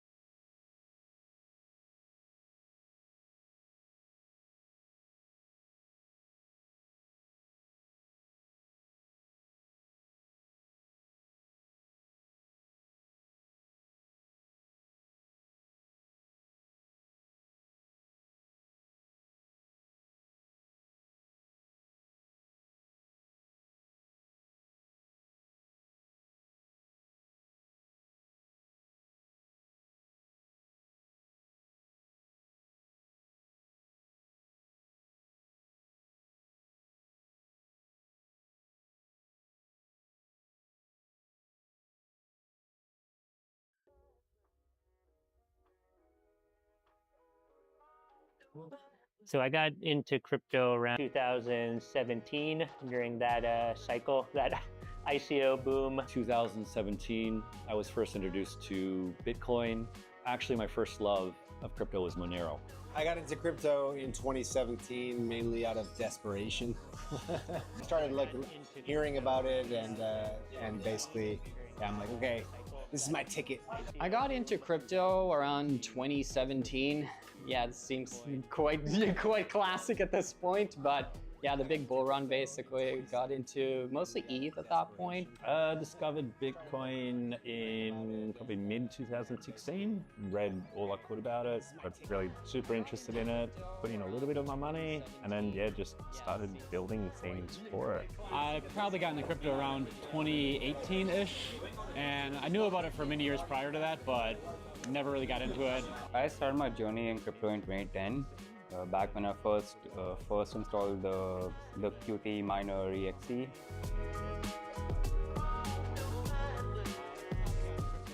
I'm a full stack engineer, mainly deal with front-end web, but I've had my hands in a few different parts of the code bases. I am a media product manager. I basically handle a lot of the Bitcoin.com news media. I'm the marketing operations lead at Bitcoin.com. I manage the marketing team, so we've got video team, designers, copywriters, and yeah, we're just trying to spread the word about economic freedom and our products, make sure that everything looks cool. And right now in particular, I'm kind of building a new exchange product with some of the new cool stuff that's coming out in Hyperliquid, DYDX, and trying to figure out how to make a new decentralized product that still looks like a custodial exchange. I am the tech lead for revenue, which means I'm responsible for finding revenue streams. I work with the film and video, do editing, film the conferences, making different content of that sort. Yeah. So I'm basically leading up the engineering org, mostly managing all the engineering side of things at this point. Making sure we stay on track is basically what I'm doing, yeah. Japan is one of the most peaceful countries in the world. The crime rate is quite low. Everything works and it's safe. You can walk anywhere, you can just go anywhere. You never have to worry. You can leave your backpack on the train and you'll get it back. Like all of that stuff I really like. The infrastructure is fantastic. You can go wherever you want to. Any time of day, day and night, everything's going on. It's full of energy. People always say like New York's a city that never sleeps, but I've been there and it does sleep, whereas Tokyo doesn't sleep. The middle class experience in Japan is second to none. What in many countries would be like a 3-star restaurant, you get that like without really going out of your way. Super clean, super safe. You know, you can walk anywhere, you can take the train anywhere, lots of good food. It's got like all of the pros. It's fun, exciting, there's always something going on. People are really kind and friendly, food's amazing, and they've got amazing toilets.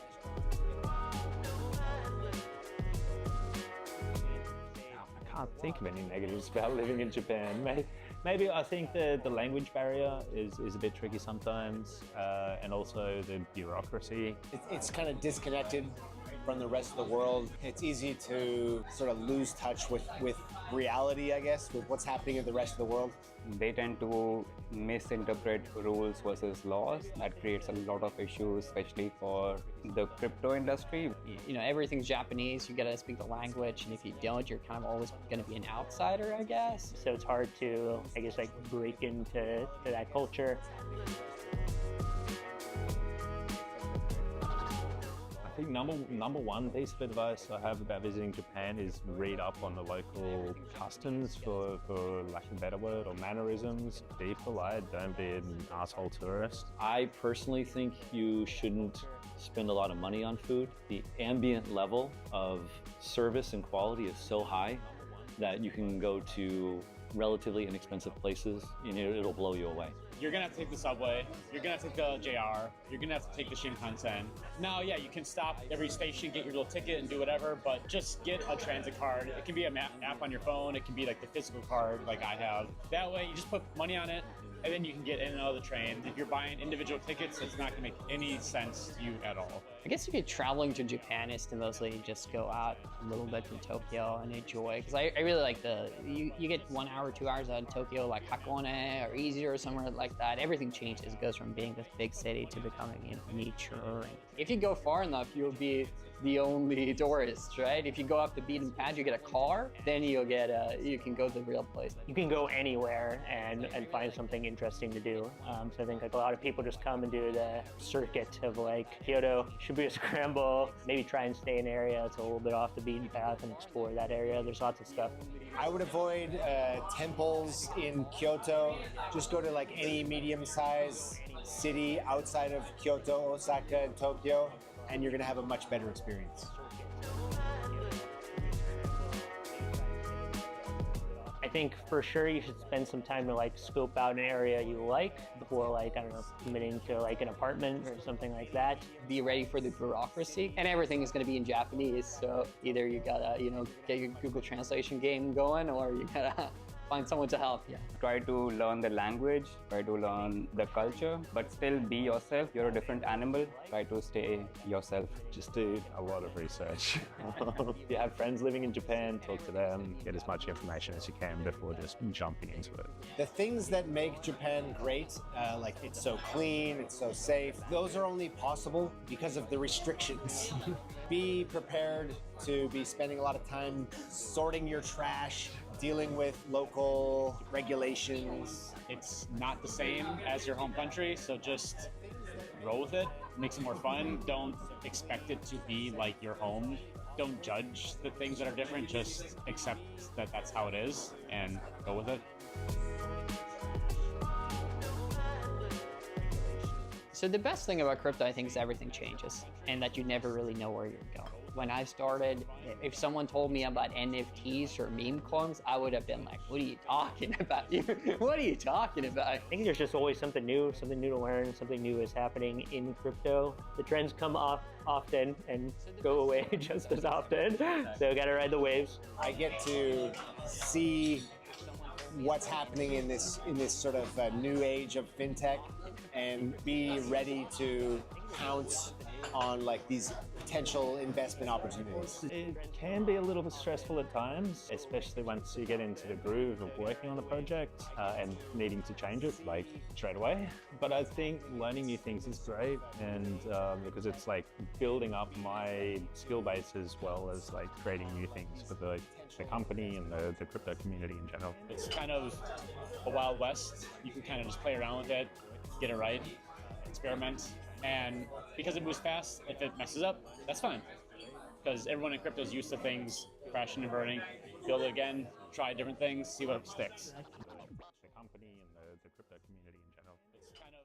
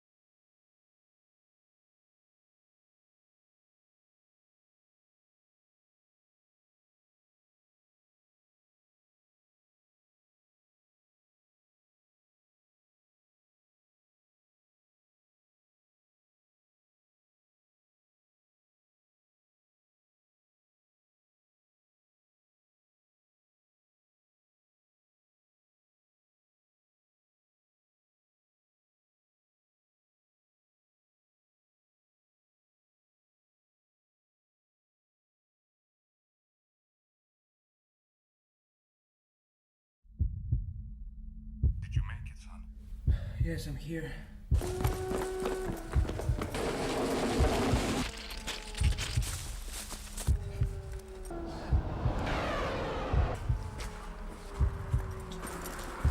They took everything from me.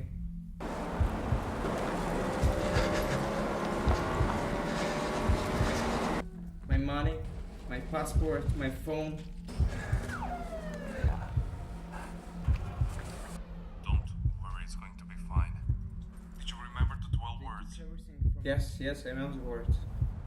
Opera, fabric, stereo, trash, gift, void, country, engine, complex, new, fate, purpose. My passport, my phone. In this video, we'll show you how to earn Bitcoin, currently at over 30% APY, by staking Verse tokens in the Bitcoin.com wallet app, using the low-fee Polygon network. You can also stake Verse on Ethereum, but for this walkthrough, we'll focus on Polygon. To get started, you'll need some Verse tokens. This is what you'll be staking to earn Bitcoin. You can earn Verse for free in the Rewards Center, or buy or swap into it directly in the app. You'll also need a small amount of Matic, also sometimes called POL, which is the gas token on the Polygon network. You'll be using Matic to cover transaction fees, which are less than 1 cent in most cases. Now that we have everything we need, it's time to stake Verse to start earning Bitcoin. From the home screen, go to Web3 Explorer, then select Earn Bitcoin on Polygon. Next, you'll need to connect your wallet. Make sure to connect your Polygon wallet that has Verse and Matic in it. Then hit the Stake Verse button, enter the amount to stake, and confirm the transactions. The first transaction approves use of Verse. The second deposits your Verse into the staking smart contract. And that's it! You're now earning Bitcoin in the form of TBTC, a decentralized, one-to-one Bitcoin-backed token. You can claim your Bitcoin rewards at any time by tapping Claim Rewards. Just like when you staked your Verse, you'll again need a little Matic to cover the fee. Your rewards come in TBTC, a decentralized version of Bitcoin that's usable in Web3 apps and faster to transact than mainnet Bitcoin. It's always backed one-to-one with real Bitcoin on the Bitcoin blockchain, and you can swap it to mainnet Bitcoin anytime. You can unstake your Verse anytime, instantly, and without penalties. When you do, you'll get your Verse back, plus any unclaimed rewards. And that's it. Stake your Verse tokens in the Bitcoin.com wallet app to start earning Bitcoin today, fast, simple, and self-custodial. Try it now. When you do, you'll get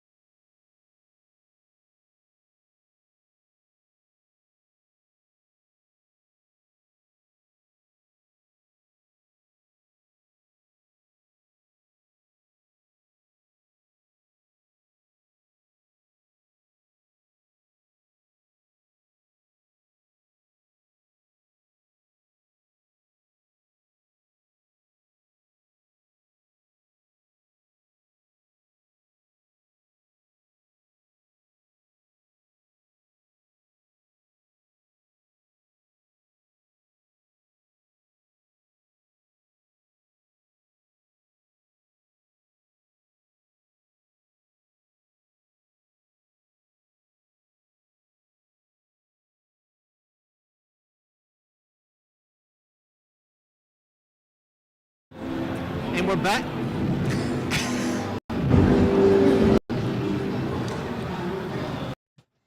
And we're back.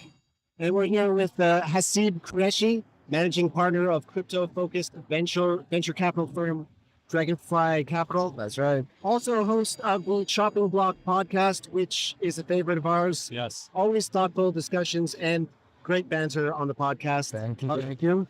So, hold on. Also, internet personality. If you Google yourself, Google shows you as Haseeb internet. Oh, yeah. That's what it said. It's over. It's over for me. I thought it was hilarious. What is an internet personality? What does that even mean? You're an influencer. That means you have a job. You're an internet personality? You're an influencer. Wow. All right. First question, Haseeb. Thanks for joining us. Of course. Please tell us about your history. How did you get here? What are you doing in Well, I got here on a plane. History. So before I ever got into crypto, I used to be a professional poker player. Did that for 5 years. Then found my way as a software engineer. I was working at Airbnb as a software engineer before I got into crypto full time in 2017. Came in the space, built stuff, then became an investor. I've been an investor now for about 7 years. And I help run Dragonfly, which is one of the biggest crypto venture funds in the world. We manage about $4 billion. Early investor in all your favorite crypto projects. And here trying to see what's going on in Japan. How did you get into crypto? Like, what was the thing? Was it Bitcoin? Actually, also, I first knew of Bitcoin actually through a lot of my friends who were professional poker players, because in 2011, the U.S. shut down a lot of the online poker sites. Right. And so a lot of my friends who were professional poker players, the way they would continue to play poker is they'd play on these play money sites and then settle with each other in Bitcoin. Yeah. And so initially I thought of Bitcoin as it's a way to settle gambling debts. Yeah. But then it's like Skrillex, or not Skrillex, Skrill or NetTeller or one of these platforms. So it never really clicked for me. First time I bought Bitcoin was when Trump got elected. So 2016 is when I first bought Bitcoin, because I thought, how do you bet on World War III? Like, what's like the thing you bet on? You think like the world's going to explode. In one respect, a little bit naive, but turned out to be a good investment. About gold too, thanks. Yeah. But like, I didn't like come into this space full time until 2017, the ICO boom, and I started to see the vision around stablecoins, finance, all the other stuff that I thought, okay, there's something for me to do here. You know, Bitcoin, it's like, I guess you guys have found a calling, but for most people, like, there's not that much for them to do besides buy Bitcoin, you know? Yeah. But in terms of making it a career, that was the thing that had really clicked for me. So it was basically like ETH smart contracts, like the kind of extension of that initial. Yeah, exactly. And then specifically around finance and stable coins and all the other stuff happening around there. So one of the very first investments that we made when I came into Dragonfly was we were early investors in MakerDAO. It was literally the first deal that I did. Yeah. And this confluence of like Ethereum smart contracts, programmability, and stable coins. Yeah. 2017, you had like really bad dexes too, like Delta. That's right. And That's right. IDEX was after that. That's right. IDEX and there was a bunch of just really terrible platforms that were very hard to use. Yeah. One of the first deals I did was Augur. Okay, yes, I remember Augur. Yes, that's right. Just absolute garbage of a platform.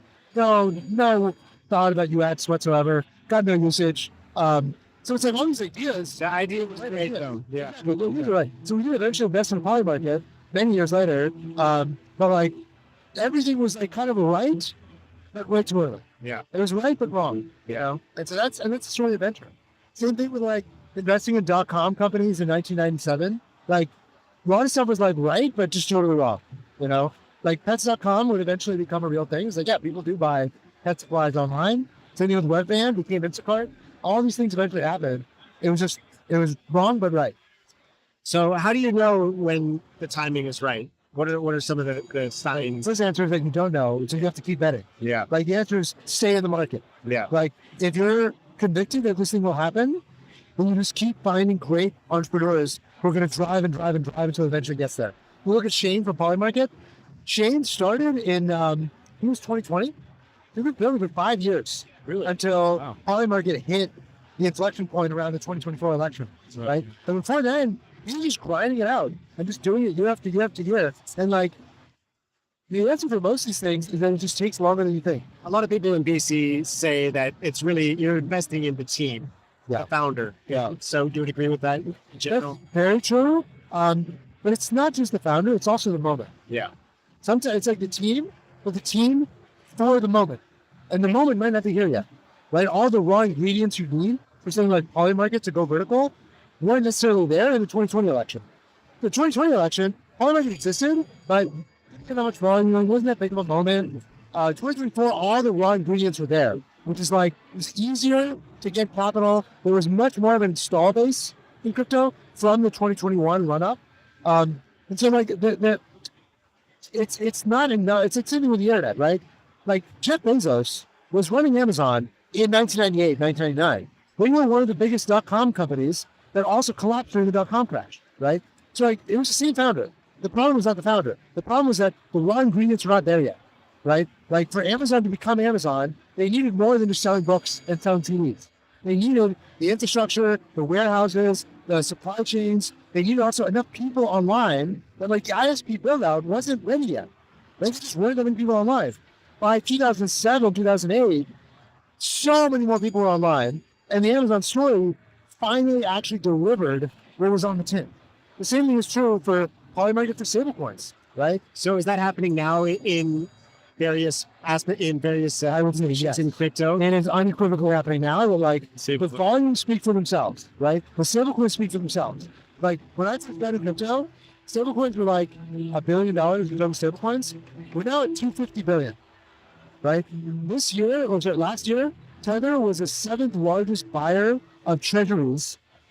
That's compared to countries. Yeah. Right? Like stablecoins are absolutely enormous now. They register on the global scale, and they're continuing to grow like crazy. So yeah, you're having Scott Besson talk about it as a strategic thing. Exactly. Besson said that he believes stablecoins were going to hit 3.7 trillion by the end of the decade. That's 4 years. Right now they're at 250 billion. That would imply 70% year-over-year growth every single year for the next 4 years. So like, that's crazy. Let's say, stable coins, totally agree. They found product market fit, but what does that mean for, what's next? Does that mean like a DeFi is going to explode or actually P2P payments are finally going to work in crypto? So what's interesting is that we're already there in large part, right? DeFi has grown really dramatically since it cratered in 2021. We've seen a huge rebound in the total amount of TVL, total amount of assets locked on chain, total amount of interest payments going out through things like Aave and Athena. You see at the same time the amount of payments that are going on chain. Right before, most of the stablecoins that were being minted, almost all of them were just in crypto trading, right? So it was like on Binance, it was on OKX, and they were just moving around in exchanges. That is increasingly not true. More and more of the stablecoins that are being minted are not actually on the exchanges, meaning that it's not crypto people using them. It's more traditional businesses, B2B flows, international payments, remittances, commodities companies, and you see it, we're investors in many of the companies that facilitate a lot of these flows. And what they tell you is that starting mostly like 2024 is when all this stuff started growing like crazy every single month, right? We've been telling the story for a long time that stablecoins are great for P2P payments, for international remittances, but it was kind of a bullshit story that it wasn't really happening until 2024. Africa, it's going to happen in Africa. Exactly. Administration, right? Like basically, before the administration, like early 2024 is when it really started taking off. And a lot of that comes from not anything the U.S. government was doing, because these are mostly non-U.S. companies that are using this stuff, right? So if you're in LATAM, if you're in Africa, if you're in Southeast Asia, why were you using stablecoins? You don't care about Trump, right? The reason you're using stablecoins is that your counterparty was using stablecoins, and like the OTC flows, the P2P businesses, the fintechs that made it easy actually showed up and had usable products. It just took a long time for all that stuff to actually get good enough that if you're an ordinary business, exactly. Like you're like, look, it'd be cool to use stablecoins. I guess it helped me, but like I'm not going to YOLO my MetaMask account or like what. Like I'm not doing that. Yeah. So having those businesses that intermediate stepping in and like having the accounting solved and the tax solved and the fintech and the receipts and account factoring, all that stuff being done and easy to use, that's what drove the critical flywheel. Now the U.S. government making all this stuff regulated is a cherry on top, but like they already started doing it before any of this stuff happened. Before Genius passed, already we're seeing crazy growth rates in stablecoins. Yeah. So stablecoins then flowing into DeFi.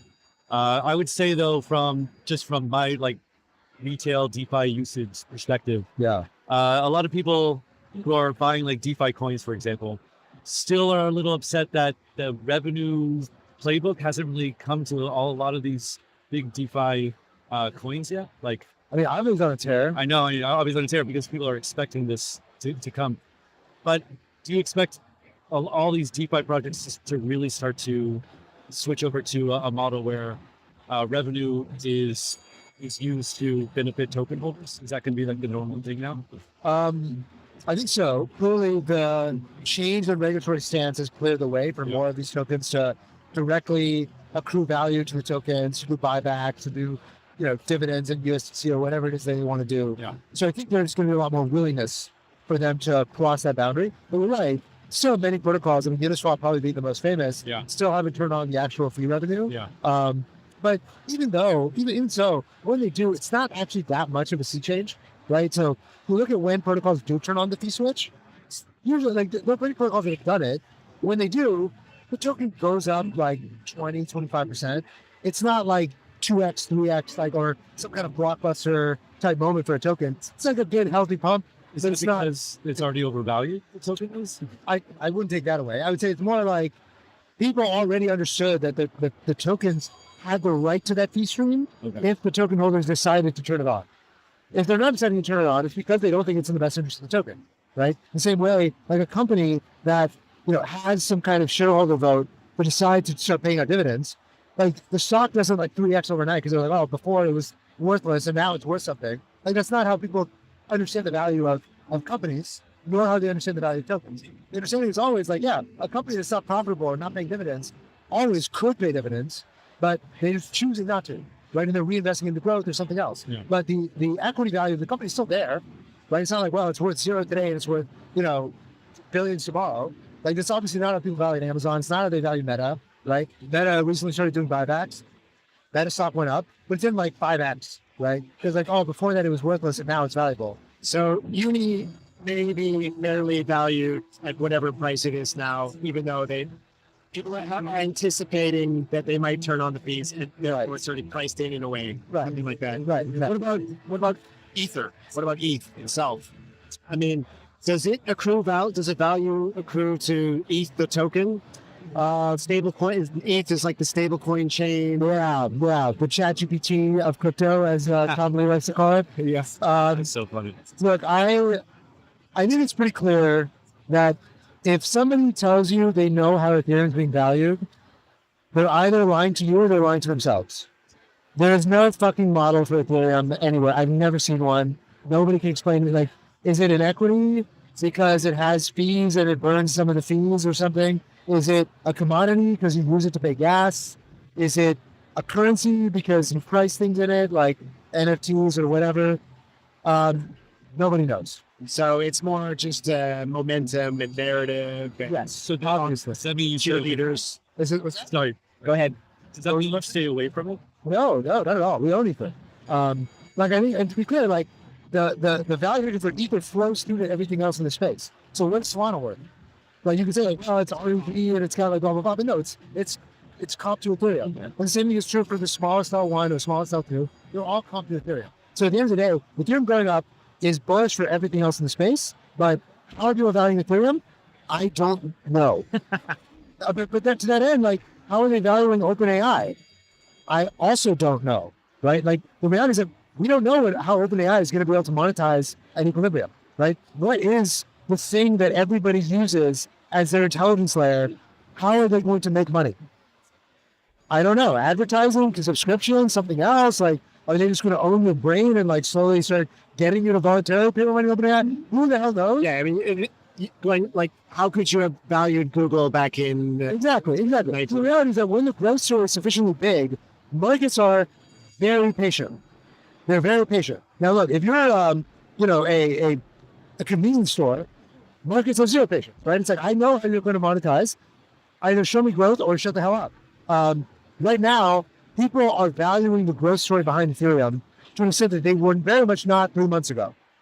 And I, as an investor, I don't assume I know more about the market than the market does. I think I know probably a little more than Tom Lee, but I don't think I know that much more on the overall picture of like what are smart contracts going to be worth, smart contract chains going to be worth in 10 years.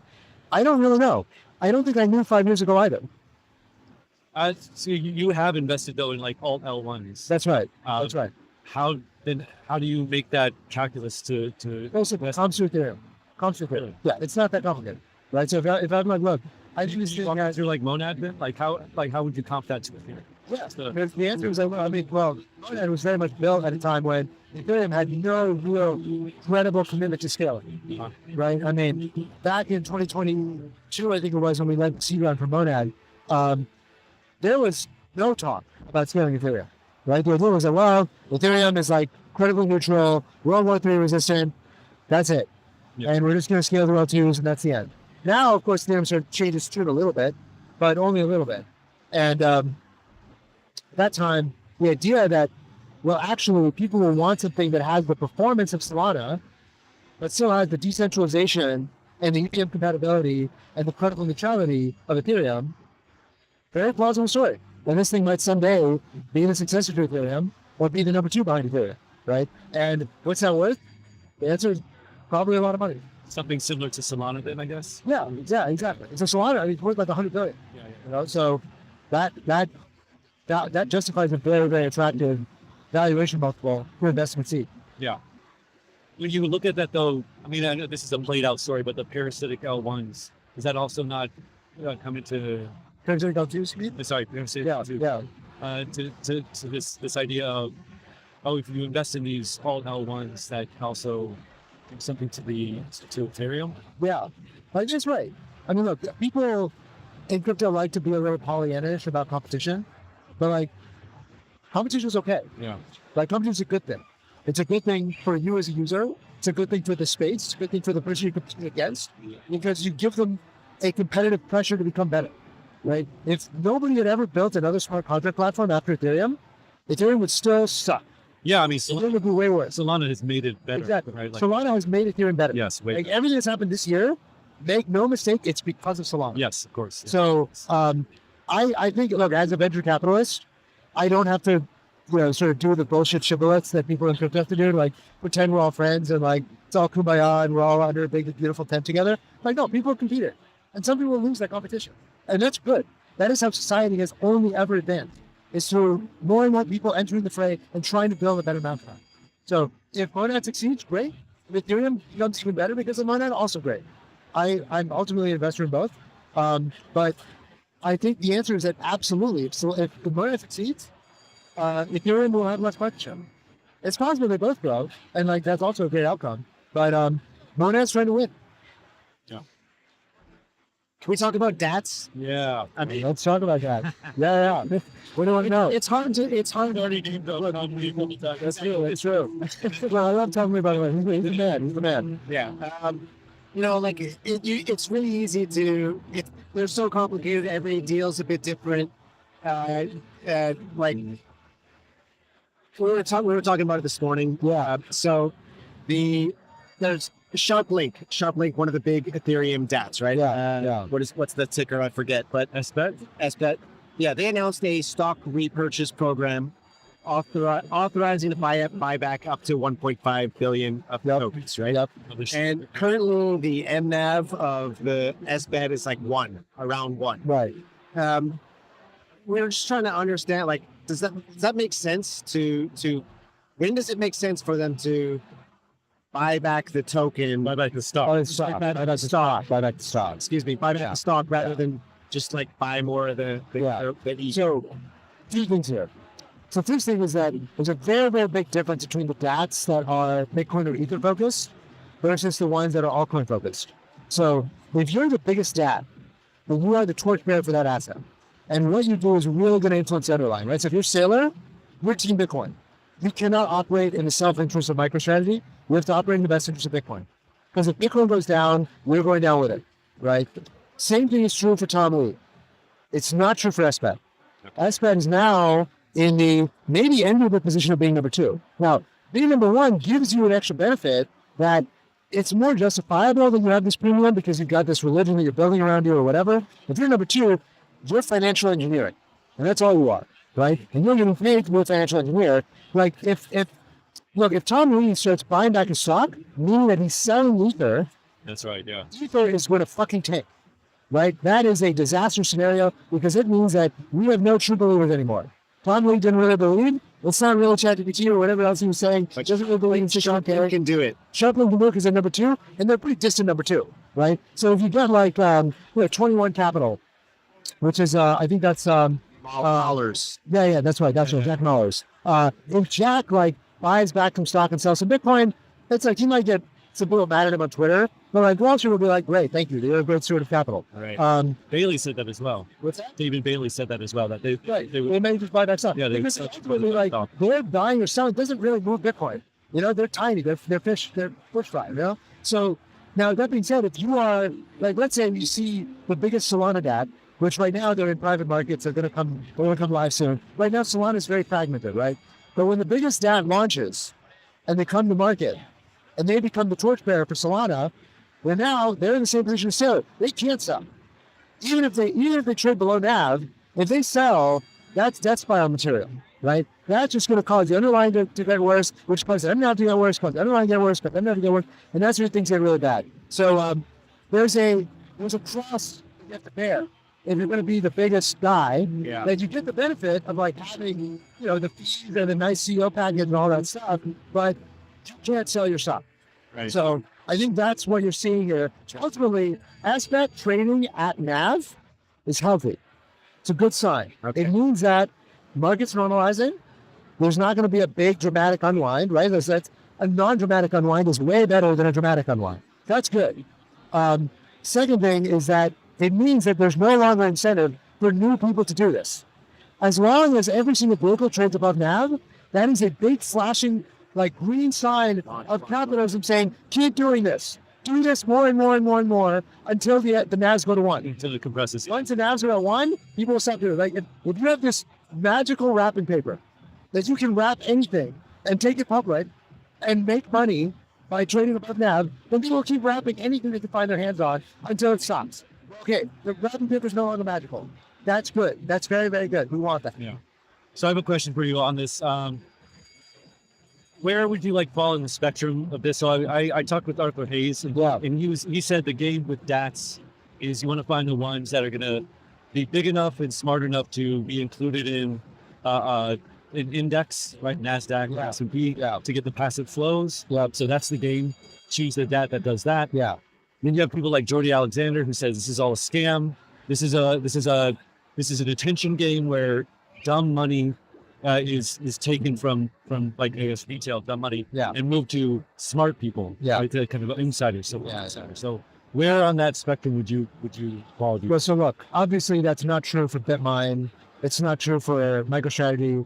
Like who's the smart money? Who's the dumb money here? Well, I mean, I would say like sophisticated people who know what game they're playing. And retail, right? The answer is that like these things are like the MNAVs have been very volatile. Obviously, they compressed somewhat, but previously they were lower, then they were higher, and they're lower again. They might go higher again. Who the hell knows? But MicroStrategy, like, there's nothing that insiders know that retail doesn't know about MicroStrategy. And MicroStrategy, by market cap, is like 90% of DATs. It's just MicroStrategy, right? So whenever you're going to describe, so if Jordy is saying that the new ones that are coming live, like all the pipes that are happening, that are then being listed publicly, and then the MNAVs are compressing after they go public. Yeah, that is very much a game of asymmetry between private investors and public investors. That I totally agree with. But BitMine's live now, right? Like the MicroStrategy's been live for so many years. So there's no asymmetry. Right? Retail knows what sophisticated people know. But there might be arbitrage funds that are doing fancier things around the convertibles and options and all this other stuff. But I don't think that's what Jordy's talking about, unless that's what Jordy's talking about. No, so I think, again, you can correct me, and you will. That'll be great. Jordy, don't come back on. Your gauntlet's been thrown. Yeah, it's, but Jordy's full of shit. That's the takeaway. Jordy's full of shit. I love it. Yeah. Tag and repeat. Yeah. No, but he's already done a bunch of DATs, hasn't he? I don't know. Sure he has. He said he's done like 2 or 3. Yeah, okay, so he's calling about it. No, but the point is, though, I think this is the point, though, is that... So he's gloating, is what you're telling me. No, I think he's basically saying that if you are a retail investor who doesn't know much, you don't really know much about investing. So the information asymmetry is not present. But in terms of knowing what game you're playing, they don't know what they're playing. So I agree, but that's true. I mean, look at Japan. Japan loves XRP and Cardano. But I think he's just by spot.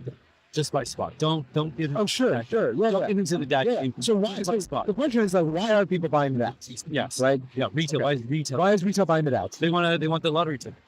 Well, yes. The answer is because they're high volatility. Yeah. Right. And why are they high volatility? The answer is that there's a second layer of volatility, which is the underlying volatility, then the MNAV volatility. So you're layering volatility on top of volatility, and you can buy it in a brokerage or whatever. But mostly it's the volatility lever. That's why retail likes it. And like, I don't know what to tell you, man. Retail likes leverage. They like volatility. Yeah. And I think I agree that I would not encourage retail investors to buy DATs. Period. Full stop. Ever. Like, way better to buy the underlying and buy simpler products. The reality is that they will not listen to you. So to the extent that they will not listen to you, and retail will continue to buy what they're buying, which is like not just DATs, but like, zero DT options and all sorts of other crazy shit that retail's buying. Given that they're buying that, what further advice would you give them, Jordy, besides these are scams? Well, I mean, that's my challenge to Jordy. Jordy, I'm calling you out. Hayes says that, find the ones that can get to that. Yeah. Is he here? Hayes, he was here this morning. Okay, I'm gonna find him and I'm gonna talk shit to him. I think he's gone now. Actually, he's gone? At least he said that to me. I'm gonna tell him you guys told me that he was full of shit. No. All right. He says the game is from the perspective of the stock, the company, the equity company. The game is to just get big enough so you get into those passive flows. Yeah. That's right. And whoever can do that, they're going to be the winner. And he said that's what retail should do. But my counter was that retail is not sophisticated enough to do. I mean, isn't the argument that retail should front run who's going to get listed in these passive vehicles? Yeah, absolutely. But there's so many coming out, right? Like. Yeah, honestly, these are all tiny. These are all tiny right now, right? Like, so MicroStrategy plausibly will get into the S&P 500. Yeah, I think it's going on in the next couple of weeks. I don't believe it's been confirmed. Okay. But it's certainly of the size that it would be eligible, but obviously it's a weird asset. So, the S&P doesn't like just default list everything that's of a certain size. But if it gets listed, it's going to have a ton of passive flows. Nothing else is even close to that. Yeah. So any idea that like these things are being uplifted right now in passive flows only really applies to MicroStrategy right now. That's right. Yeah. All right. So I really enjoyed your talk. I think it was at Berkeley with Abichal. Oh yeah. About AI. Yeah. It was really one of the better talks I've heard. It was short too, which is kind of a bonus anyway. But well, I mean, it was so great. I know I'm I didn't get very well. There's no. Yeah, that's an interesting compliment. I will say. So sorry. First time I ever heard that. But I really. I'm I got you. Yeah, I would have. So what's the saying? I would have written a shorter letter, but I didn't have time. You didn't have time. Yeah. No, that's right. So that's right. You did a good job on it.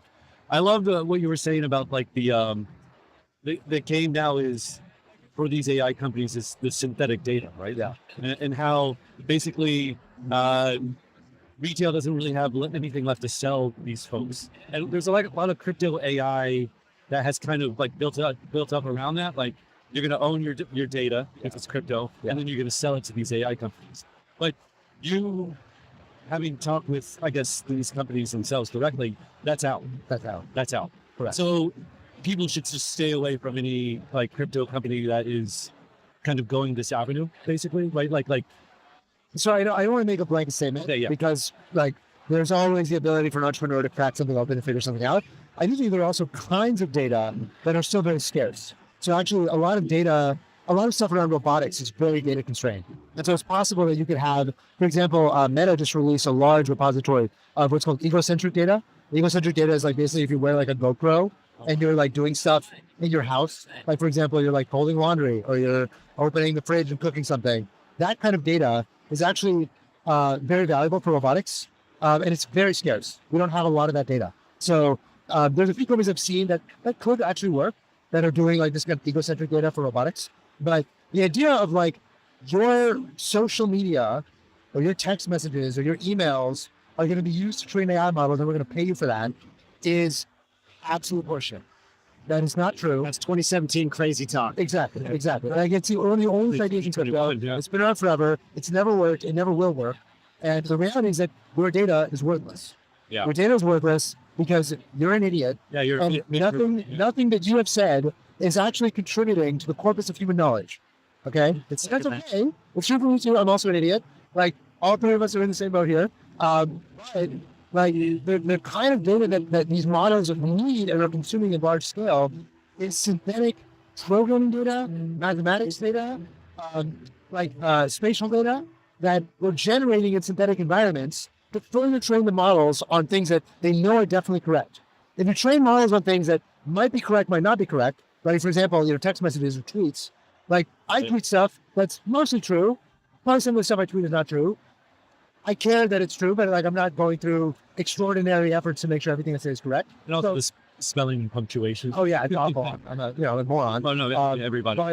But like the New York Times, their data is very valuable. They're very, very valuable, and they're getting paid a lot of money for it. But you are not the New York Times. I'm not the New York Times, right? Like the uniqueness and the novelty and the correctness of my data is much lower than the New York Times. Or for example, Elsevier, which is the biggest publisher of scientific journals. They are making a lot of money selling their data to the big AI companies, but I am not, and you are not. So that difference is the difference between getting paid a lot of money for your data and getting paid basically nothing. Good. And so the next question I have is, I really like the way you frame this for like decentralization. Yeah. In terms of there's always attacks, right? It will always be less good than the centralized version. Yes. Right. And so decentralized AI, if you're going to try to compete with like OpenAI or whatever, yeah, it's always just going to be less. That's right. Right. And so the fact that it's decentralized has to be core to its to what it is. Yeah. And right now, that's not that important. That's right. Right. Nobody is willing to use a shittier version of ChatGPT right now if they knew it was decentralized. Yeah. Nobody cares. No one cares. Like the utility of these products is so persuasive that people are like, look, I don't care if you trained on like dead African babies. I'm like, just give me that. I want to use whatever's the best model. So like right now people know that these models are being trained on all sorts of unlicensed data. They're hoovering up all sorts of stuff. Nobody even cares. Nobody cares, right? It's like only the New York Times that cares because it's their data that they stole. And nobody else cares. Reuters. Reuters and like artists or whatever. But like most people are like, yeah, I mean, I don't know. It's really, I love how it helps with cooking recipes or whatever, So when you have a product this good, there is basically a rounding error of people who will use a worse product for ideological reasons. Yeah. Okay. But that will eventually change. Yeah. So this is my next point. So basically, it seemed to me like what I got from the conversation is almost you have to like start investing in it or care about it now because it's going to take like whatever 5 to 10 years or whatever to get like a good decentralized product. Right. It's almost like altruism, I guess, or something. It's not like you got to throw them or like what you were saying before, where it hasn't reached mass. The tipping point is there. Yeah. So I think it's not just that. I think it will always be true that a decentralized model will be worse than a centralized model. That will always be true forever. Yeah. But the question is, what are you getting for your money with decentralization, right? Take a step back. Ask the same question about Bitcoin. Bitcoin could have been built by some guy in Sweden, like the Pirate Bay, who like ran Bitcoin off his own server. And he said, look, I'm in Sweden. Like the laws in Sweden are really good. So like no one's going to shut down my Bitcoin server. So trust me, Bitcoin is totally trustworthy, even though it's totally centralized. Obviously, we would not trust that Bitcoin, right? Why would we not trust that Bitcoin? We will not trust that Bitcoin because the incentive to shut down this thing would be so great that we would not trust even the institutions of Sweden to protect this Bitcoin server from going down, right? And so Bitcoin was only possible by paying the decentralization tax, right? Now for AI, the question is, when will that be true when the thing that we're getting for this can only be gotten through decentralization? I think the answer is when AI is so deeply ingrained in society, it's already very ingrained, but it'll become even more ingrained when the military is running on AI, when civil institutions are running on AI, when the law starts integrating AI, when credit scoring is completely done by AI, when so much of our world is ultimately adjudicated not by human decision-making, but AI decision-making, AI will become really, really important, really socially important, and governments will want to control it more than they are right now. Right now, they basically are doing nothing, right? I mean, like Trump is complaining like, oh, AI is woke.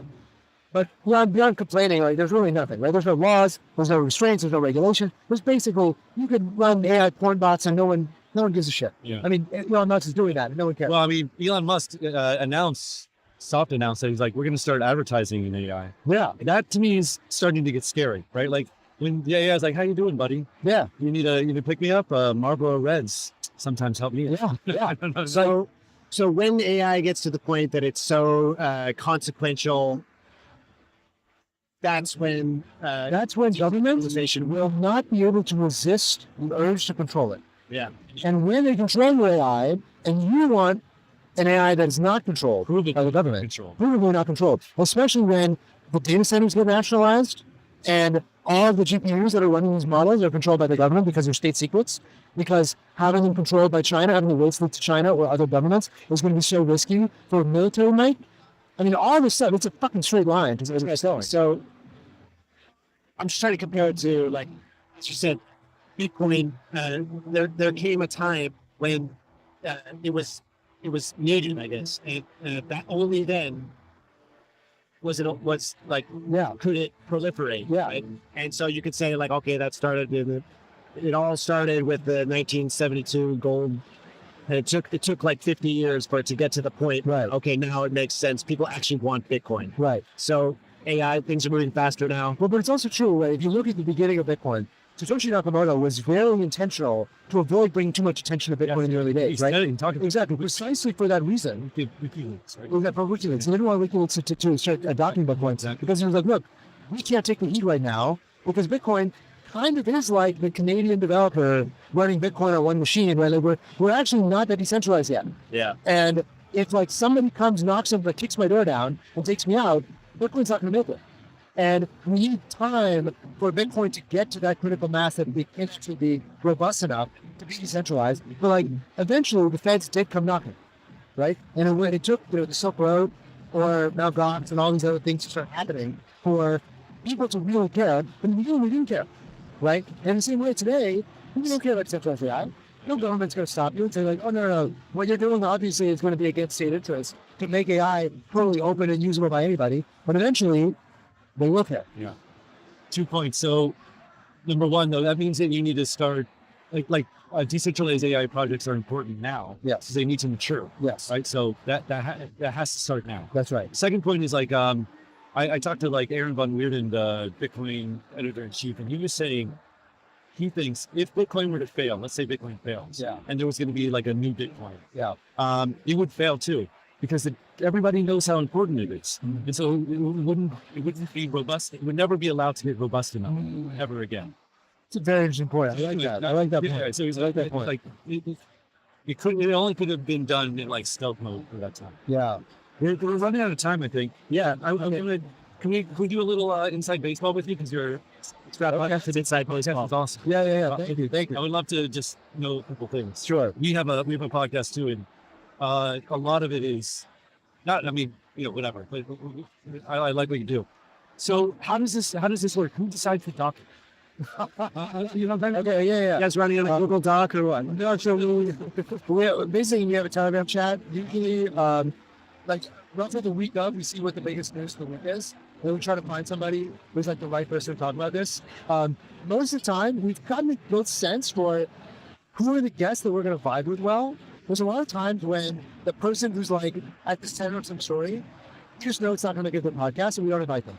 Right? We're just like, look, let's just talk about it. So we better vibe with just the four of us. Then it's going to be to like have that person on and like be kind of like a stiff like interview thing. And then we really don't want that. We know like what makes our show good is that it's open. We kind of talk track. We like open the photo and really learn stuff that we don't want to see. So yeah, but it's usually like kind of we do like consensus. Somebody goes and like, oh, we should be around blah blah talk about this thing. We're like, yeah, cool, let's go find them. And then somebody goes and figures out who's close to them, and we pull them off. And so like when you're looking at the stories of the week, do people just populate some kind of central document? Like, oh, we should talk about this and this and this. Yeah, we kind of like popcorn style. So like, oh, anything more talk about this and this. Anything else for that? We're like, oh no, let's talk about that thing. And we're just like, okay, I gotta go look it up. I don't know what that is. So there's a lot of that. Yeah. And like one thing that I found challenging that you never think about is, you go on a conference with me, and someone else is somewhere else. Do you have to like reschedule it and have to? Yeah, we're doing that right now. Oh yeah. So So because I'm in Japan, I'm the only one here. So we gotta like, I'm not waking up at 7:30 because I'm jet lagged as hell. So we gotta push the time a little bit in order to make it work for me. So it's tough because we do all this travel a lot, and so that's also the reason why a lot of times we have guests to fill in. Like somebody's on a weird time zone, so we got to get a guest this week. Who do we want? And we have like some regulars, but then also we just find like a right person for the moment to bring them on. All right. Last question. Yeah. On the chopping block, how many like people are involved in the production of it? Besides the four of us, I think it's two. Two people on that. Okay. All right. Rudy Skeleton. Yeah, editor. So same guy does editing and social media. He's great. And then on the Unchained side, they have somebody of their own that does like their stuff. I don't know. Yeah, their YouTube, social media, whatever stuff. Yeah. So I think all right, let me up one last question. Yeah, okay. Because you are like you say, I love your style and everything, but I can imagine. How would you describe my style? Well, I would say very, very direct. So very similar to you, actually. Okay, yeah, I like that. Even better, more incisive. But I can imagine it pissing off a lot of people. But yeah, you're talking crap about some very project, but you're being honest. Yes, being really hard for you. Yeah, but I can imagine you maybe getting a telegram message. Does that ever happen where someone's like, hey, we're a little hard on me there, right? Oh yeah, totally. I mean, look, I think I'm at the point now that I can get away with it a little bit because people know that I run my mouth a lot. So it means a little bit less than it would to somebody who never says a bad word about anyone. Talk shit like that, like maybe you see like a really nice guy. But probably when you say stuff, people are like, what? How could you? Whereas when I say so, Jordan, man, of course you will. There's a little bit of that. But I think also, it's less than you think. It's less than you think. Because honestly, people, like one, I try not to be mean. I try to be genuine, but like not mean-spirited. Yeah. And I don't know if that came across, maybe it didn't. But also, like people appreciate people actually saying something. Like just saying something real. Yeah. Because coaching all the time. Yeah. Like it's having people are just coming out like trolling or just like saying mean things for its own sake. Like you can't really engage with that. It doesn't give you anything to bounce off of. But like somebody, like if I've been on shows many times where I like talk shit about Coinbase or Circle or whatever. Then I can bring them on and a couple of weeks later and like I talk about it to them and like, but like I give them a chance to respond and like I really accept the response, And at the end of the day, I'm not trying to tear people down. They also have to get to the truth. Yeah, exactly. And like at the end of the day, I think it's good for you to get criticism and to be able to respond to it and make it better. So like I think like the toxic positivity stuff is very, very bad as an industry and we should cut it out. All right, nice. Well, thanks so much, sir. It's my pleasure. Yeah, thanks for having me. All right, coming up, we've got Andreas Breckman, CEO of the Privacy Forward, a non-custodial swap platform, Sideshift.ai. We'll be right back.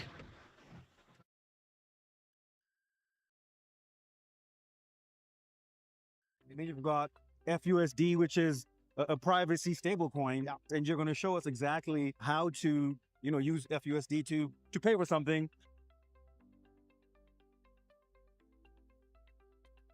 Frederick here, Bitcoin.com. Arley Lozano. I am the CEO of BacanoPaga.com, OG in crypto since 2013. I am here for talk about the Stablecoin. It's a privacy coin, and we have the new freedom dollar.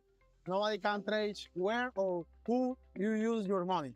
That's awesome. So it's kind of like Monero and Zcash, and then you've got FUSD, which is a privacy stablecoin, and people can use it for payments. And you're going to show us exactly how to, use FUSD to pay for something, and even get a receipt. Okay, we are here to show the POS. Who this word is, you select the coin, and in this case, we're gonna select the you can push. You see? Yes, and you only put how much money you want to take from the customer. Okay. They're gonna display the QR code, and you're gonna use your wallet to pay. And you get your receipt, and the merchant can reprint the receipt for his file. Records. Okay, got it. That is so easy to pay with the Freedom Dollar. Then we can do the same with the Sano. We have the Sano in the system. Then you go payment.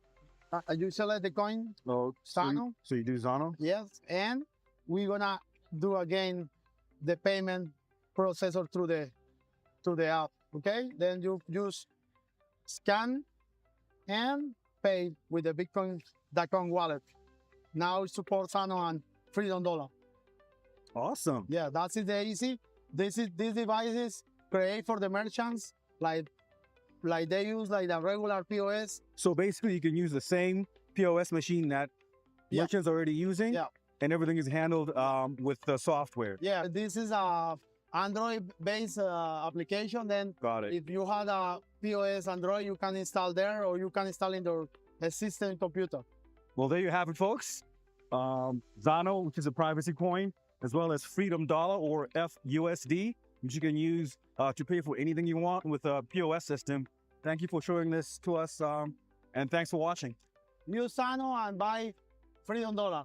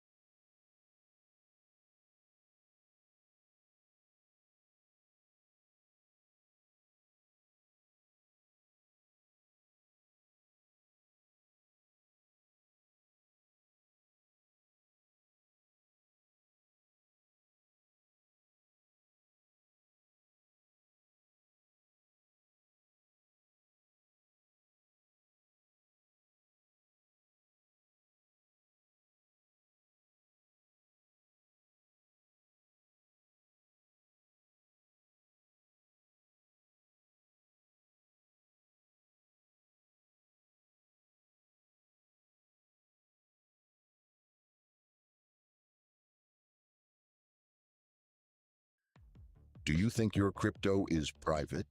Think again. On Bitcoin, Ethereum, and most major blockchains, every transaction you make is public, traceable by anyone, anywhere. What you send, who you send it to, when you send it, how much you hold, all visible forever. That's not just transparency, it's surveillance. Confidential assets on the Zano blockchain changed the game. Built for privacy from the ground up, Zano's system extends its powerful protections like untraceability, unlinkability, and amount concealment to any token. This opens the door to fully private financial tools. Imagine a USD stablecoin, but shielded. Imagine Bitcoin wrapped and transacted anonymously. Imagine enterprise tokens that move without exposing sensitive details. Confidential assets make all of this possible. And now, with the Bitcoin.com wallet, you can hold, send, receive, and swap Zano's confidential assets, all inside a single, easy-to-use, self-custodial app. Privacy isn't just an add-on, it's the future. Update your Bitcoin.com wallet today and step into the next era of private crypto.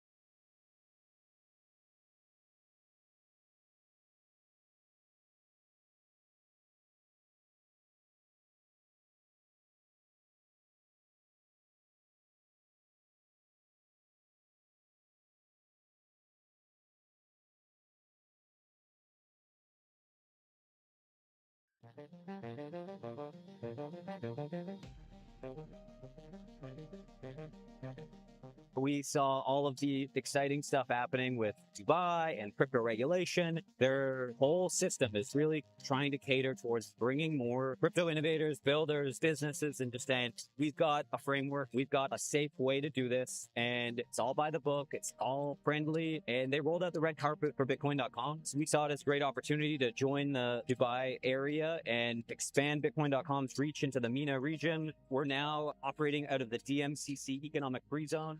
And I implore like every crypto builder, if you're looking for that legal support, the frameworks, the stability, and some support from banking, Dubai is still ahead of the US. You can't just fly into the US and be like, I'm setting up shop here, getting a bank tomorrow, ready to rock. But you can do that in Dubai. Moving is pain in the butt, and moving companies is pain in the butt. And if you don't have those like local contacts that can kind of guide you through the red tape. There's red tape everywhere, including in the UAE. It just felt like the Dubai entities and the DMCC really made that process a lot easier. They've got shared co-working spaces, an office space, all the legal frameworks, all the VARA support, any of the legal compliance stuff that you got to do to just stay above board. They'll make sure that you've got that clear checklist and support you along the way, just guiding you through that process. The Dubai and DMCC guys, they went above and beyond. There was active boots on the ground, really like welcoming us. I can't thank them enough. It's been really helpful for us.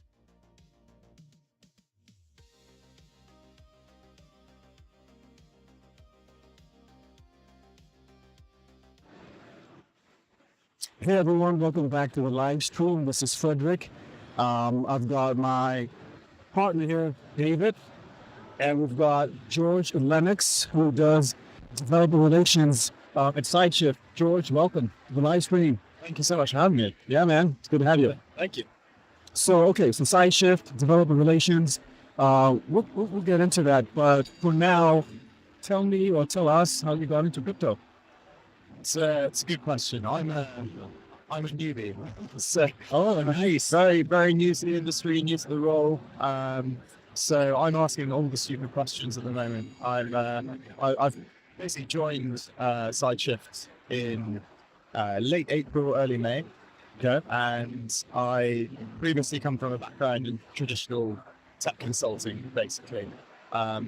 So yeah, it's a really interesting journey. Everything is new, so I think at the moment my focus is really just to be professionally curious. I'm coming in with no biases, no preconceived notions, no history really. I've always dabbled in crypto and been interested, but was never sort of in the trenches, so to speak. So yeah, really interesting time for me, and super glad to be here with you guys as well in Tokyo. Nice. Yeah, can I? Sorry, you go ahead. Oh, sorry. Why did you make the jump? Why did you make the jump? So, I was historically unhappy in my traditional role. Whilst there were elements of what I was doing in my work, it wasn't fulfilling in the sense that I wasn't actually interested in the topic area that I was working in. So for my consulting work, I was doing data change consulting, so helping retailers basically optimize their data storage and servicing of that data and reporting. Typically retailers, because they sell a lot of products and generate a lot of data, whether that's supply chain information or customer sales related data, or how they interact with their clients. So it's basically helping retailers how to make more money by optimizing their data processes. was there interesting technical challenges presented in that?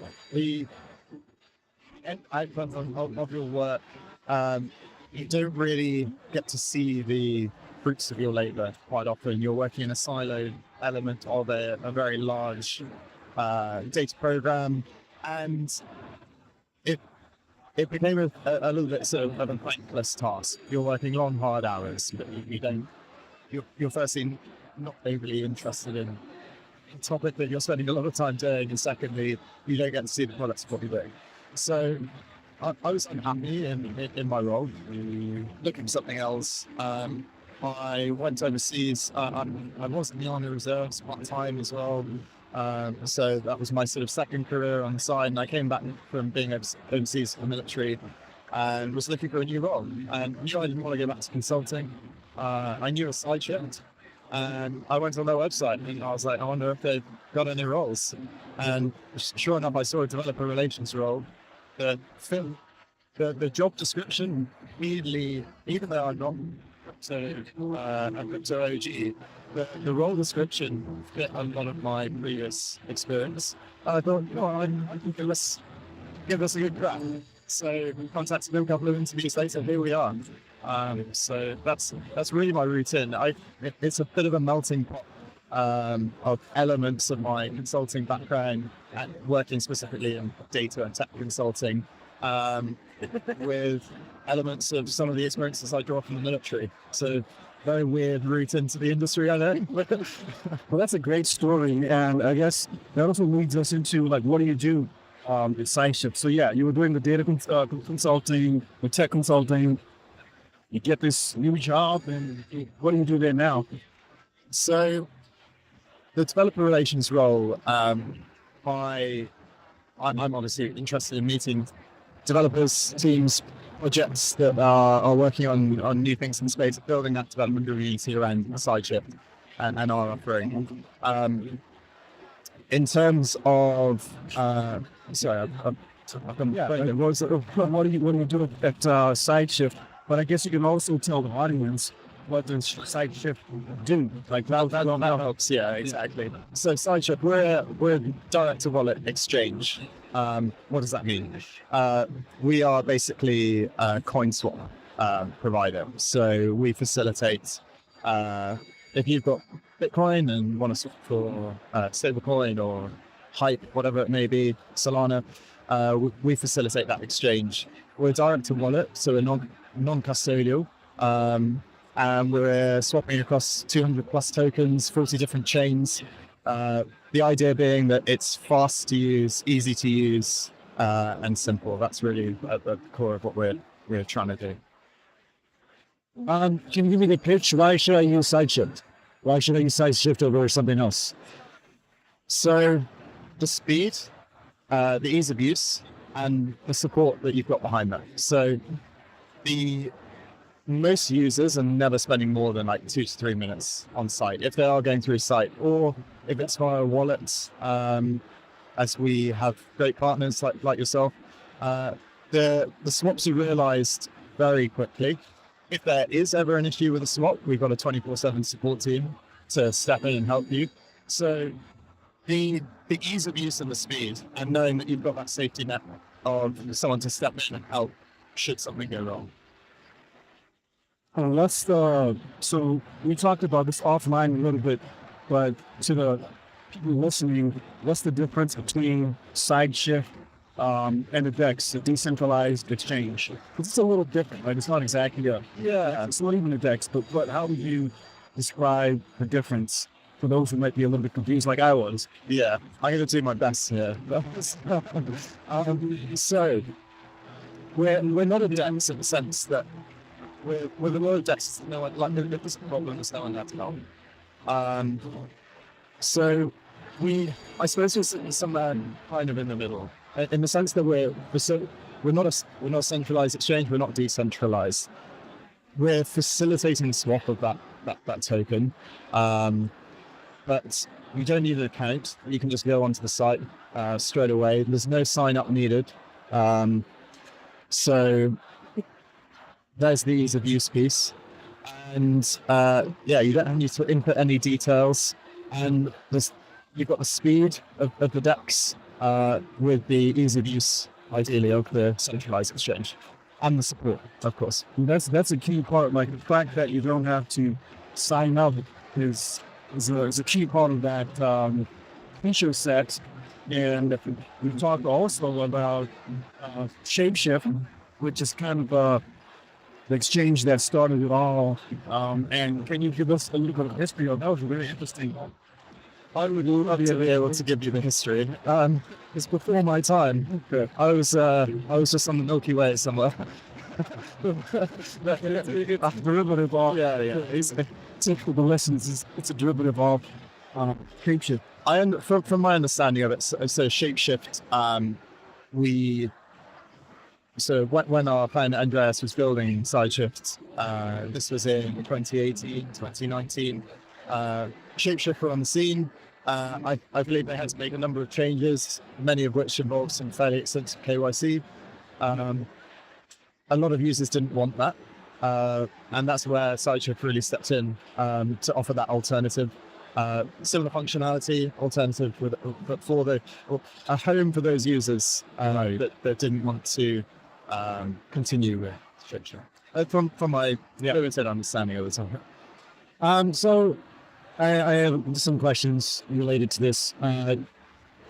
First, what is the what kind of regulations do you guys have to deal with, like from different jurisdictions? I imagine that could be difficult or a sticking point. Like, for example, MiCA in Europe, or I don't know, Japan's, FSB maybe? FLC, I'm not sure. And anything like regulation in America, like it seems like something that you guys would have to deal with to some degree, or not?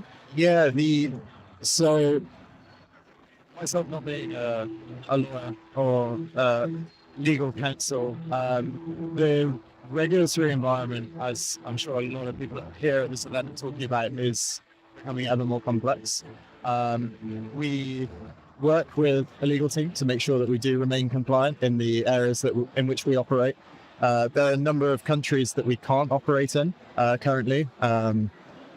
America being one of those. I was about to ask. America still, even with the recent changes, it's still hard. Yeah. So it's something that we're looking into. We have ambitions to expand the areas in which we operate, but we've got to do that in the right way. Yeah. So watch this space. We're looking into what may be possible, but there's nothing set in stone or concrete yet. But it's something I believe that we have ambitions to achieve in the future for sure. Yeah. Cool. You mentioned earlier that you work with a lot of developers. You talk to developers. I was wondering, are there any recurring questions or concerns that developers have for you? Like certain things you hear over and over again from developers, issues that they bring to you that they want solved? So nothing consistent at the moment. I appreciate it's early days for me in this role, and it's a new role for SideShift as well. I suppose in a sense that's a good thing. I haven't heard any glaring fires to put out, which is nice. But in the sense of what developers are coming to us with, exactly. Yeah, I hope that there's an opportunity coming up actually very soon where we're launching a hackathon in a couple of weeks' time in early September. So for the devs watching, please feel free to check it out. There's a prize for obviously to win from. I think a really useful learning from that hackathon will firstly to see what people build really with the API, but secondly to hear that feedback from the developer community. If there is a blind spot maybe that we haven't seen with the ability to connect to our API. But thankfully, most of our integrations and connections have been very smooth and seamless. That ease of use piece that I talked about for the consumer coming to the website and wanting to make a swap, we've tried to replicate that very much in terms of our developer and integration documentation, so that if someone wants to connect to the API, it's the information's there for them to be able to do it. But a very useful learning off the back of that hackathon in the next couple of weeks will be to see if we do draw out any of those points from the developer community. Right. Well, I wasn't trying to imply anything about side shifting. So I was saying, like, I wanted to get to know the psychology of these developers. Like, I want to know what problems are they seeing, maybe in crypto or maybe DeFi, and if there's any big common themes. I imagine that they come to you guys, for example, because of the ease of use, right? Because of the support that they then want to pass on to their customers, or something like that. Is there nothing that I can think of? Okay, yeah.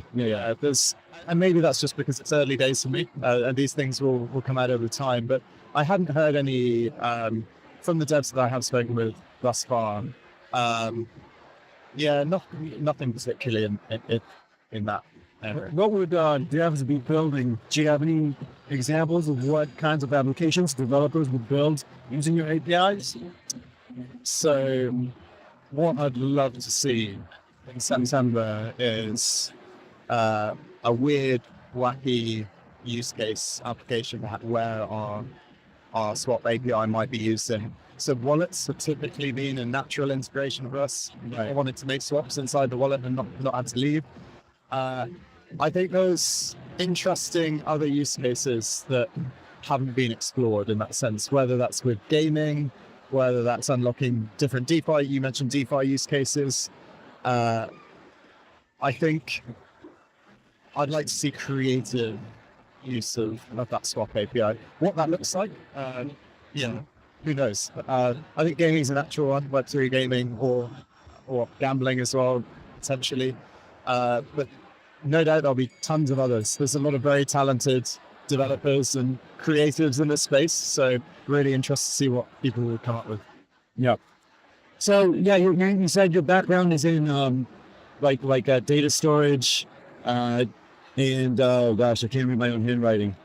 Data something else. But anyway, how do you use those skills now, or do you use those technical skills now in your job? So the key, I've been fortunate enough to work within teams of people much cleverer than myself, developers.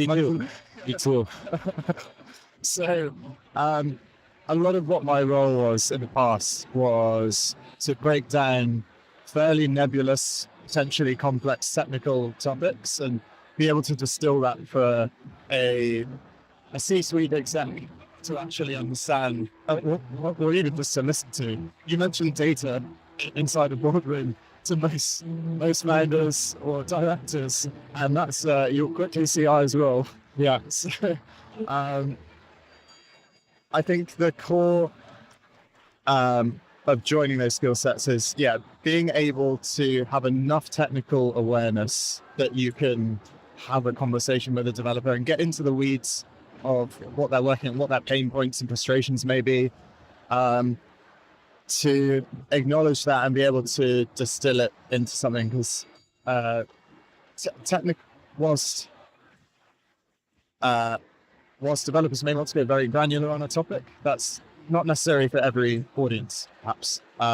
So I think really that's been a key takeaway from that data consulting piece is taking large, nebulous, complex topics, just being able to distill it. So it's even just for myself, being new in the industry and new in the role, I need to spell it out in my own simple terms so that I actually understand what they're talking about as well. And then the military side as well, which I alluded to sort of bringing into that developer relations role. I was working in a reconnaissance regiment, so having an understanding of what is going on around you, being slightly the eyes and ears of what's happening in the space, especially something that's moving at such a rapid pace of knots that the whole industry is moving in. So to have a bit of a finger on the pulse of what's going on, who's working on what interesting things are on the horizon, and then being able to take those potentially large, complex things and distill it into something human readable. Yeah. I wanted to, There you go. I thought you were going to ask a question. Oh no, yeah, my fault. Yeah, I didn't want to speak. So, I just wanted to step back for a second and get your perspective from like a person who's kind of new to crypto.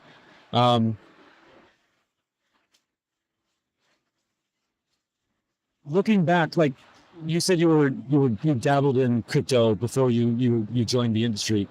So when did you become aware of crypto? Do you remember like roughly when you just became aware of it? Like, oh, Bitcoin is a thing.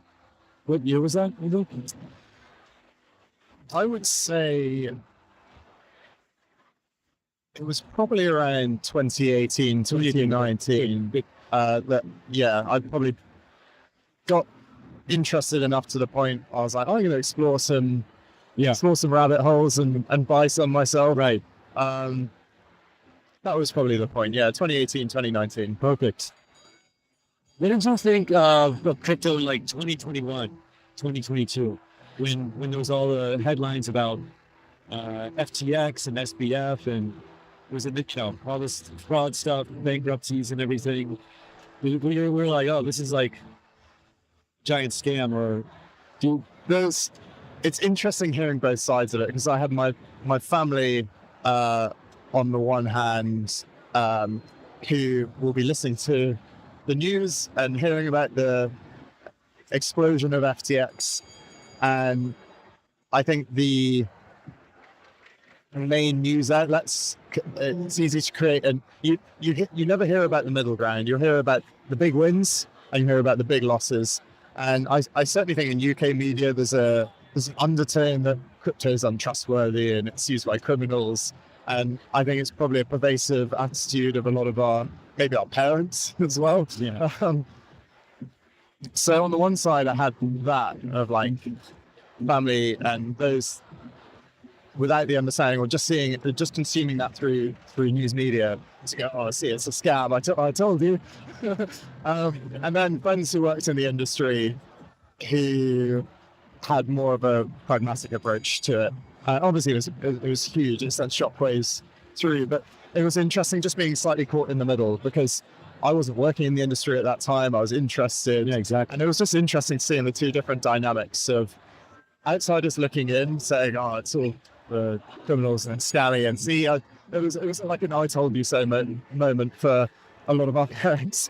And then friends who are like, yeah, well, I mean, this is huge and not good PR for us, but a level of more pragmatism or saw how it came about. 2018 is not that, doesn't sound like it's that new. It's a long time ago. Yeah, it's 7 years ago. Yeah. So like, I wouldn't call you like a newbie exactly. You're kind of a veteran. Well, I guess I dipped my toe in the water, but never got in. Right. Like, The extent, I guess, was different.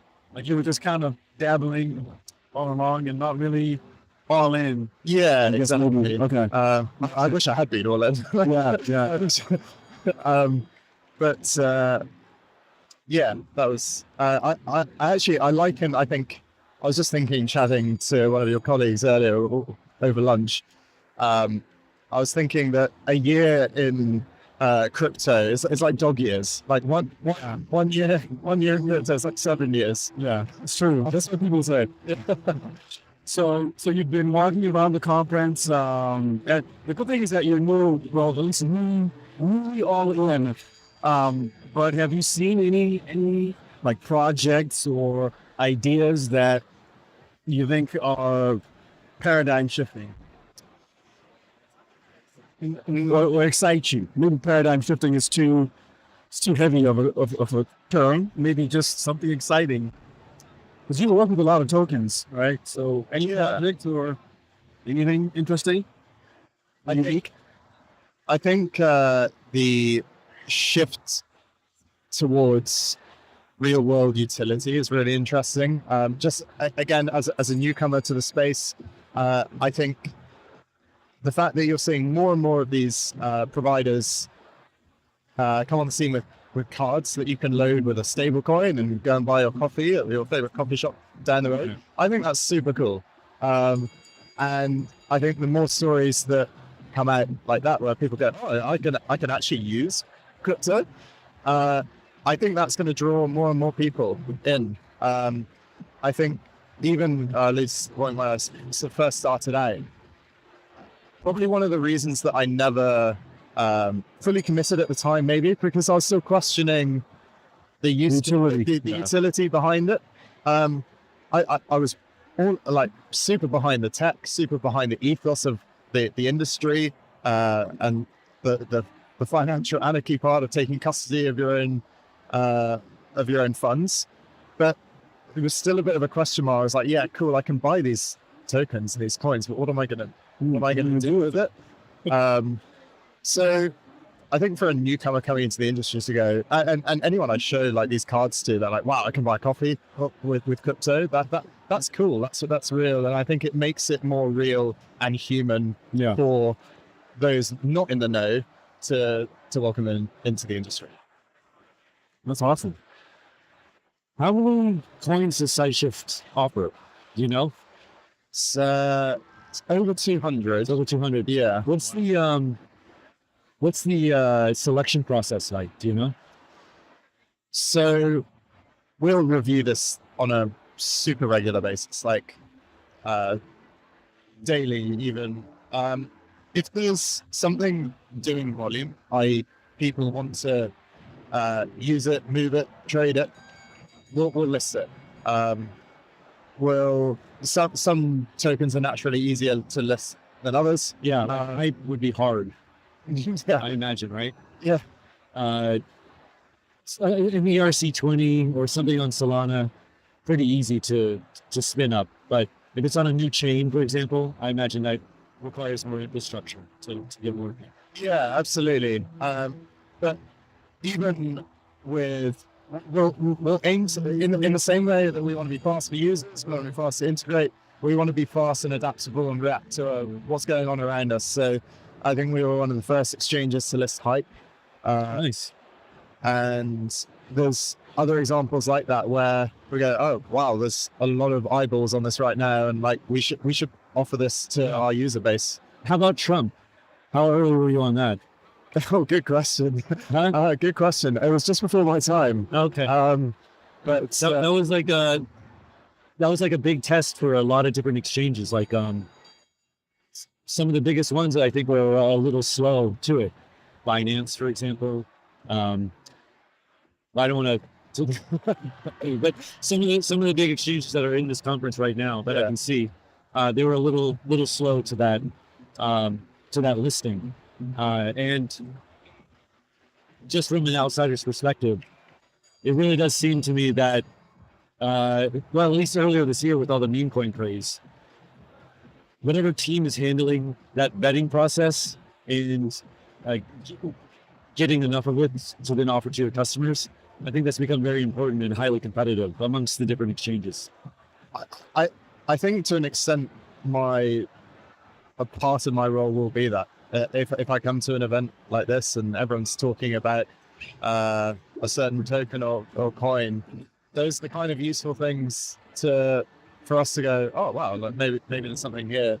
So I think by me, or the idea of this developer relations role is to be asking questions without any particular bias or agenda behind it. I just want to know or understand what's going on. So, and I think that way you get real answers from people as well. To an extent, that developer relations role can be used in that piece if there's if consistent messages and themes are being drawn out from the people I meet and speak with, then go, okay, cool. Then we can hopefully, in that case, as SideShift, react quickly to those things that pop up. Was the meme coin craze, was that a crazy time for you guys as well? I believe so, yeah. That was maybe a little bit before it? Yeah, it's just the beginning of the year, right? Yeah. And it just died. It just died, yeah. Can you tell us like what the breakdown is for like transaction volume? For example, are stablecoins a big part of that transaction volume? For sure. Yeah, for sure. A lot of the volume that we do is predominantly Bitcoin and stablecoin related in terms of both settlement and deposit. So exact percentages can change. Maybe half. Wow, half, really? Yeah. I mean, if our stats guys watching, he's going to have his head in his rough approximations of fine. Yeah, rough approximations, I believe. A lot of the volume that we're doing, around maybe half some weeks, is on what chain? Do you know the chain breakdown? So a lot on Ethereum main chain. Ethereum main chain. Yeah. So USDC, USDT. It's weird. Certain weeks you can see big upticks. Like with Tron. Who have a stand here as well, just down the road. So it really varies. I think a lot of what is consistent in the market we see as well, in terms of movements, but it's week to week it can vary, chain to chain. Oh really? Okay, so I mean some weeks it'll be like Ethereum, or then some of it might be Solana or like that, or is it? It's typically chain wise, it's typically Ethereum. From Ethereum main chain, and then like what L2s maybe, and then exactly. Okay, so mostly EVM then. Mostly EVM, yeah. And Bitcoin, Bitcoin way down. Yeah, I'd like to know about that. Like, where's Bitcoin on that ladder, on that hierarchy? You've just reminded me. I need to read our latest weekly report that is open for anyone to be able to read. It's research.sideshift. Oh, nice. Yeah, I'll take a look. So we publish all of the trends each week. We'll produce a report for what we're seeing in the market. I haven't checked the latest edition, so I didn't. sideshift.ai/research or something like that. Research.sideshift.ai, and it's I haven't seen the latest, but it's typically Bitcoin, Ethereum, stables are our steady sort of favorites week to week. Nice. In terms of chain, yeah. I imagine that the competition for flows is pretty fierce. Who do you think are your biggest competitors? Biggest competitors, Change Now are a natural competitor. Then you've got a host of other swap providers that all offer something slightly different. You've got Uniswap, right? You've got like DeFi as well. Yeah, so to a certain extent, I guess in the sense that people use them, it's a slightly different offering. Change no support. No support with Uniswap. Exactly. no one to call. So there are other swap providers. Yeah, Change Now is probably our natural, most similar product offering or competitor. And yeah. Do you consider like traditional centralized exchanges as competitors, or is that really like a different demographic completely? Different user. Yeah, absolutely. Different. I think it is a different user. Ultimately, that's how. If I think about myself as an example, I started out using crypto through centralized exchanges. Sideshift would have been a bit confusing maybe for me straight away when you're still figuring out what's a wallet. Not being able to on-ramp through Sideshift. So you naturally would, I guess, go towards the centralized exchanges. And also you just see the ads plastered over sports teams now. And they're more out there, I guess, in the public eye than the likes of Sideshift or Change Now. So I think it's a different user. It's I suppose they're the gateway drug, maybe. To the rest. Where usually how people get fiat into the system, right? Like that's the the on ramps, the off ramps too. Which area, I guess, do you see growing in the next few years in the future? Is it more of these, like no KYC exchanges and platforms, or do you think it's going to be the centralized exchanges with DEXs? Like, who's going to win that race, or is it even a race? Maybe everyone's going in the same direction in terms of the growth trajectory. What are your thoughts on that? I think it's a really interesting one because just at the core of the industry, if we think about what that is, self custody of own funds, I think it's important that projects. So I think we'll always have projects that have that the no KYC piece or the limited the privacy of being able to control your own funds. I think that those things are important. I think that those teams and those developers that are out there in the industry are going to remain. I think big players in terms of centralized exchanges are only going to grow. There's so much VC funding and institutional interest in those places that ultimately they become like banks.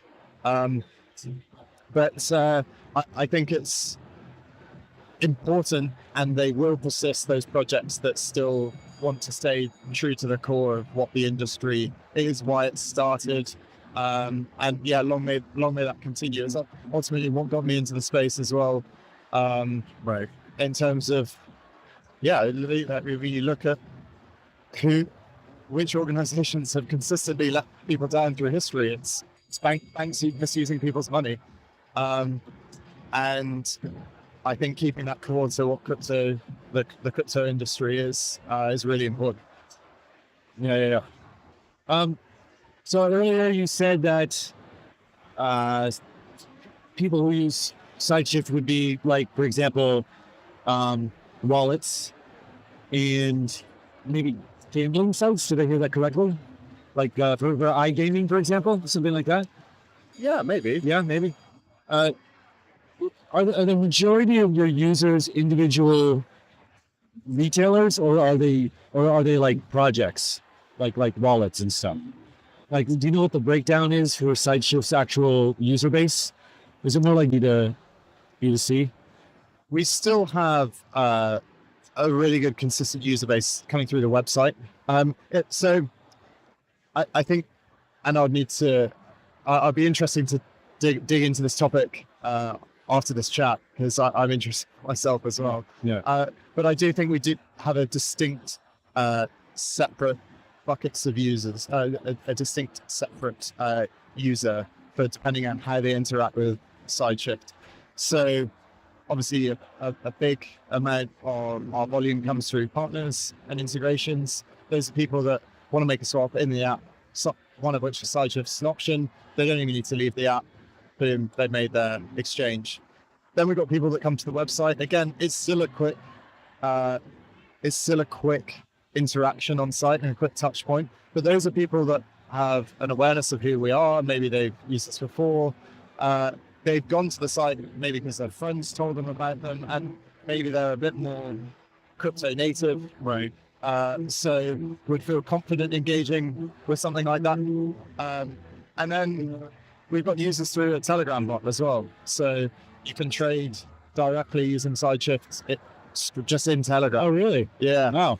And I think they're a different user entirely as well. Is that ton only? Or not? No. Okay. All our tokens, all our chains, you can trade on SideShift directly in Telegram. And there's so many chains release. You have a selection process for adding a new chain, I assume. It's similar to the I suppose the chain is a byproduct maybe of the token that's steering volume, and I could be wrong there. But for example, if I mentioned hype, we would say the hype listing. So hype was being hyped a lot at the time, and there was a lot of interest. I think it was just the challenge of like, right, we need and want to get this listed. Then we'll approach like what do we need to do to do it. The chain almost is like a byproduct of that. If people want to exchange and use that token, we'll work to get it listed.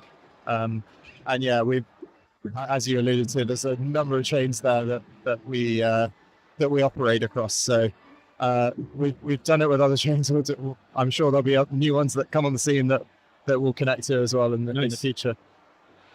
What's the process like if I want to use, you know, your platform, right? Because there's no KYC, no need to sign up. What do I do? Like if I'm a retail user and I want to use SideShift and I've got some cryptos, but what are the steps? So easy as a software wallet, right? Like a browser wallet. Yeah. Also, Like how do I start? Yeah, that's what I'm thinking. Like wallet to. How would you start the process? What are the steps? So if you're just a user and you want to make a swap, so go onto the website or via the Telegram bot. Okay. And you select your pairing. So what you want to sell and what you want to receive. You put in your receiving address that you will get that token back to. Go on to the next step, you'll see a rate. You can either lock in a fixed rate or just have a variable market rate. And send, so let's say specific. Let's say Bitcoin for Ethereum. Right. Let's say you want to sell some Bitcoin against Ethereum. You put in your Ethereum receiving address. On the next step, you got a rate. Send your Bitcoin to the address given. Within a short or one block confirmation, you have a confirmation that the funds dropped into the wallet. So, and yeah, I should mention that as well. On each chain, the reason we're so fast, we only require one block confirmation. I think there's one or two exceptions to that rule where it's two blocks, but that's all we need for us to process that swap. And that's why it's so fast. Wow. How do you handle the risk mitigation in terms of having the one block confirmation time? It used to be like six blocks for Yeah. I mean, I imagine even with SideShift, that might change for different sizes, right? Like if I wanted to buy or sell 120 Bitcoin, it might not be one confirmation. Maybe, I don't know. Yeah. So there are order size limits on certain pairing. Oh, okay. I see. If that being said, though, especially with partner integrations, if they've got a lot of volume that they want to do on a certain pairing, that's absolutely like a discussion that we can have to be able to facilitate that. And yeah, we certainly had a lot of people come to us with that, saying, "Hey, I've got an absolute ton of Cardano that I've shifted. We need to be able to do on this a regular basis," and then we're able to pull the strings on our end to make that happen. All right, we're nearing the end of our conversation. Thank you. You've been very generous with your time. I have one or two more questions. I don't know if you have any, but I'll go first. Do you guys have privacy coins like Monero? Great question. I need to check and get back to you on that one. Because, I mean, as we've talked about a lot today with various people, like Monero has been delisted from major centralized exchanges. They've kind of been bullied by regulators in the US and other jurisdictions.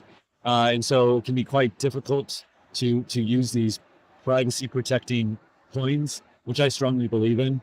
And it would be great if there was like something like SideShift that facilitated the use of these. Yeah, I'll look into it after this for sure. I will too, actually. For me, I would say I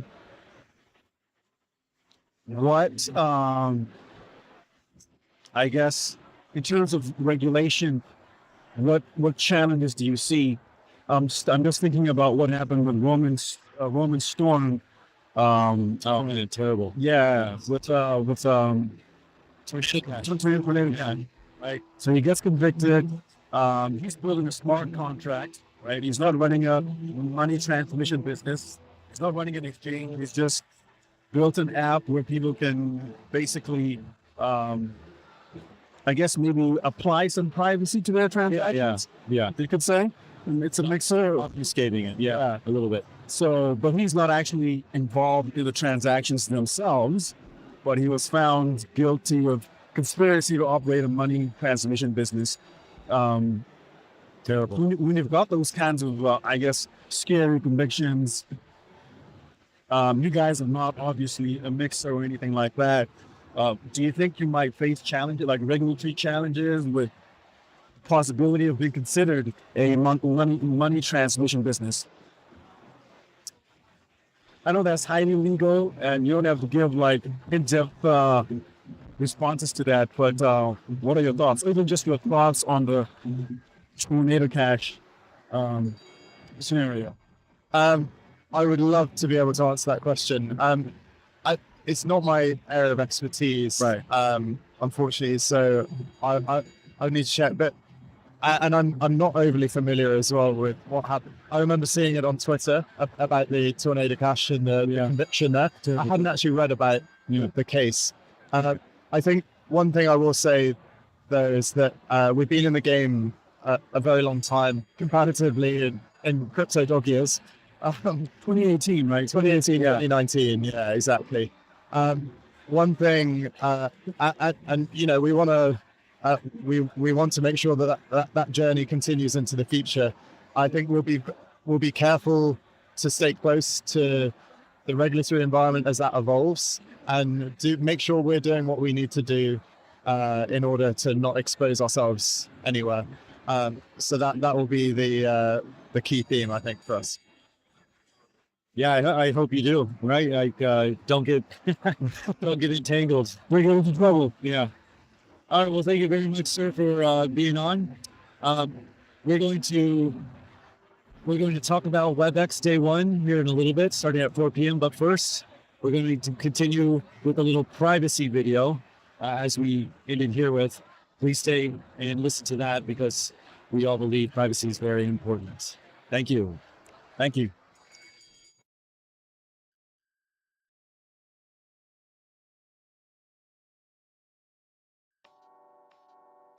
When people hear Bitcoin, they often think anonymity, but is that really true? Let's explore how private Bitcoin actually is and what you can do to protect your privacy on the blockchain.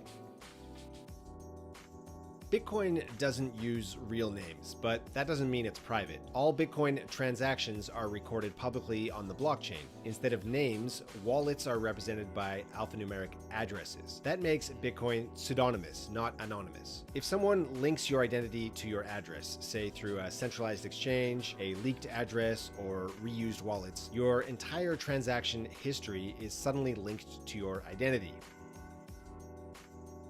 Blockchain analysis tools make it relatively easy for companies, governments, or even criminals to trace Bitcoin flows between wallets. These tools cluster addresses, analyze patterns, and often de-anonymize users. You can think of it like posting under a username on a public forum. If someone connects that username to your real identity, everything you've ever posted becomes traceable.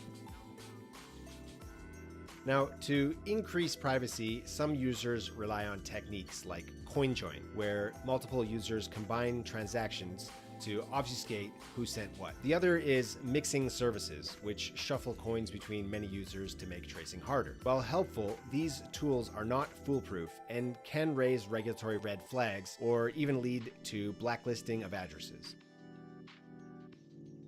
Bitcoin is evolving.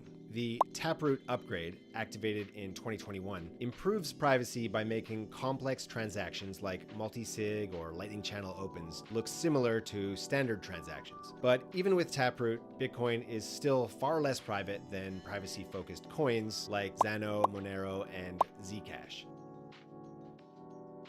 Here are some basic ways to improve privacy when using Bitcoin. So first, avoid address reuse. Use a new receiving address for every transaction, and don't link your identity to your on-chain activity unless required. Just remember, privacy is a spectrum, and perfect anonymity is extremely difficult to achieve. Could Bitcoin ever be made fully private? Well, at the base layer, probably not. But there is a growing movement to bridge mainnet Bitcoin to blockchains that do ensure privacy. For example, a project called Confidential Layer just launched a mechanism that does exactly that, enabling people to bridge Bitcoin to the Zano blockchain where transactions are fully private by default. So on Zano, all wallet balances, transactions amounts, and sender-receiver identities are hidden using cryptographic techniques like ring signatures and stealth addresses. That means when you bridge BTC to Zano, you can transact with the privacy guarantees Bitcoin doesn't offer natively, and then bridge back to Bitcoin when needed. This model doesn't require changing Bitcoin itself. Instead, it gives users a new option. Retain the strength and liquidity of BTC while using a privacy-preserving chain when discretion matters most. So, is Bitcoin private? Not by default, but with the right tools and habits, you can improve your privacy on the Bitcoin network. Want to take control of your crypto journey? Download the Bitcoin.com wallet and explore Bitcoin with confidence.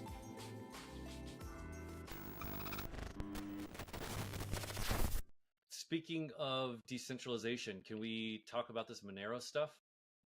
Yeah, let's talk about the Monero 51% attack. So let me see if I can outline the basic facts here. All right, so this is pretty interesting. So this blockchain project called Cubic, Qubic, it's led by kind of an OG in the space. I think this guy was behind NXT. Remember that token, David? Had something to do with IOTA as well. 2017 NXT or was earlier a tokens. Chinese coin? I don't think so. His name. This guy's Sergey Ivancheglo. Sounds Russian or Eastern European. Sounds anyway. non-scammy.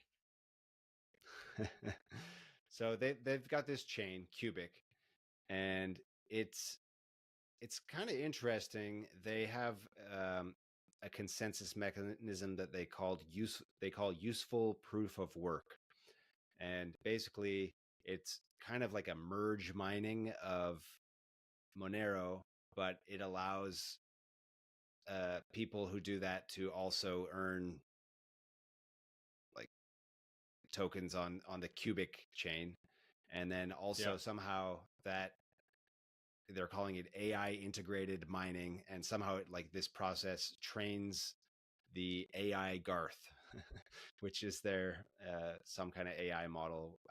I'd like to know the etymology of that. Is it Garth from Wayne's World? What are the other famous Garths out there? The world according to Garth? No, it's Garp.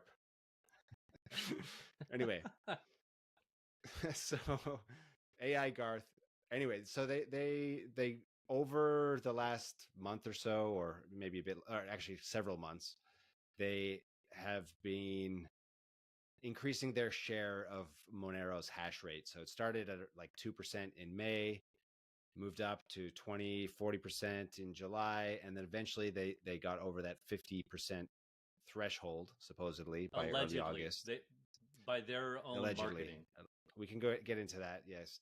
But analysts have seemingly confirmed that the attack appears successful, at least by some measures.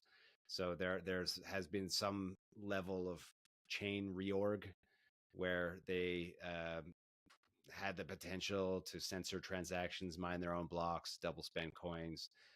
Now, so it appears to be perhaps like somewhat successful 51% attack, and then basically once they had sort of proven that, I guess you can argue whether they actually did it, but then they came out and said, okay, we're done, we're not doing this anymore, and it was just we were just testing. This is basically a publicity stunt, and I think my initial reaction here is that what's interesting about this is that it kind of shows that it kind of proves that one of the reasons, or one of the with 51% attacks, they don't make economic sense, right? It's because this organization Cubic, they had 51% of the share of the hash rate. If they do the attack, the price of Monero dumps, which is exactly what happened, and so that hurts them. So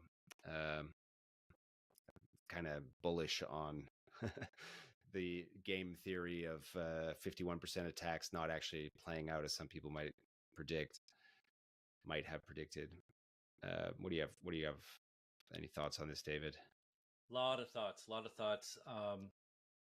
Monero was my first true love of crypto. It wasn't Bitcoin. Bitcoin is how I got into crypto. But after like a week or 2 weeks of like really digging into it, I still remember the feeling of discovering that Bitcoin is completely and irreversibly in the open, and not private at all. And I was like, what the hell? This is insane. So I went looking and found Monero. And at the time, there were a couple privacy projects that were going around, and Monero was, it seemed like, and still is to this day, the premier privacy project. So I love Monero, and I've used it quite a lot. Now, I've been following this person on X called Xenu. What's his actual handle? Xenu Monero. And he's a really great follow. He's a kind of a Monero diehard evangelist. He's had some disparaging things to say about other privacy projects, which I think is a little, especially now that Monero's been attacked and he's going to have to kind of eat shit.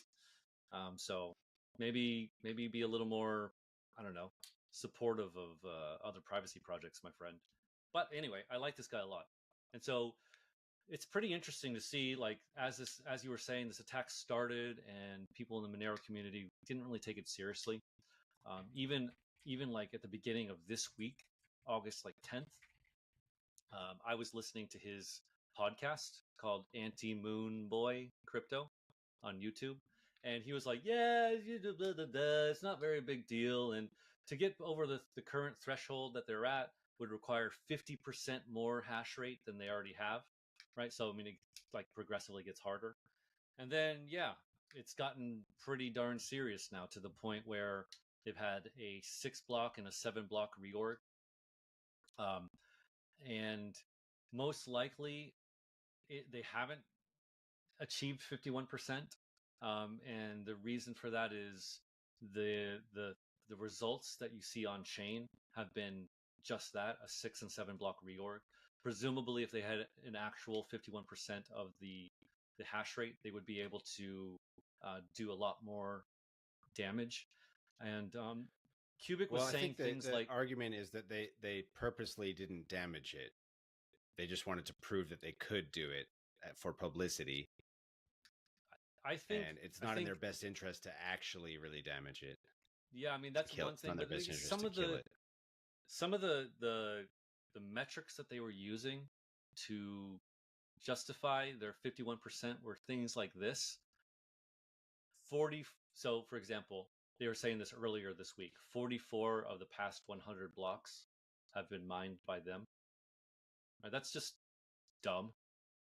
Anyone who knows 51. Anything. No. I mean, no. As in, like, so they said earlier this week, like, we have 44% of the hash power. We have a 44% attack because we've mined 44 of the last 100 blocks. Right? That's not how this works. I mean, like, right? You know, mining, there's a element of randomness to who produces blocks. Right. So yeah, well, if it's 440 out of 1,000, it's the more blocks you the bigger the denominator, the higher the chance that that is actually accurate. Exactly, but they weren't, as far as I know, they weren't doing that. It was like out of 100. And anyway, it's likely. I think it's. I would imagine it's likely that they didn't reach 51%. That'd just be my guess. Now they can say we stopped short of 51%, or we got to 51% and then we did two block reorgs and then started printing empty blocks. This is what they achieved. But guess what, Graham? You can do what they did with as little as 33% of the block space for proof of work, right? It's called selfish mining. This is kind of the attack that they achieved so far, selfish mining.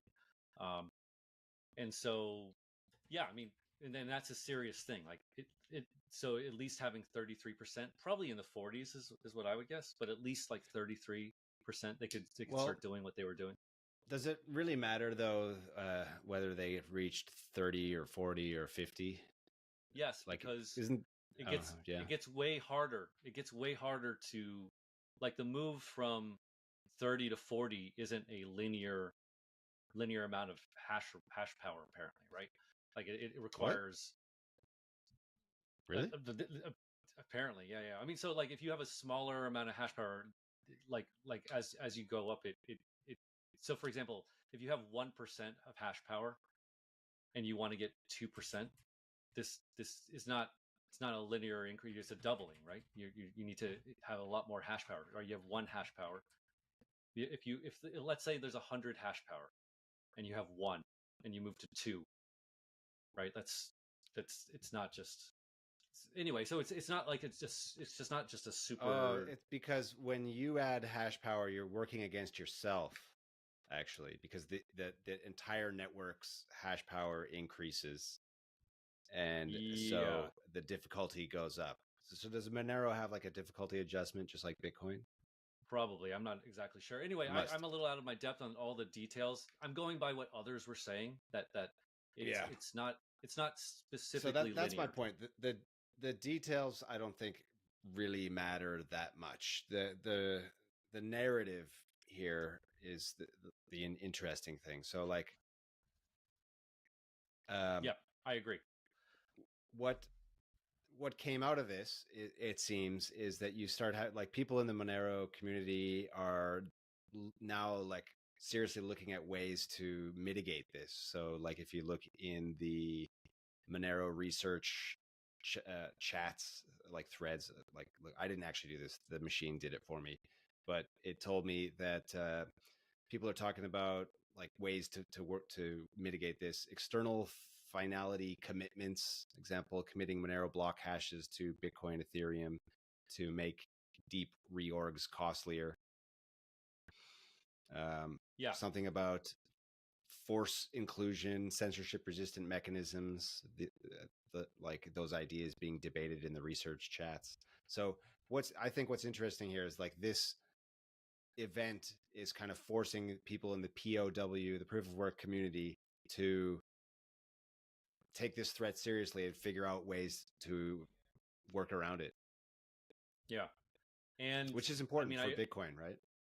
Yeah, it's important for Bitcoin. I think it would be, and other, I think it'd be much harder for Bitcoin, and we can go into the reasons why. But like, so there's even from the things that you're talking about, I think from what I was listening to from Zeno Monero, and so it's a couple podcasts he was on, which I think are well worth listening to. Excuse me.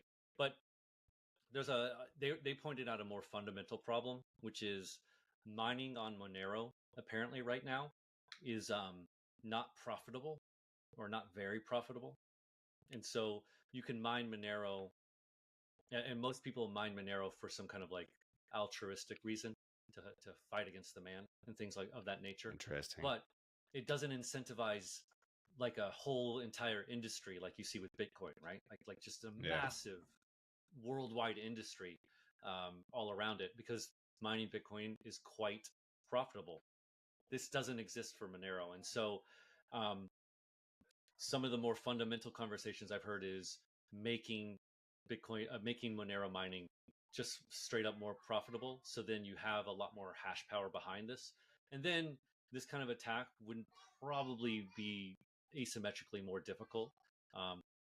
If anything, this kind of shows Bitcoiners, number one, currently, this kind of thing is really not achievable for definitely a project like this, but probably state actors. And number two, Bitcoin could have a problem, a major problem in the future when the safety budget becomes a concern, because then it'll be way less profitable, right? And it could be a lot easier to do a 51% attack if it had a more Monero like profitability scheme. So what we're seeing here is perhaps a preview of what could happen to Bitcoin, and maybe it serves as a warning that to the Bitcoin community that you actually have to figure something out here. So in that respect, I see this as kind of like it's good. Yeah, I agree. Also, I think the people in the Monero community also see it as a good thing. Maybe they're coping, right? Because their beloved project is getting pwned. But I heard a couple of good things to paraphrase, right? Like if we can't handle an attack from this quote unquote shitty project, then we aren't ready. Then we aren't ready to handle state actors. We're not ready to be a serious threat / safe haven from the real dangers. And I think that's true. Yeah. So it's a dose of reality. Time to step up your game. Exactly. Yeah. Can I put on my conspiracy hat? I'm going to try to channel Corbin for a second. Let's do it. Yeah. Yeah. So the ambient level of talk about privacy has ratcheted up, at least that I've detected in the past year, right? More and more people are talking about privacy. You see it. I've seen it all over the timeline. At the same time, Monero and other privacy coins in the past 18 months have been delisted from exchanges or made to have KYC AML off ramps specifically for privacy coins, right? Kind of trying to choke off access to it. And then last week, Nick Fuentes, he talked about Monero on his live stream, and he talked about how awesome it is, right? How great it is, how it's like it's really important. Edward Snowden, I think a couple months ago, 3 or 4 months ago, he talked about it in a conference, specifically Monero, how important it is. Yeah. And here we have a freaking 51% attack right afterwards. I just feel like it's kind of not a coincidence. That would be my conspiracy thinking. Well, yeah, I mean, I can buy into that. As we've discussed many times, the powers that be are not going to allow allow privacy tokens. They're not gonna endorse those. They're gonna fight them tooth and nail. They're gonna do everything they can to prevent the growth of privacy tokens. Do you think then it undermines there's no their future? power? Do you think there's no future for privacy coins then? No, there is a future. Really? You think? Yeah. You think privacy coins can win against the powers that be? Yeah, I think they can. That's very, I don't know, idealistic. I feel like I think if the powers that be really want to quash this, then they will be successful. I don't know. Yeah, but they're not that organized. And the tech, if the tech is good enough, and the people want it, they see that how dystopian the financial panopticon has become, then people will finally care about privacy. At least that's my hope. I don't think that they need to defeat the tech. That's the point, though, is that all they have to really do is choke off the on and off ramps enough for it to never be a used thing. And because most blockchains are transparent, yeah, it's very easy. Even if you do atomic swaps, you can be like, that USDC or that Bitcoin is flagged because it was swapped from this black box of privacy into USDC. Nope. Yeah. Well, if things get bad enough, then people will just have to do like peer-to-peer transactions of like fiat cash for like digital privacy tokens. And I think the government would be okay with that level. Yeah, well, but that's the one way that they can't stop it, right? And so the theory is that that could actually, if things got bad enough, then that would happen at a large scale.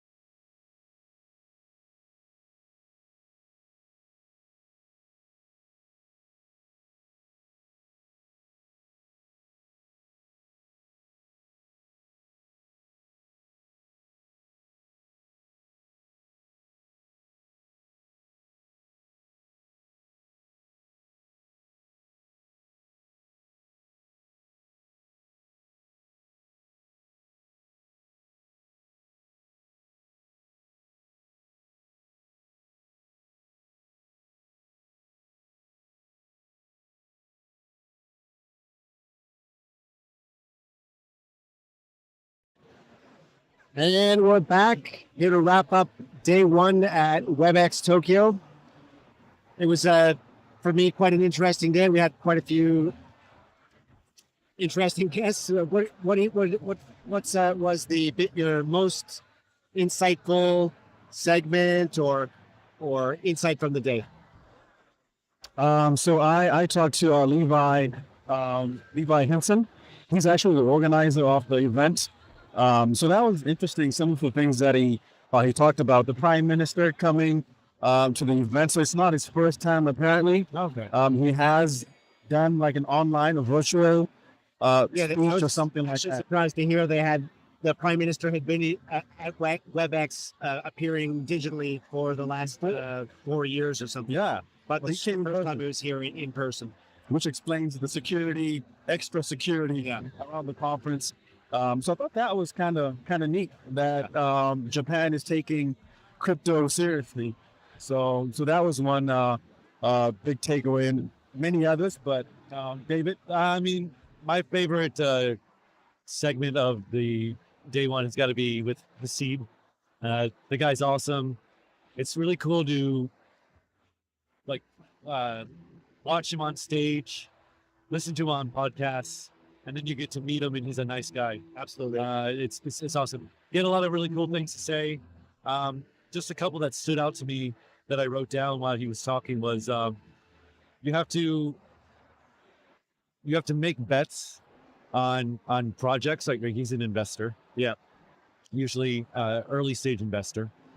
And he said this immediately after you talked about how, or you were talking with him about how he used to be a professional gambler. Yeah. And it just came to my mind, like, yeah, you have to keep betting, but you have to, like a gambler, you have to make sure your bets are sized appropriately, right? Right. And I think that is, don't blow your whole stack exactly on one bet, right? And I was just thinking while he was talking, it's like, yeah, it makes sense why he was why he is a good investor, right? Because he developed that mindset early on to take bets, but you want to size them appropriately. Yeah. Yeah. Yeah, I also really enjoyed the discussion with Haseeb. I thought his assertion that AI and crypto will only make sense when, I think, let me see if I can get this right, when two things are in place. One, AI is big enough and ubiquitous enough that it's just like, it's everywhere. Yeah. And two, when it's sufficiently dystopian, i.e., when people are actually just like fed up of how controlled everything is because of AI. Only then will decentralized AI make sense. Like, only then will it have product market fit. Yeah. But at the same time, it sort of needs to start building before then for it to actually work. So now, yeah. Right. So now is the time to make some of those reasonably sized bets, perhaps in decentralized crypto AI. Yeah. But it is almost a thing where, like, he had this talk with Abhichal and at Berkeley. It is almost a thing where you have to go in knowing that this bet is not, most of these bets are straight up going to fail. And kind of the reason that you do this bet is not strictly for money, right? Like, this is, there's, because it's so dystopian, and just like with Satoshi, right? It's about ensuring that we don't become, I don't know, slaves to the machine. So this is actually kind of like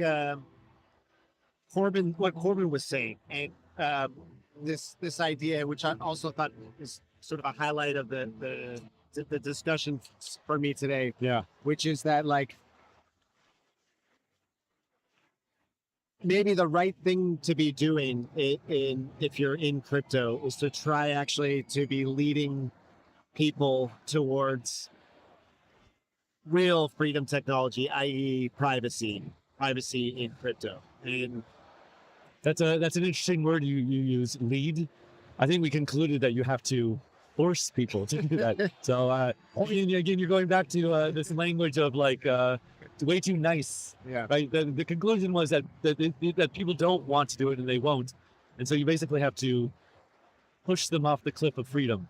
Yeah. VC was saying that? No, Corbin was saying that, but it ties together with what Haseeb was saying, because he was like, or what you were just saying, you're like, you need to be betting on these on like the future, not necessarily for money, but because it's the right thing to do. Yeah, right. Yeah, exactly. So Abhichal was very very explicit about this in his talk with Haseeb. In this, Haseeb was kind of, I would say, more approaching this from still a business perspective, which is fine. There's nothing wrong with that. But Abhichal was like, yeah, no, I'm doing this because it needs to be done.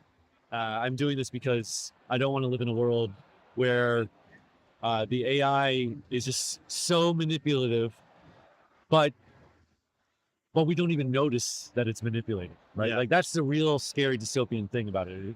It's like, well, let me ask a question that I asked Corbin and Graham during that token narrative segment to Frederick. Are you optimistic or more pessimistic about the trajectory of crypto in the future?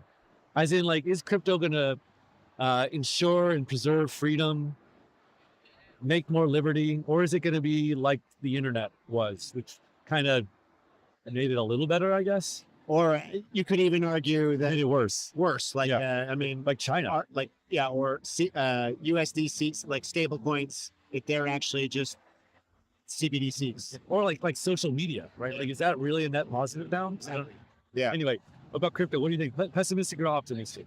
I am slightly pessimistic because I think it's the trade-off, right? So what you have is this paradox where crypto was a revolution because it was not the mainstream financial system, so you could do whatever you wanted. Of course, that clashes with the law, with regulations, with capitalism in terms of having a business mindset. And you can see that Bitcoin being founded by you can see that with Bitcoin being founded by or created by a pseudonymous person, and all the other cryptocurrencies, or most of the other cryptocurrencies, being created by CEOs. Right? Yeah. And so you see that almost, the business mindset corrupting the libertarian crypto mindset. And so I'm slightly pessimistic that we'll lose the spirit of crypto while gaining whatever profits and advantages we get from the technology. That's how I see it. I see, yeah. Also, this in Vitalik Buterin, CEO of Ethereum. He basically is.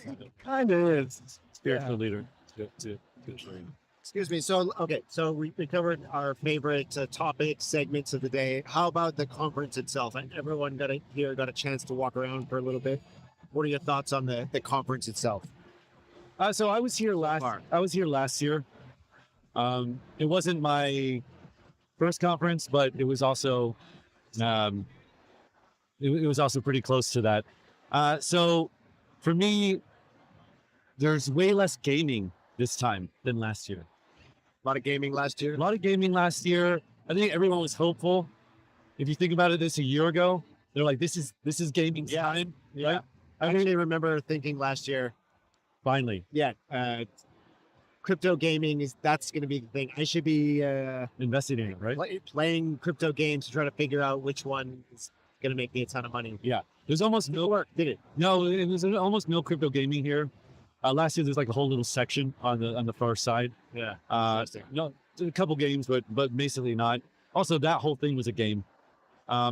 So obviously that hasn't worked this past year, and I think now everyone's kind of wondering yet again what's going on with gaming. It seems to be like this this narrative that comes up, and then the market proves that it's not ready for that, and I guess it's going to be gone for a while. I do want to interject and just say, I did meet someone who wanted to meet you to talk about gaming. Nice. Yeah, because I was like, well, he was going on and on about gaming. It's all broken. We've got the solution. So I've got his name. Yeah. I can't pull it up right now, but there was someone there. Yeah. It's not all dead. Yeah. And he wanted to meet you because he knows you're into gaming. Yeah. Narrator. Yeah. It is broken and dead. No, so the gaming There's got to be a way for it to work, but nobody's found it yet. No one's found it yet. The closest that we come is off the grid, right? The Avalanche based.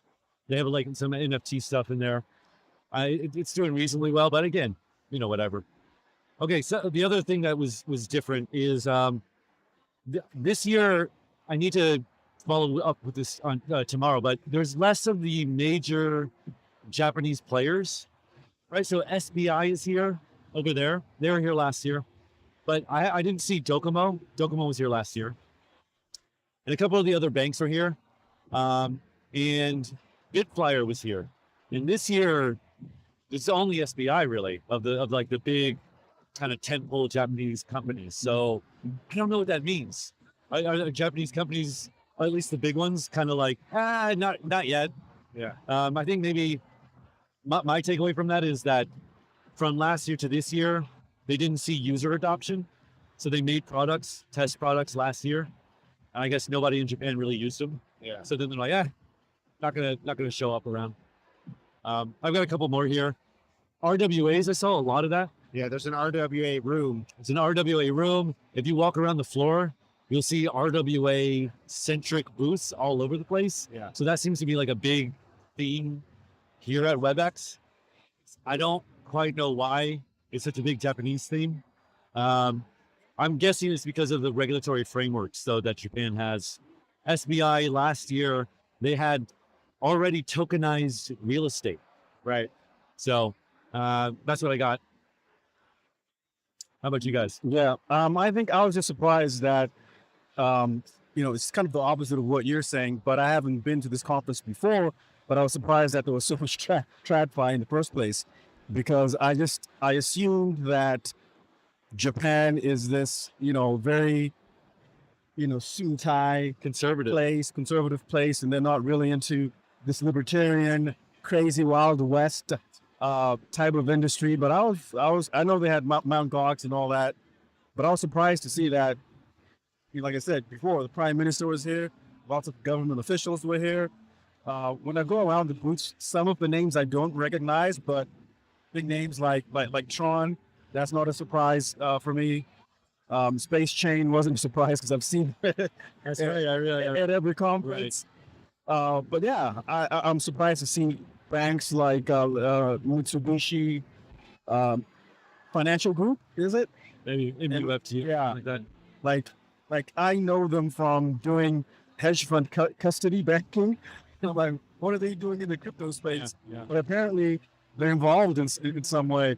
And like I was telling Levi, 25% of the attendance actually are TradFi people. Oh, really? Yeah. Oh, so you wow. see a lot of people. Maybe it's a Japanese thing, because I know Japanese people like to wear suits and ties as well, even if they're not necessarily TradFi. But I did see a lot of people in formal clothes. Yeah. Versus what you see at like an Ethereum conference where it's all weird suits and like kind of crazy hippie style things going on. Actually, following up on that, one of my thoughts was that I was actually surprised to see that the people here, first of all, it's quite busy, it's crowded. Like you walk around and it takes like a few minutes or it takes like quite long to travel, like 50 meters or something. But my thought was like most of the people I see look like normal Japanese people. Yeah, I was gonna. They don't look like crypto nerds or whatever. So that was kind of surprising to me. Like if you go to like what are normal Japanese people doing at a Web3 conference? It's a good thing. Kind of surprised. Yeah, exactly. Yeah, if you go to like Dubai, Token 24 in Dubai, or Singapore, it's not really normal people there. Oh no. Right? Everyone there is in crypto. They're all in crypto. Knee deep in crypto. It seems like these are enthusiasts, right? Not necessarily industry participants. Yeah. People here to learn. So that's actually quite. That's a good sign. Yeah, a good sign. Yeah. Interesting. Just a couple more comments, just because I got to so many conferences of late. I have to say, I like that this is a more, I would say, conservative, just aesthetic. Like Dubai, the whole place was dimly lit. It was pumping club music, loudly pumping club music the whole time. Daniel knows what I'm talking about. There was neon lights everywhere.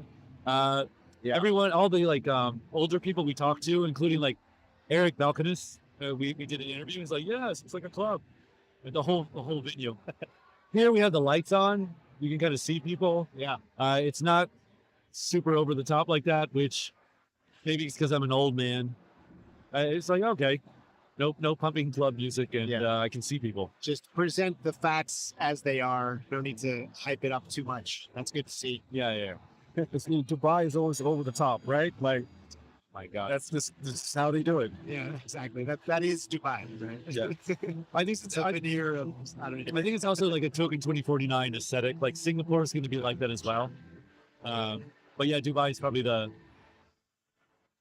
most of that. Yeah, ostentatious. Yeah, ostentatious. There it is. One last comment that I have about the event so far, which I was pleasantly surprised to see, is that quite a few people stopped by our booth and were like, "Hey, I know you guys." So that was good to see. Yeah, exactly. Yeah. Here's a little pro tip. You don't need like a man in a suit or some booth babes. Just have a awesome news setup and you'll get attention. Exactly. All right, last question for the day to wrap things up. What are you guys looking forward to tomorrow? I am looking forward to Michael Heinrich from Zero G, I guess OG Labs. Yep. Just because now I don't know the guy too well, but I do know that he worked in the hedge fund space for Bridgewater, which is probably the biggest hedge fund in the world and one of the most famous. So that's Ray Dalio. Oh, yeah. Okay.